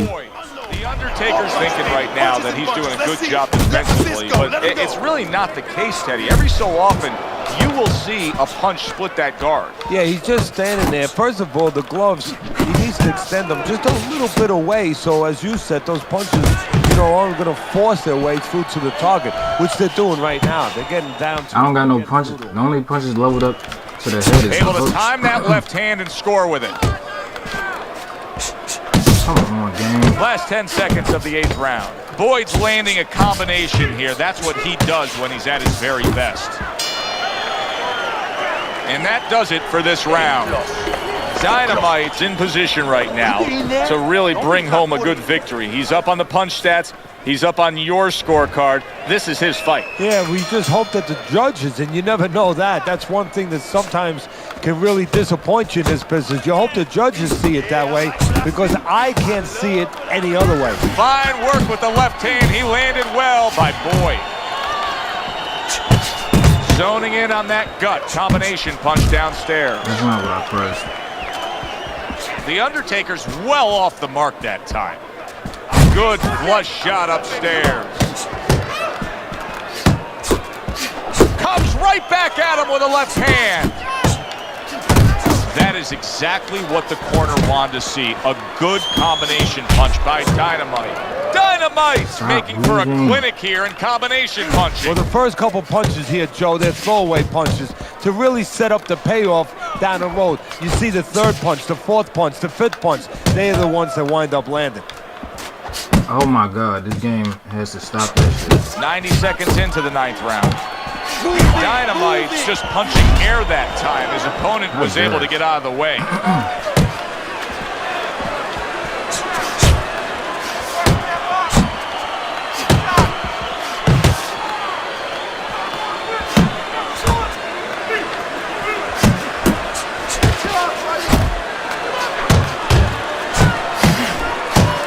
And that's what fighters do. Pulls the trigger right away after taking one.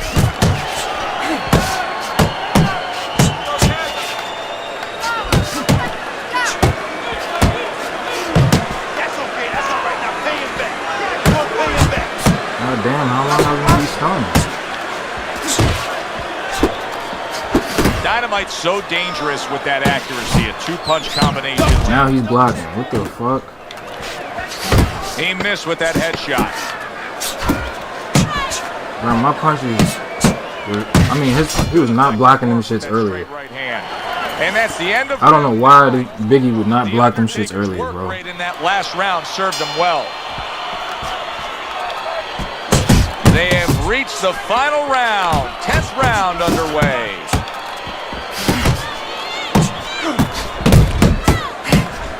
Go forward. Right back downstairs. Good flush, straight left hand. Keep going.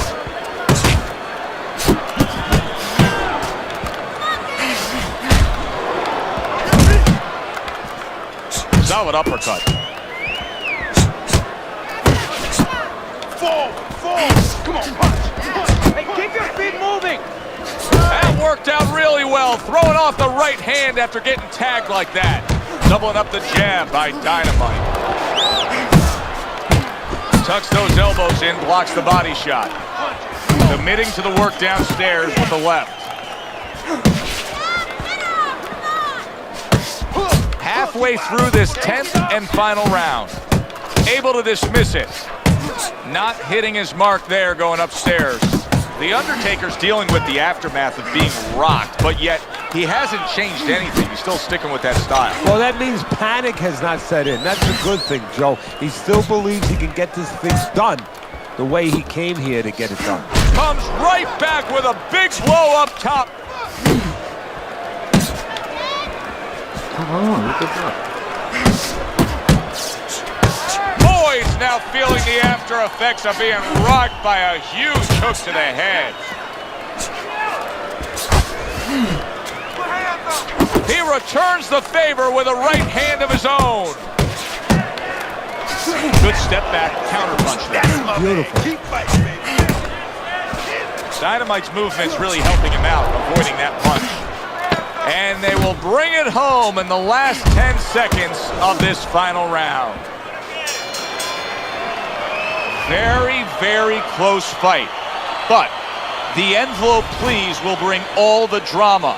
Which way will the judges see this? This is where they earn their money to be able to pick the right guy for tonight.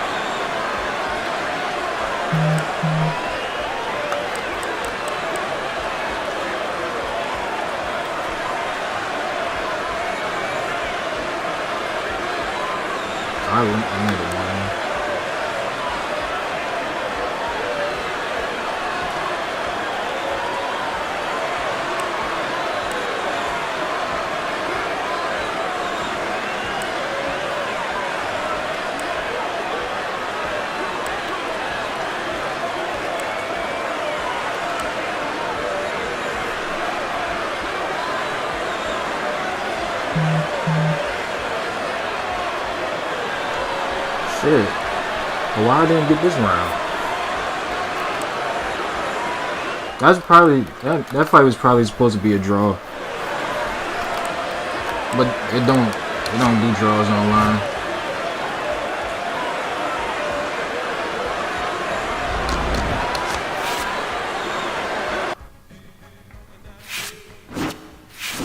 So you usually end up seeing somebody get around that it don't really make sense.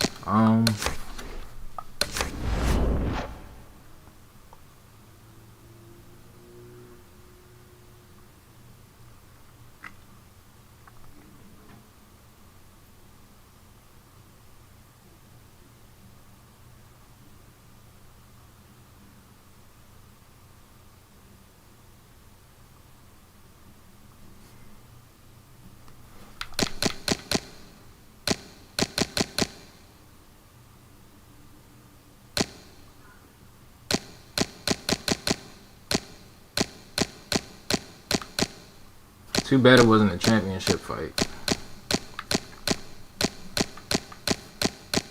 He was close to going down for sure.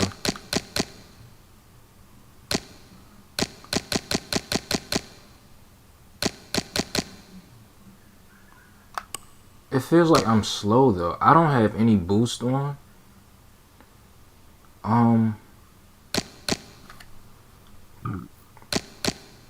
But I noticed his reflexes. Let me see. I can get him up to 92. Damn, that immediately gives me 84.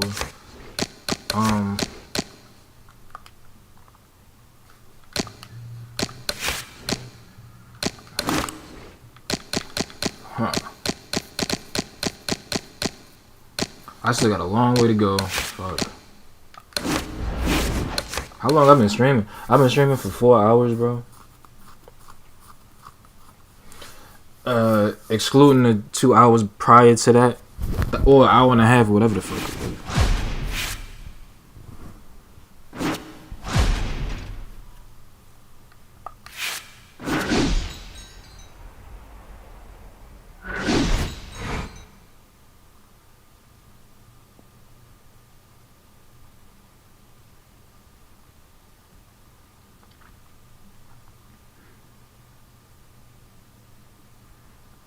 I feel like the main reason he won that is from those step back twos.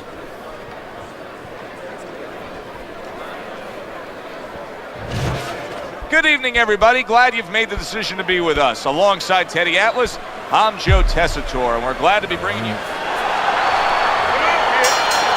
first round underway in this scheduled 10-rounder. I landed 10 more punches than him in that 4th round. Takes one to give one. He comes back with a right hand. The Undertaker's movement helped out there. He avoided that punch. But he was backing up the whole time, so I couldn't even. That right hand serving him well. The kid's at his best when the combinations are landing. He scored well there with that combo. Good scoring. He started getting tired eventually, but it was like too late. Able to get away from that headshot with the block. Man, God damn it, I'm not touching Solid it. left hand to the head. The Undertaker's putting a smile on his corner man's face right there and frustrating his opponent with that jab. Right to the body. Keeps his hands up defensively, protecting the head. He's committed to that left hand, and it's working out. Little head hunting never hurt. Does it with the... Oh, fuck. I keep doing it. Defense pays off as he gets rid of that downstairs. The Undertaker's right hand scores well. The kid showing you a little defensive skill there, able to move away from that punch. Very nice defensive guard there. The Undertaker stunned and staggered. Oh, he's in bad shape here. He's stunned and he's wobbly. The only thing he has going for him is he's not a fighter that uses his legs anyway, and you can't use him right now. He's a guy that likes to move his head. He's got to start doing that. Try to cement those feet down the best he can and get some head movement. Tremendous pace being set early on here between these two. Can't see this fight going the distance with this pace. No, not unless something changes, like moving their heads a little bit. Body body shot lands. It was the right. Final 10 seconds of round number 1.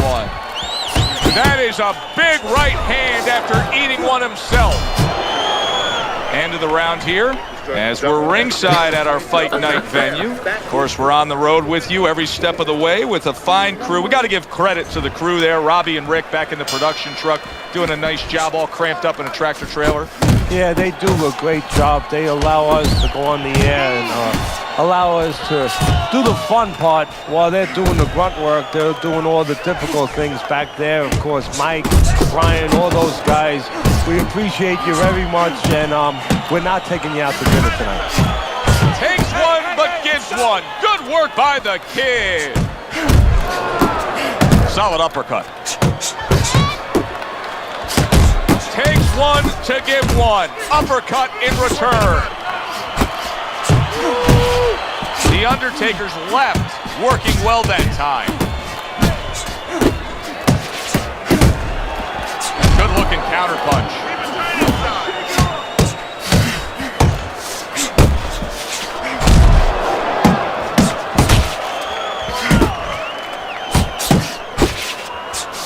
Good step back counter punch there. Committing upstairs now, he goes there again. There's the headshot, but he parries it away. Thought he had his target, but way off to the side with the uppercut. Inside. And now he brings the left hand upstairs. You had to see it to believe it the first 2 minutes of these rounds. Now these fighters are trying to make everybody a believer in the final 60 seconds.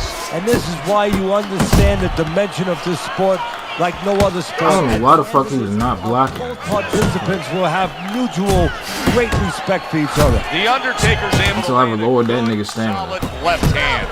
You know, that jab is so basic, so simple, but as you can see, so very effective for him early on in this fight. Yeah, well, he's telling his opponent, you're not coming onto my property. You know, I have a dog here, and this dog bites. He's committing to the work downstairs. He puts forth the right hand. There's the uppercut, one of my favorite punches, and it works that time. What the fuck? The Undertaker's probably sitting back right now saying, hey, I got it figured out. Coming off of a sensational Get that rest in, L. He was able to do some You serious did good. damage to his opponent. Yeah, you know what really did it was that left hook to the liver, that body shot. You know, that's help like protect going the into a chat. restaurant, you get a stain on your jacket. You know, Provided the chat with entertainment. You know, you And you interacted. it's still there. Those body shots, they don't come out. What more can a streamer ask for? Round after round, and they keep doing that. WL. Paying off for you. He's got the benefit of that body work going for him.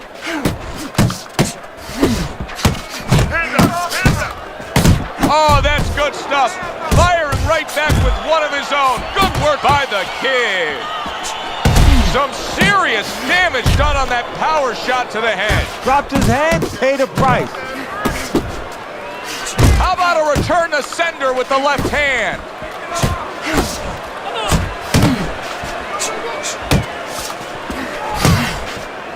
Dumb ass game, bro. Scored well up top.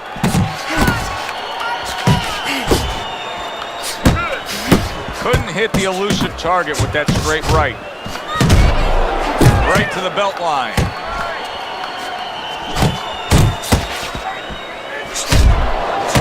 Wow, look at that, trading shots. The kid's right hand working well that time. He scored well. And you see what he can do when he sends that right to the head. Boy, that worked out well with the Probably tomorrow. flush right hand to the body. Little head hunting. Bitch, come on, do what I press. The kid's feeling the sting of that big uppercut.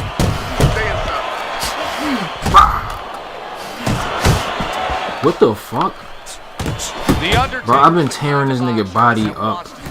The kid's legs look shaky. About goddamn time. What the fuck? I should be streaming tomorrow. 1, 2, 3. He gets up after that punch put him down on the canvas. Now he needs to get on that bicycle and stay away from this guy.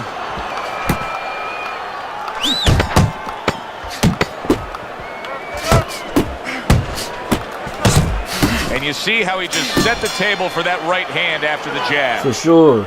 Peace out, bro. Enjoy the rest of your night. You have to keep moving forward. Get close and throw some punches to the body. We open up round number. How the fuck he get the what? Teddy's scorecard, where he's how did he get the first round?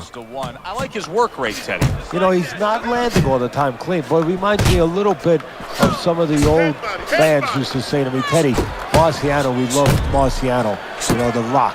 He used to hit guys on his arms. He wasn't hitting them clean, but he was breaking their blood vessels. Excuse me for being so graphic, but he was breaking their blood vessels, and they couldn't keep their arms up by the time they got to the 8th, 9th, 10th round. That's kind of the way this guy fights. I don't see how. The Undertaker's doing exactly what you should to be a strong defensive fighter. You got to block those punches away. As basic as can be, but it works. A jab followed by the straight. The Undertaker's doing a good job of putting his punches together. His opponent's got to be wondering, how do I stop this? Well, right now, you made a good point there, because right now his opponent is wondering too much. You know, he's just busy blocking the punches, wondering about the combinations. He's not getting off. And there he is scoring with the right hand.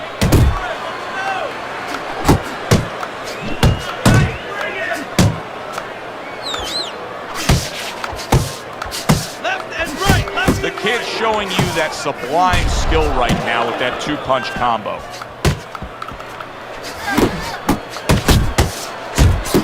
Fires right back at him. Went to the body there, but unable to connect.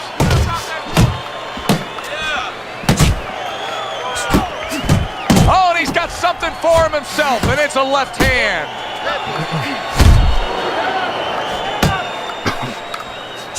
He gives as well as he takes. You saw it on that exchange.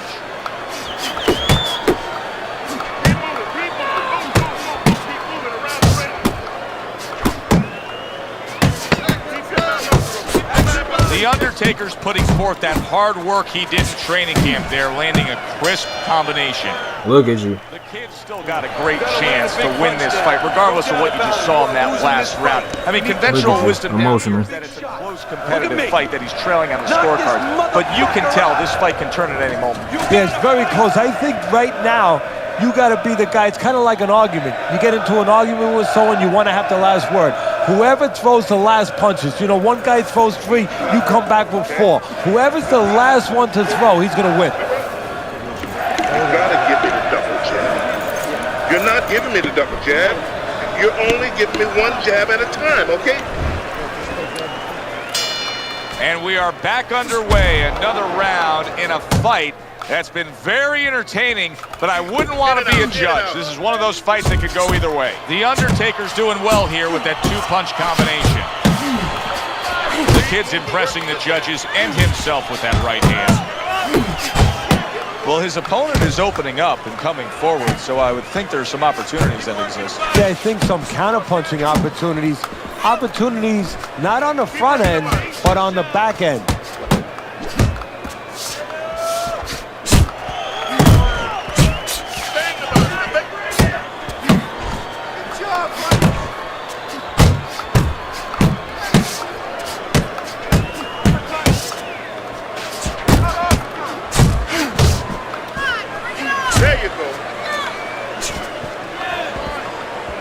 He scores with the jab. Good clean shot, solid. And for the second time tonight, he goes down. 2, 3, 4, 5. So now the question becomes, after that knockdown, and he has gotten up, how does he survive? So this is where instincts kick in. You got to start moving that head automatically right now. You don't want to stay in the middle. The Undertaker's left landing well. A little head hunting right back to it.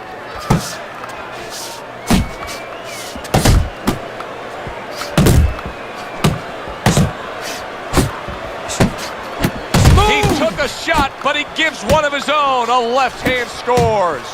The kid's corner has to give him some advice here, because that left hand has been scoring too consistently. Exactly, Joe, and there's nothing else that he really has to worry about. Take that out of the equation, he'd be winning the fight. Back to the body. End of the round. A round in which a knockdown. What happened, bro? Now, Teddy, if you're the trainer in the corner of the guy scoring the knockdown, what are some of the things you want to remind him of? You want to remind him how he got there, because a lot of times it's the tendency to just remember the punch that put him there. He dressed him up. He set that punch What up. happened for 07? Don't think about just the punch that landed. Think about the setup punches.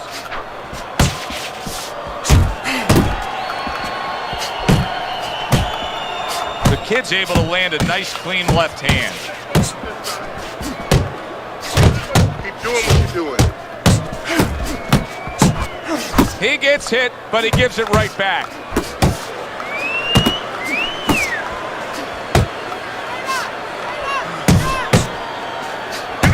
Oh, you see him with the left of the head there?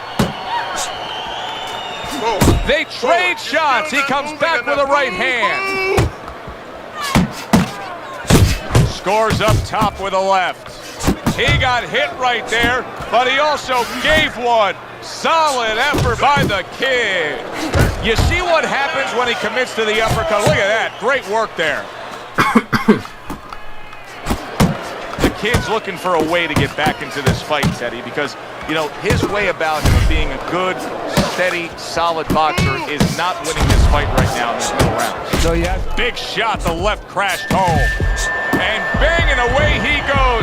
How is he going to survive this? Once again, he hits the deck. he's going to have to find a way. 3, 4, get up, 5, 6, 7, 8, focus, 9, 10. Hurry, the ref is stopping this fight. The kid smashed, and he can't get up. Unable to beat the count. I like the way he finished things tonight, Teddy. The Undertaker's your winner by knockout in a fight that he controlled throughout. Well, I'm glad you liked it, and just as importantly, or more importantly, his trainer, his manager, and his promoter like it, because that means that he's going to be easy to sell now to television. Alongside Teddy Atlas, I'm Joe Tessitore. Thanks for being with us. We'll see you next time ringside. Bro, that shit pissing me off. I was working so hard at that perfect record right there. 20 more fights till I hit 50. Goofy shit. Oh wait, let me see. I gotta I mean, I guess power is working.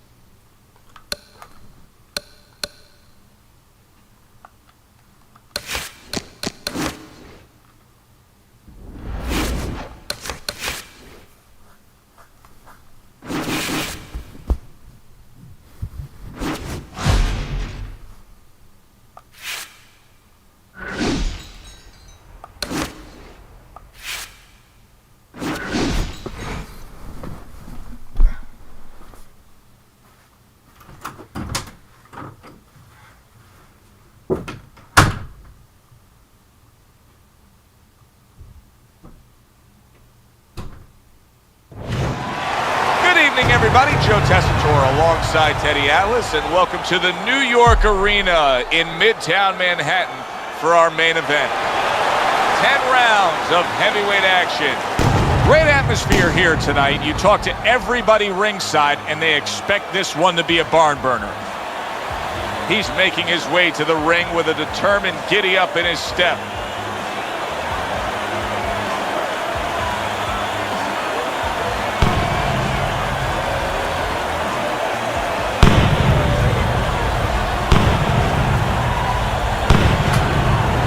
The Undertaker's now making his way to the ring, and you can see how focused he is for the task at hand.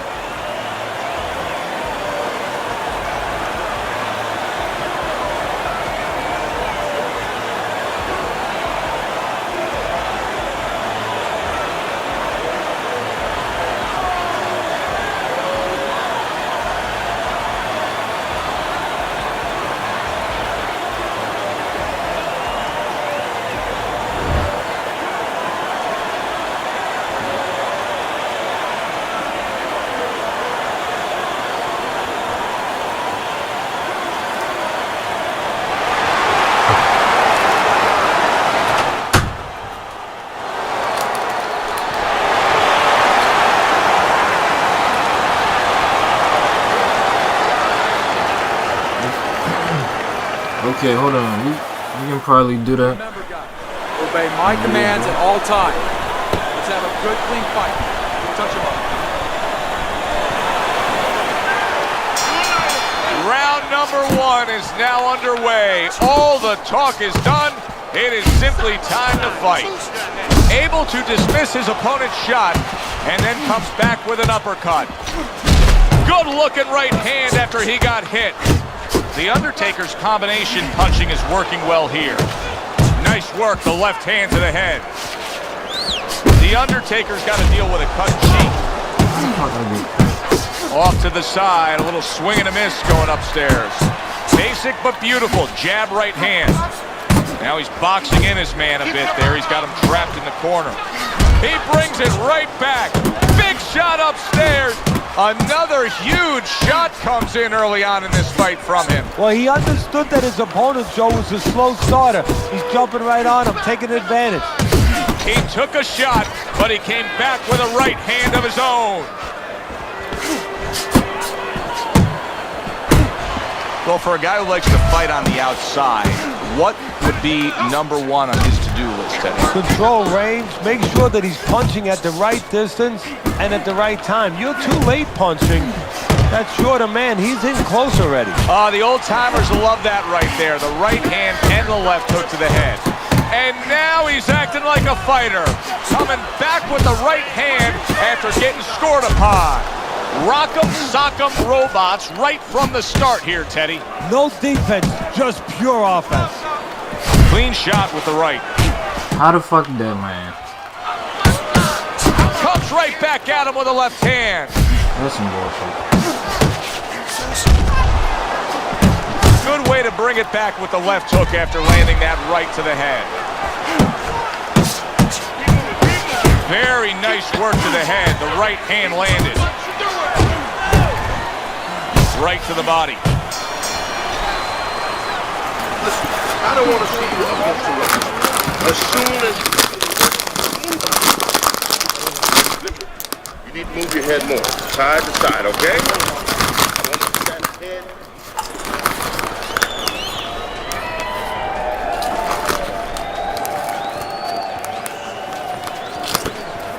Relax, relax.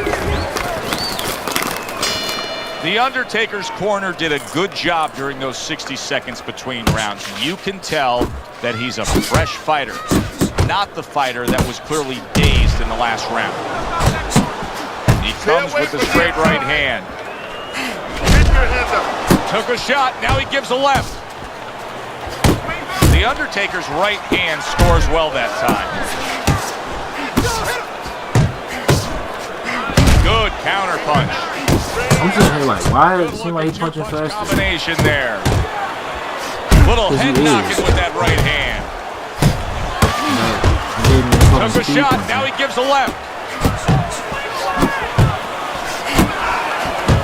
Working his way on the outside. Big shot there. Oh, and he goes down for the first time tonight. 1, 2. I give him a lot of credit for even getting up from that knockdown, but he still has to impress and move forward here. Yeah, I applaud him. I give him credit, but I also recognize that he's in good shape. That's one of the reasons he got up.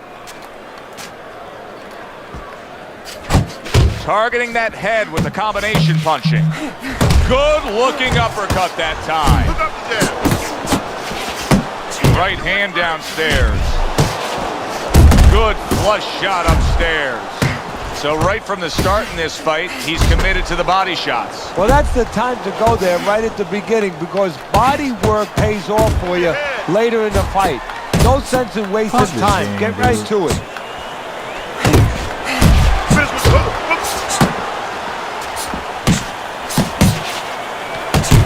He got hit, but he sends it right back.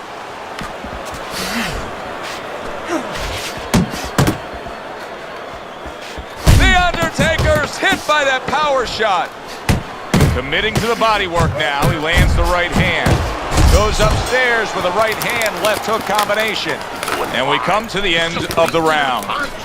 The Undertaker's corner has to keep him calm. That's the kind of cut that can send a fighter into fits. Yeah, and a corner man into using crazy glue instead of adrenaline. I mean, that is a scary cut, as you just said. Carry it away, you catch it. New round underway here. He's hoping that it doesn't look like the last stanza where he was knocked down. Well, this is a sport, a profession where hope is attached to something very tangible. You know, it's not just a notion, we hope, but it's attached to his jab. It's attached to his head movement. He has a good jab. He has good head movement. Guess what? He has hope he'll be okay the next round.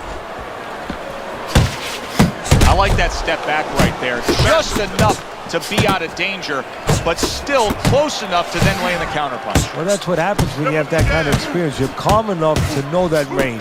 Know where the beginning of the punch and the end of the punch is. Here's one for you now, he says. Right back with the left hand. Keeping his hands up, getting way of his opponent's effort. The Undertaker's gonna think about the next time he throws a punch because he just got hit by a good solid counter.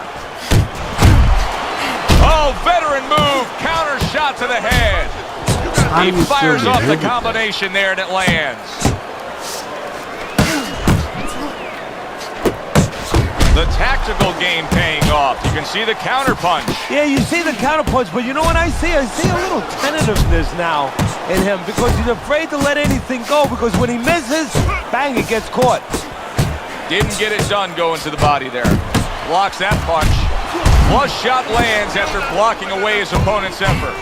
Sort of like a loaded gun, that straight punch there, Teddy. You can see him lining it up and then just releasing and hitting that trigger. Yeah, you're right. A loaded gun with a nice long barrel that makes sure that the bullet, in this case the punch, goes nice and accurate.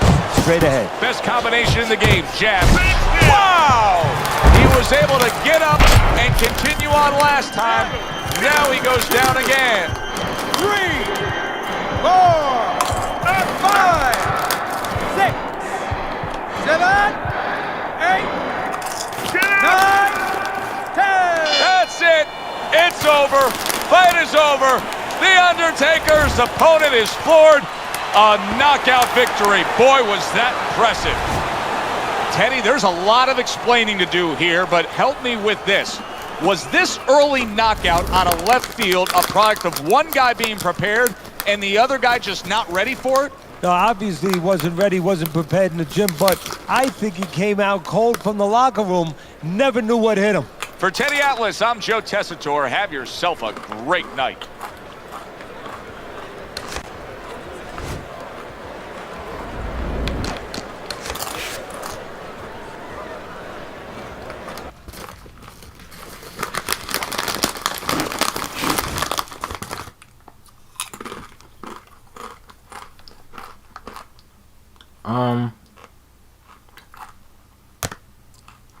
Wait, were you still trying to play, Keeson?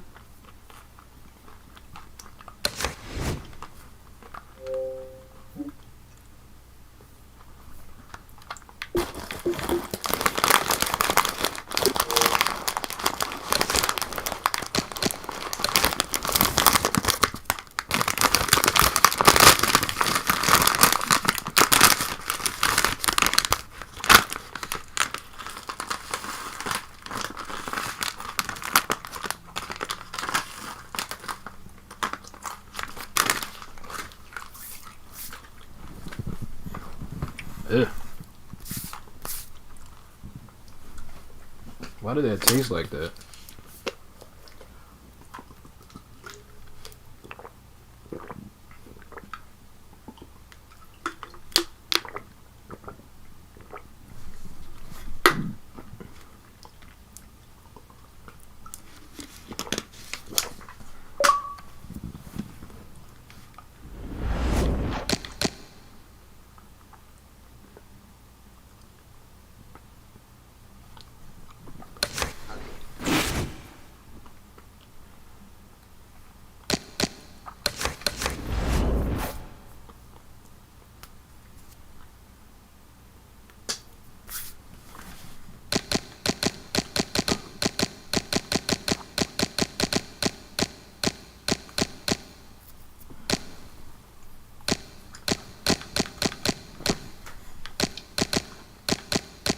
Money on my line, oh my God, yes, I'm going to it.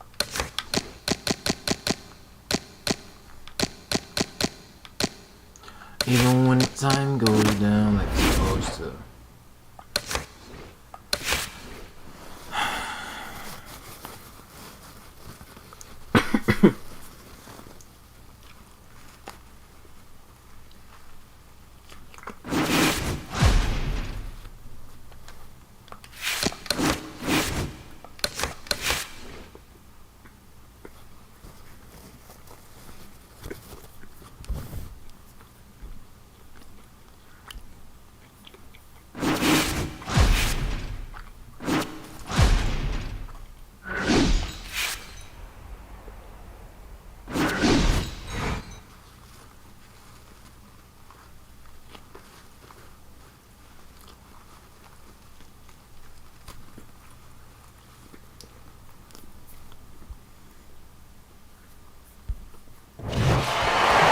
I'm Joe Tessitore alongside Teddy Atlas, and we welcome you to the Metro Manila Arena. We're here in the Philippines for tonight's main event. 10 rounds of heavyweights. This should be a really good little get to know you here in the opening round scheduled for 10. Think about the great historic moments in the sport, and many times you think about the one single big punch that finished a great fight. He's the kind of fighter that can do that here tonight. Yeah, and more importantly than that, yeah, he has the power, but there's been other guys. Ernie Shavers had great power. He never won the heavyweight title. You have to have a trick to get it to the target when it's most needed. Like Rocky Marciano against Cesar Charles. You know, Marciano had very little time left. His nose was split, and the ref was going to stop the fight. He had to land that punch. And he had a little trick. Started one hand, threw the other. Way to block there. To the belt line he goes with the left hand. Well-placed jab straight. There's that right hand he scores with. Left to the body. Good job. The Undertaker's way off the mark. That punch didn't have a chance. Able to place the right hand in there.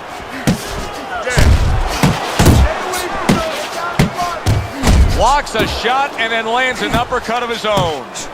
There's a good right hand. Well, he's got the attitude, something's got to stick. He fires off the combination, and they both do. He scored well after being hit himself. Good accuracy with that uppercut. Phenomenal pace being set here. They are burning it up early on. Let's find out who's in better shape. We're going to see. And now a little combination punching, landing both shots. Teddy, he did a smart thing right there. Just created enough space and then landed the counterpunch. Looked like the will of the wisps, the old great Willie Peck. Made him miss, made him pay. Nice work with the uppercut. And now committing to that midsection as the target with the combination punching. So it's the end of the round.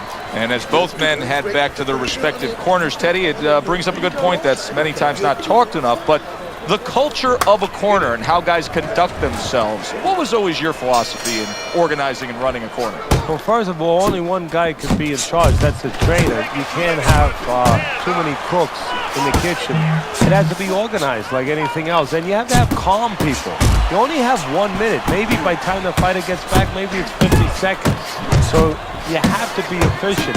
You can't have guys that are excited. They have to be able to control their emotions just like the fighter does on the outside. And everyone has to know what their job is.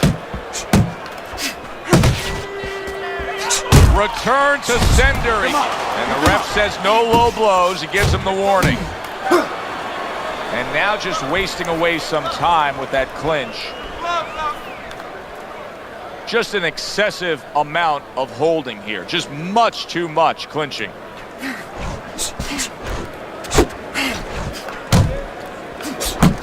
Oh, and he returns fire with a left hand. The Undertaker's putting his punches together now. That's a nice combination. Piercing jab. And he returns on that exchange.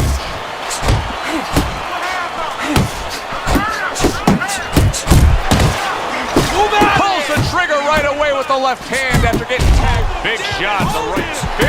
Big shot comes crashing home.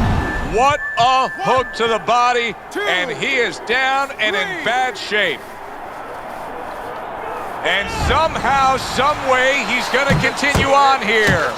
And if he's going to stay in this fight, now he's got to avoid this opponent like the Black Plague. Sets up that right hand with the jab. A little give and take, and here comes the left hand. Needs to improve that accuracy, missed with the headshot. He saw the uppercut, he took advantage, throwing it out there.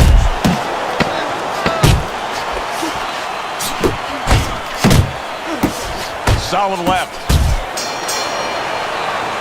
We come to the end of this round, and all you have to do is take a quick look at him to be able to say, boy, he's not in good shape. Now, Teddy, is it more important to handle the physical detriments and the damage that's been done to him, or to pump him up mentally here at this point? No, you have to be honest with yourself. You have to be realistic. And most important, your greatest responsibility is to help the welfare of your fighter. Right now, he's taking so much punishment. You have to be thinking about stopping this fight. The Undertaker's putting forth an uppercut on the inside. I mean, that is the perfect punch at the perfect place, right on the inside there. No, it is, Joe. To be a complete fighter, you have to know which punch to pick at the right time. That is the right punch to split the guard. That is where the opening is with that uppercut. Putting his punches together, landing 2 shots there. The Undertaker's got a way of just getting away from that punch. Punch! Punch! Nice!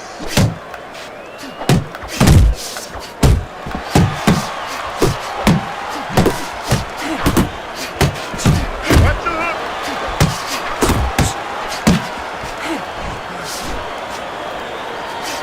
Getting comfortable with that jab, isn't he? That's a big uppercut that just crashed home. Keep it up!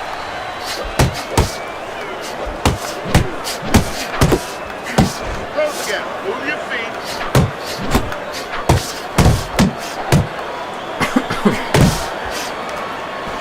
Hey, keep your hands up. Well placed, straight right hand. Well, the referee seeing what he's doing there is going to cost him a point.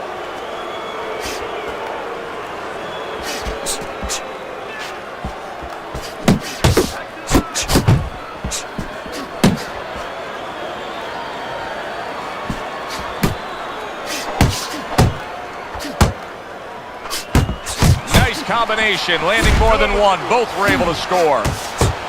He is not in good shape. He could be on the big shot, and he goes down for a second time. Does he have enough this time to rise up and continue on? 5. Get to your feet!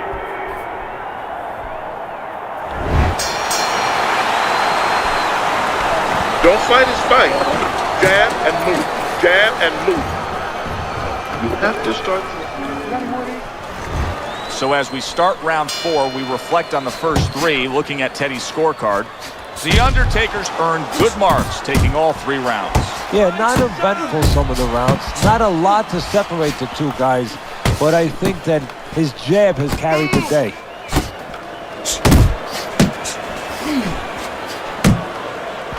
We just have not seen the big shots from this guy. He is not throwing the power punches, Teddy. What would you say to him? Well, first of all, I would say to him, what do you think, that he's going to make a deal with you?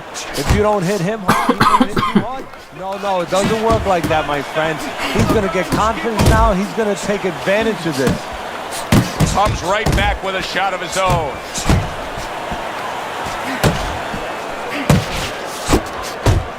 Oh, hands up! Look at that! The hook came home with ease. Smart punch right there. The uppercut worked. Straight right, left hook. Very nicely done, scoring up top.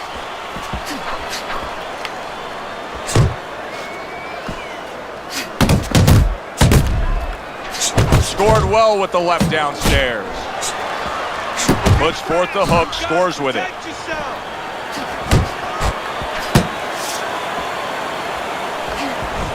Working the body. The Undertaker's not just loading up, he's landing combination punches like he did right there.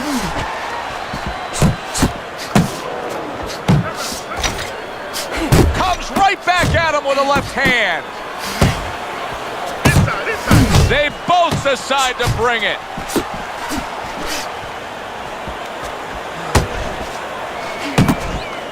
Blocks the headshot.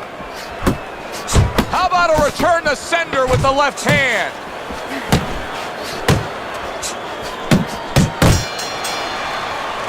This has been a hotly contested war throughout, and you just have a sense that it's going to end at any moment in these later rounds. Yeah, these guys are not saving anything. They're going for broke right from the beginning.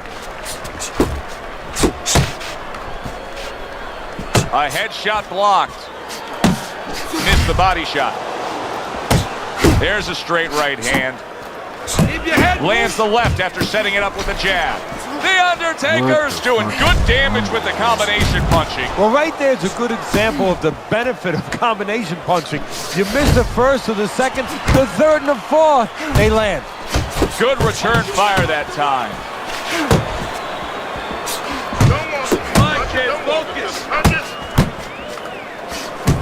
Right on the mark, double jab.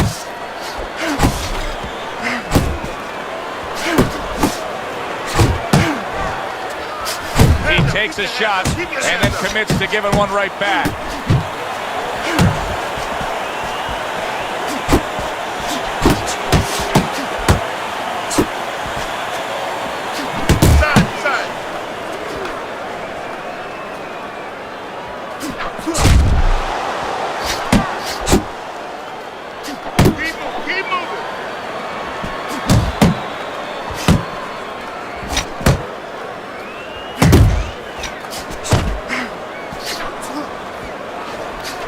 The Undertaker's making for a tough target there. He gets away from that punch.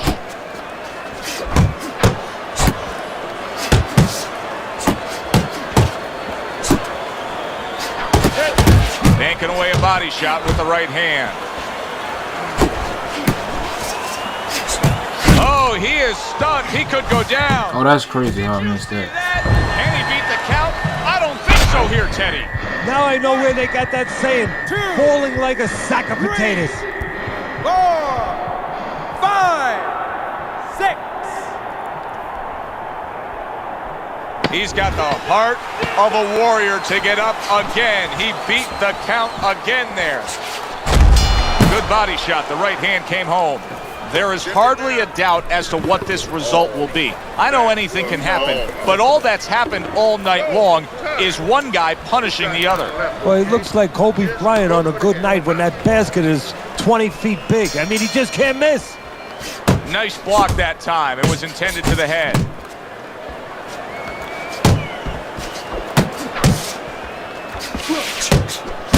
The Undertaker's landing a combination. Solid.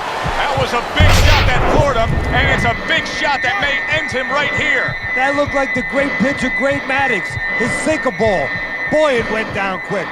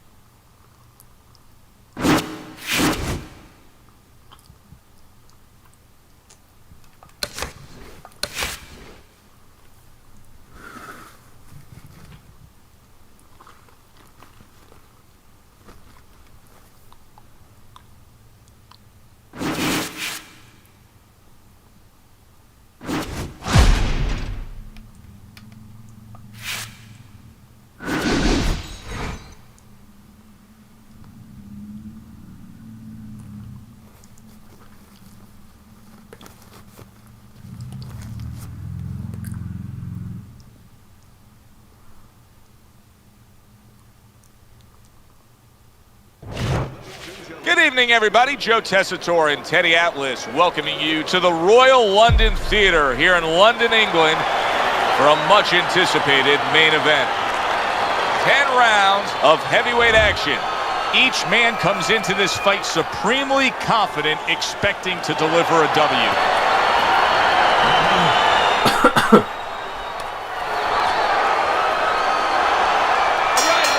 Well, they're scheduled to spend a half an hour swapping leather. This is a 10-rounder.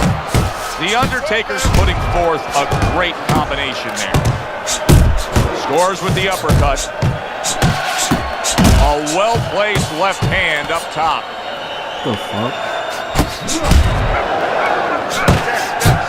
And now he scores well with the straight right. The Undertaker's left now getting into the mix. And now we got a fight. He fires back a right hand of his own.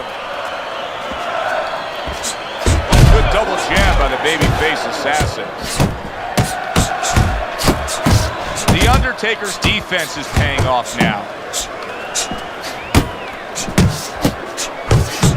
Bro, just, oh my fucking God. Good fundamental work, landing the 1-2 there.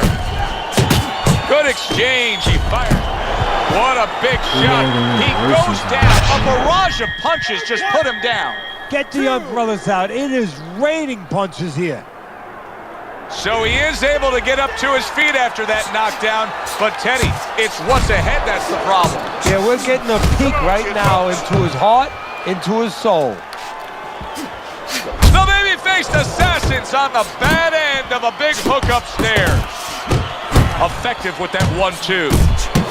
Oh, he took some damage, but he gave some back with the right hand.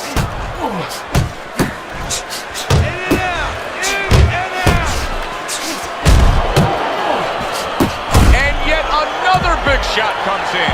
Well, we knew he survived earlier, but now he goes down for a second time. 4, 5. He went down from a big shot. Now he's got to have some big guts to move along. You're going to find out exactly what he's made of. The Undertaker's so dangerous with that accuracy, a two-punch combination landing. So he scores a knockdown in the last round. Now he gets to settle down and gather himself a bit.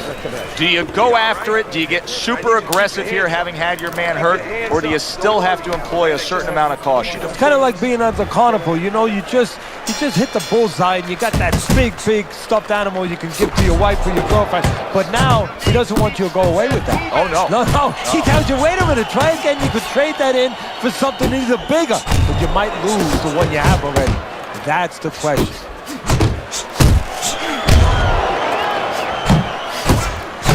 Boy, sharp two-punch combination by the babyface assassin. The babyface assassin's once again the target of a hook. You know, you go out there, a fighter like this, you were just knocked down in the last round. Now you got to go out there, you got to prove to your opponent, hey, I'm fine. You got to prove to the whole arena, hey, look at me, I'm fine.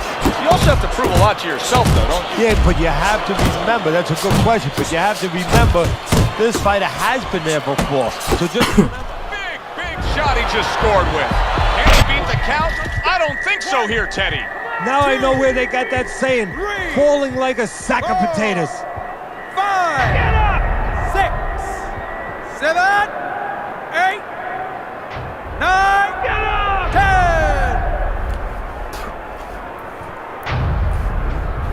And it's all over. The Undertaker's power just much too much for his opponent. Another knockout for him. I never saw that coming. An early knockout victory. That's a stunner, Teddy. So as I look at it, maybe not as surprising as everybody else is because he came out very dry. No.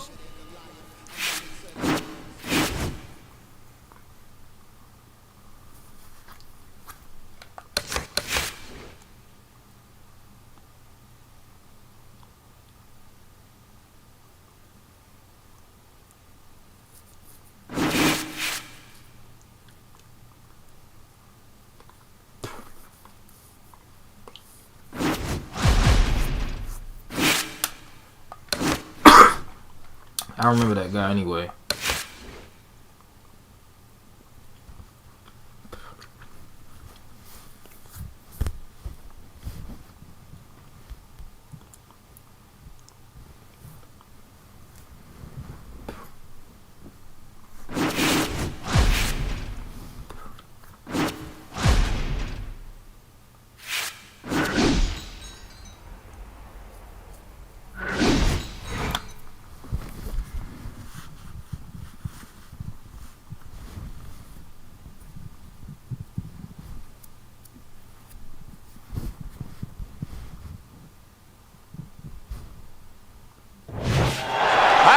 So glad you're with us. Joe Tessitore alongside Teddy Atlas, and we welcome you to London, England. We're at the Royal London Theatre for tonight's main event.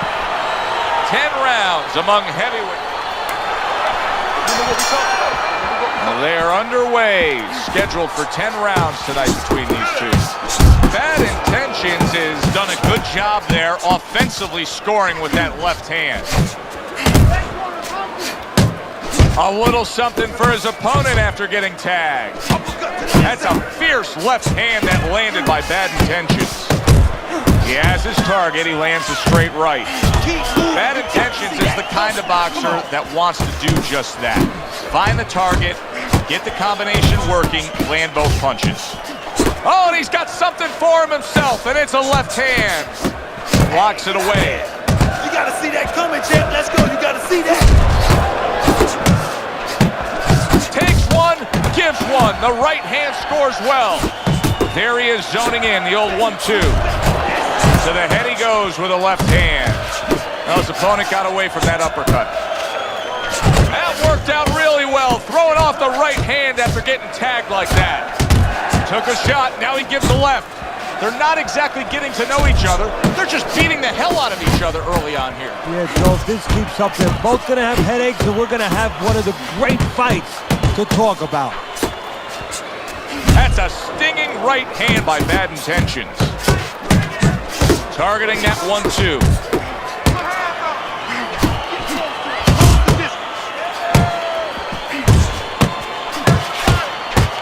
Targeting that belt line with the right hand.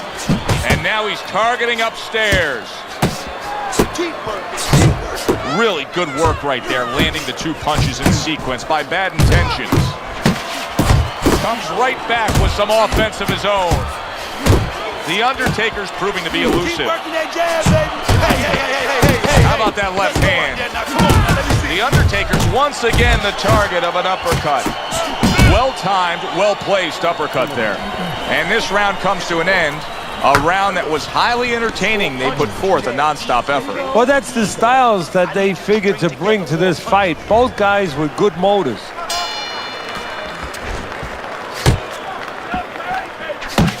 Nothing there on the punch by Bad Intentions. Commits to the straight right.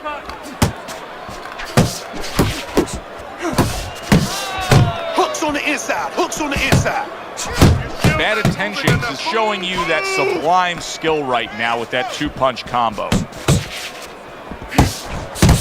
A little something of his own. Blocks a shot, brings back the uppercut. Oh, and he comes back with an uppercut there after getting hit. Good work toe-to-toe there. Both fighters got in on him. Bad Intentions is being so very effective, punching in combination. Yeah, that's what you How are you fucking missing, bro? Might as well use that hand speed. No better way to...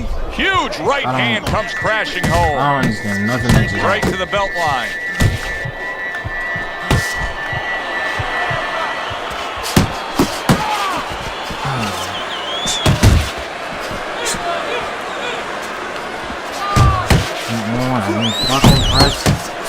The Undertaker's doing what every trainer wants to see their fighter do. Land punches and punches. The combination lands. What the fuck? Bro, that's the game. That's not even me. He took a shot, but he gives one of his own. A left hand scores. Get inside. Get inside. Bad Intentions is almost looking foolish that time he missed so badly. And that's what fighters do. Pulls the trigger right away after taking one. Comes right back at him with a left hand. Fires right back at him. The Undertaker's putting forth that hard work he did in training camp there, landing a crisp combination. And we come to the end of round number 2. Bad Intentions, his punch stats tell the story of that last round, Teddy. He was just the busier man. Yeah, he was the busier man. Not big blows, you know, not real damaging, but he controlled the tempo.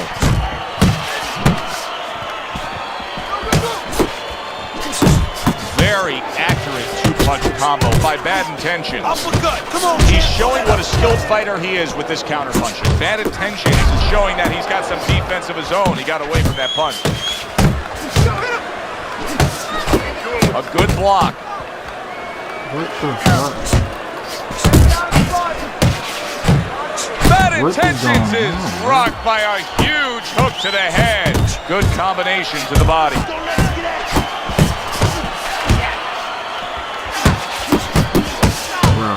Solid left hand to the head.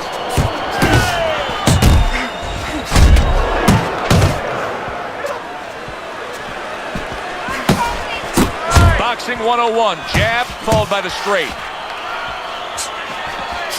He gives as well as he takes. You saw it on that exchange. The Undertaker's getting himself into the mix now, landing that left hand. Teddy, you talk about going out and making a few opening statements here. The jab has spoken loudly for him. Yeah, it has spoken loudly. What it's told his opponent is you're not just going to walk in. You're not coming into my house. It's going to be hard. I got a couple locks, a couple padlocks on here. Bad Intentions is putting forth a little boom, boom, boom, a three-punch combination story. Keep moving, come on now. The Undertaker's punch is far off the target. He gets hit, but he gives it right back. Bad Intentions has landed a good, solid combination.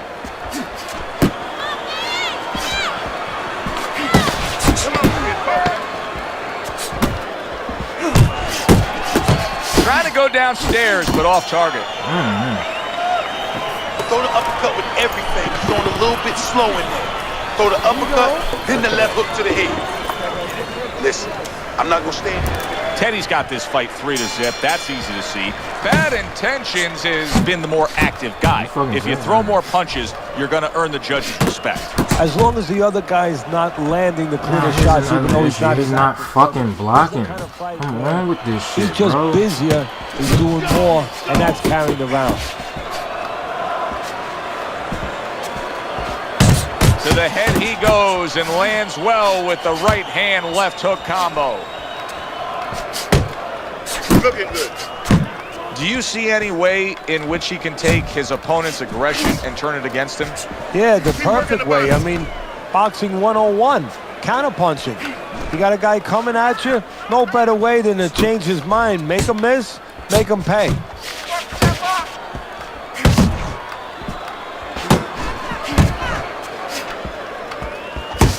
Intentions is stunned and he is hurt. Look at that. Just a thumping body shot puts him down. 2, 3. Down he goes. Now up he gets. And if he wants to stay up, he's going to have to grab on. Kill a little time. He got hit, but he sent it right back. He tried to nab him up top, but was unable to connect. Good job zoning in on this. Oh, and there you go. Once again, he goes down. Can he survive this? 3, 4, 5, 6. So now the question becomes, after that knockdown, and he has gotten up, how does he survive? So one of the ways he survives is if he's been taught. Have good habits, have good fundamentals been put there. You're going to find out right now. He needs them right now. No, he goes to the gut with the right hand.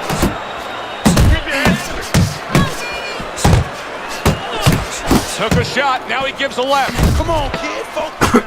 He's trying to score up top. Oh, that's gotta hurt. That was a big shot that floored him, and it's a big shot that may end him right here. That looked like the great pitch of Great Maddox, his sinker ball. Boy, it went down quick. 7, 8, 9, 10. The ref stops the fight. The Undertaker's corner is already celebrating. His opponent unable to beat the count. Teddy, it wasn't long ago we looked at your scorecard and he was trailing in this fight.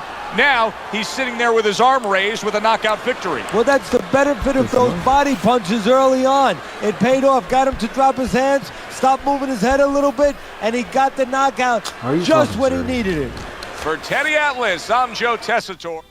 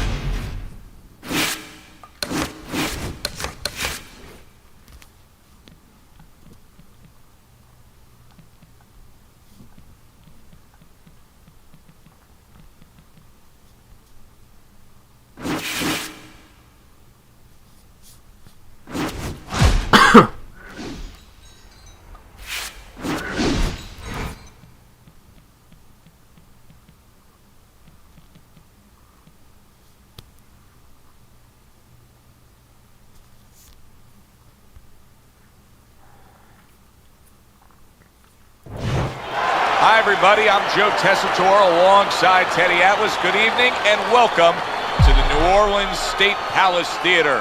Our main event should be a good one tonight. 10 rounds of heavyweight action. This should be a really good matchup here tonight. All that energy that we saw, it almost boiled over at the weigh-in yesterday. Now it gets to explode here in the ring.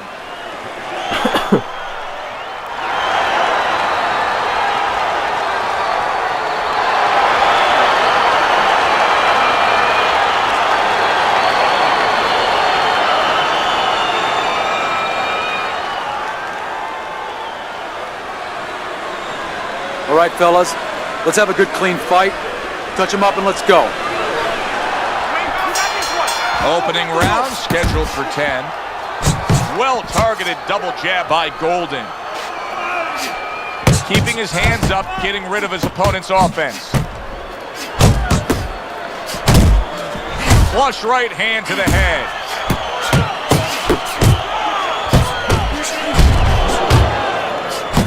Took a shot, now he gives a left. Up and down, side to side. The Undertaker's right hand did a nice job that time. That worked well for him. Golden's punch didn't come close.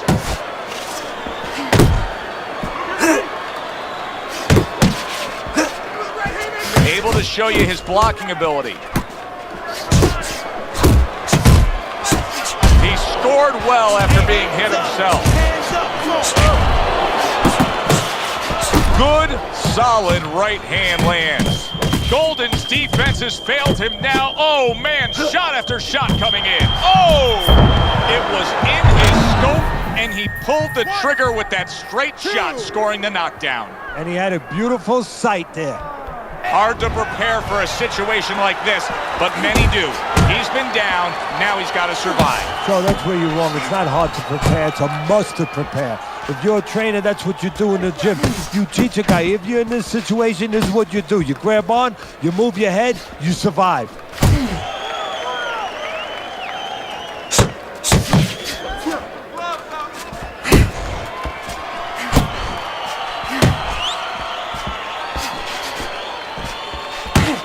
His opponent wanted the body, he wouldn't give it to him. And now he brings the left hand upstairs. Return to sender, he gives him back one of his own. I didn't even touch anything. Move it, move it. Crashes home with the uppercut.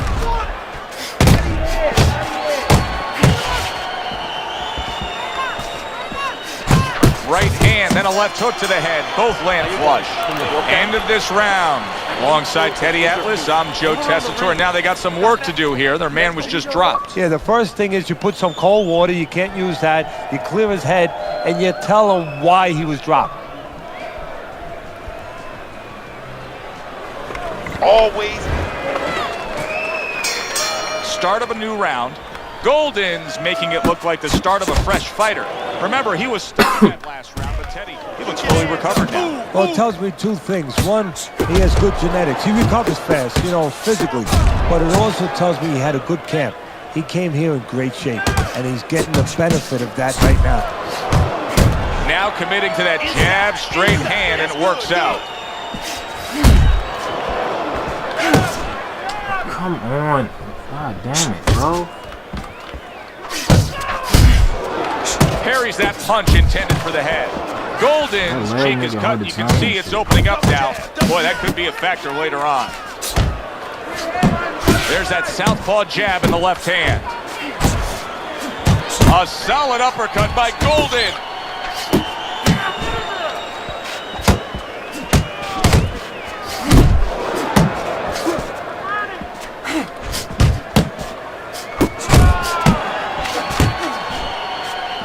The Undertaker's blocking ability is doing well for him there. Targeting that midsection now with the combo.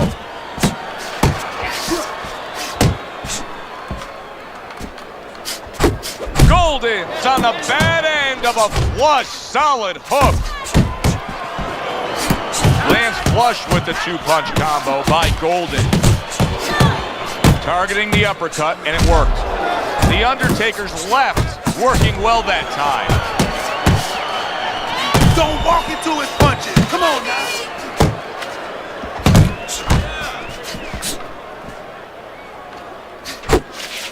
Good defensive skill. Tried to land that upstairs and was off the mark.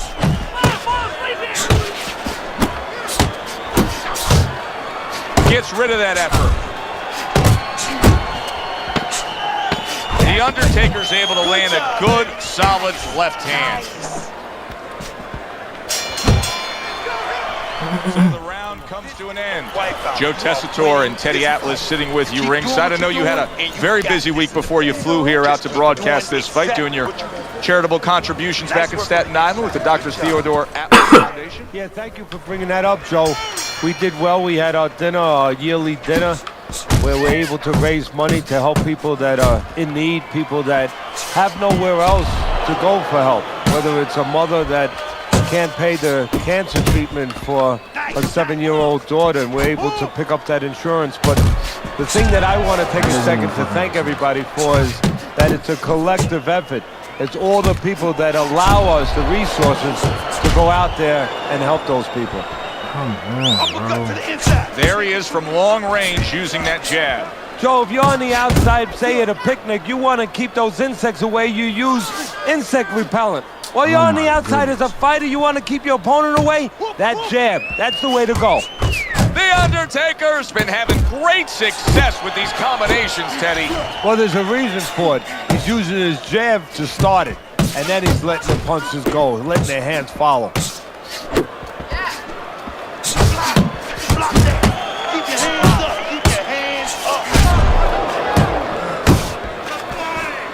Bro, this fucking coming to the halfway point of this third round. Accurate shot, straight right hand comes in. Golden missing the mark by a mile. That just was nowhere to be found. Landing a two-punch combo by Golden.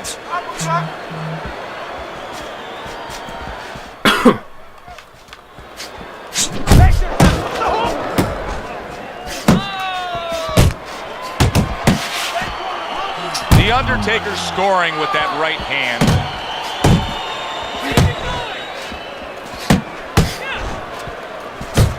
Right to the body.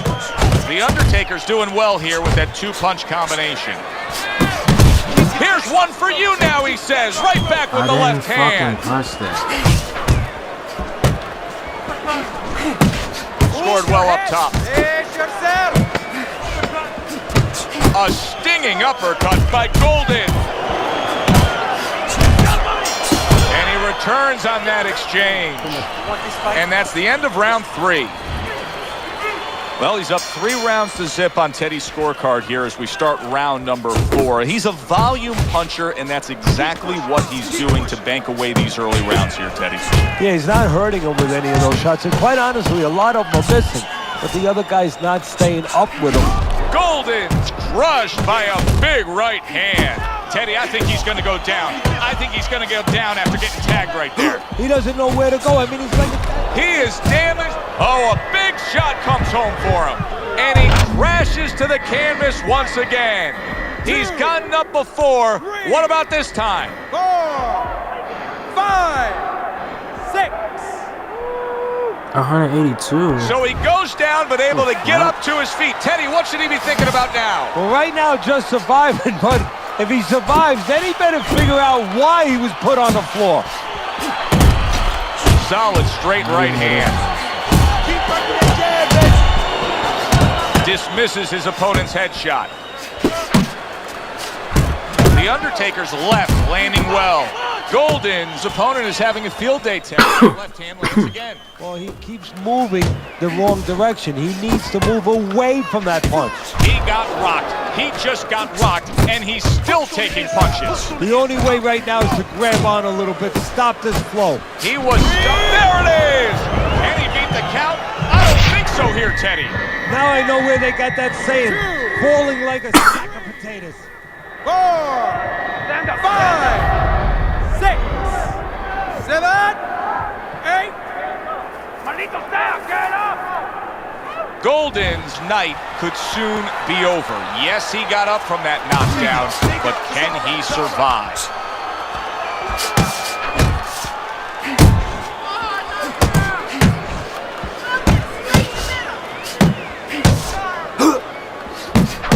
Stay focused on that. Good job. That's a flush shot, banking away those body shots with the left hand.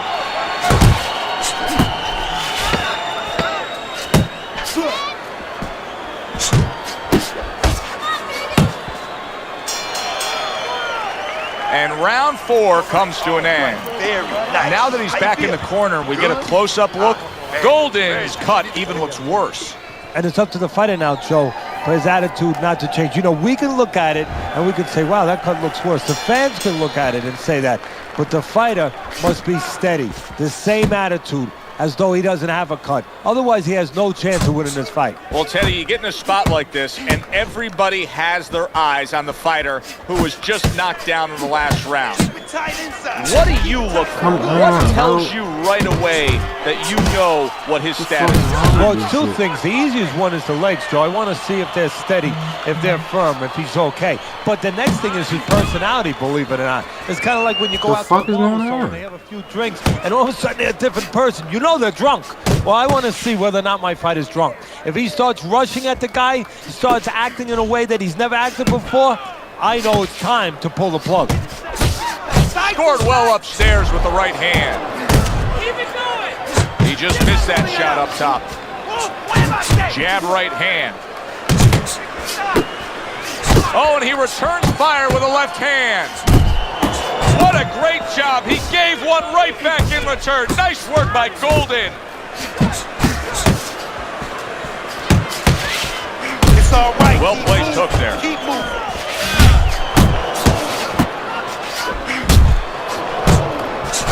He really digs in when he decides to throw that uppercut. Good job. Keep that head moving. Solid right by Golden. The Undertaker's combination punching is working well here. Turns over that hook upstairs. Blocks that punch. Solid. That was a big shot that floored him, and it's a big shot that may end him right here. That looked like the great pitcher, Great Maddox, his sinker ball. Boy, it went down quick. 4, 5, 6, 7, 8, 9, 10. That's it. The fight is over. Golden's unable to beat the count. Knockout loss for him.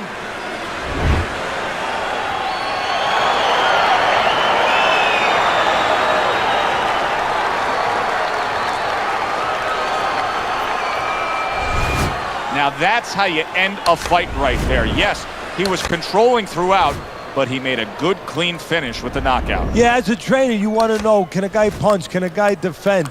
You know, can a guy control distance? But you want to know, can a guy finish? He got the answer. Yes, he can finish. For Teddy Atlas, huh?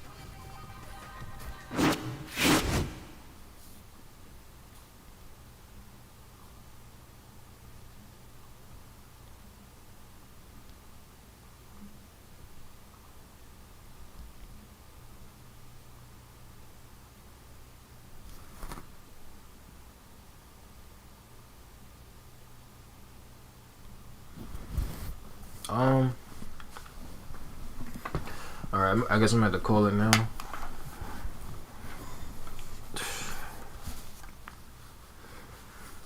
Oh shit, man.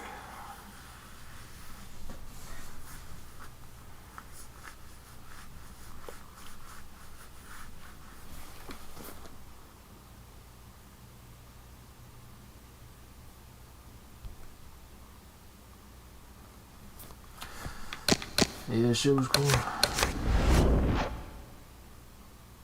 Why is it doing that, bro?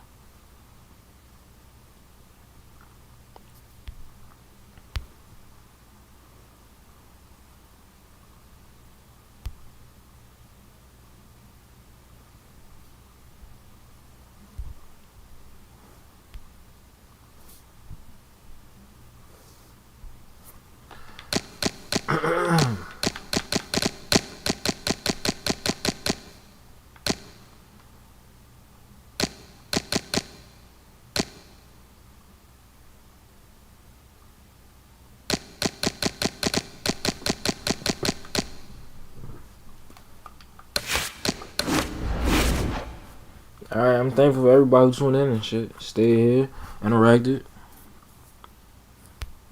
had fun, watching me amass all these fucking wins. As always, tomorrow, hopefully, we meet again. I'll see y'all niggas later. Thank you.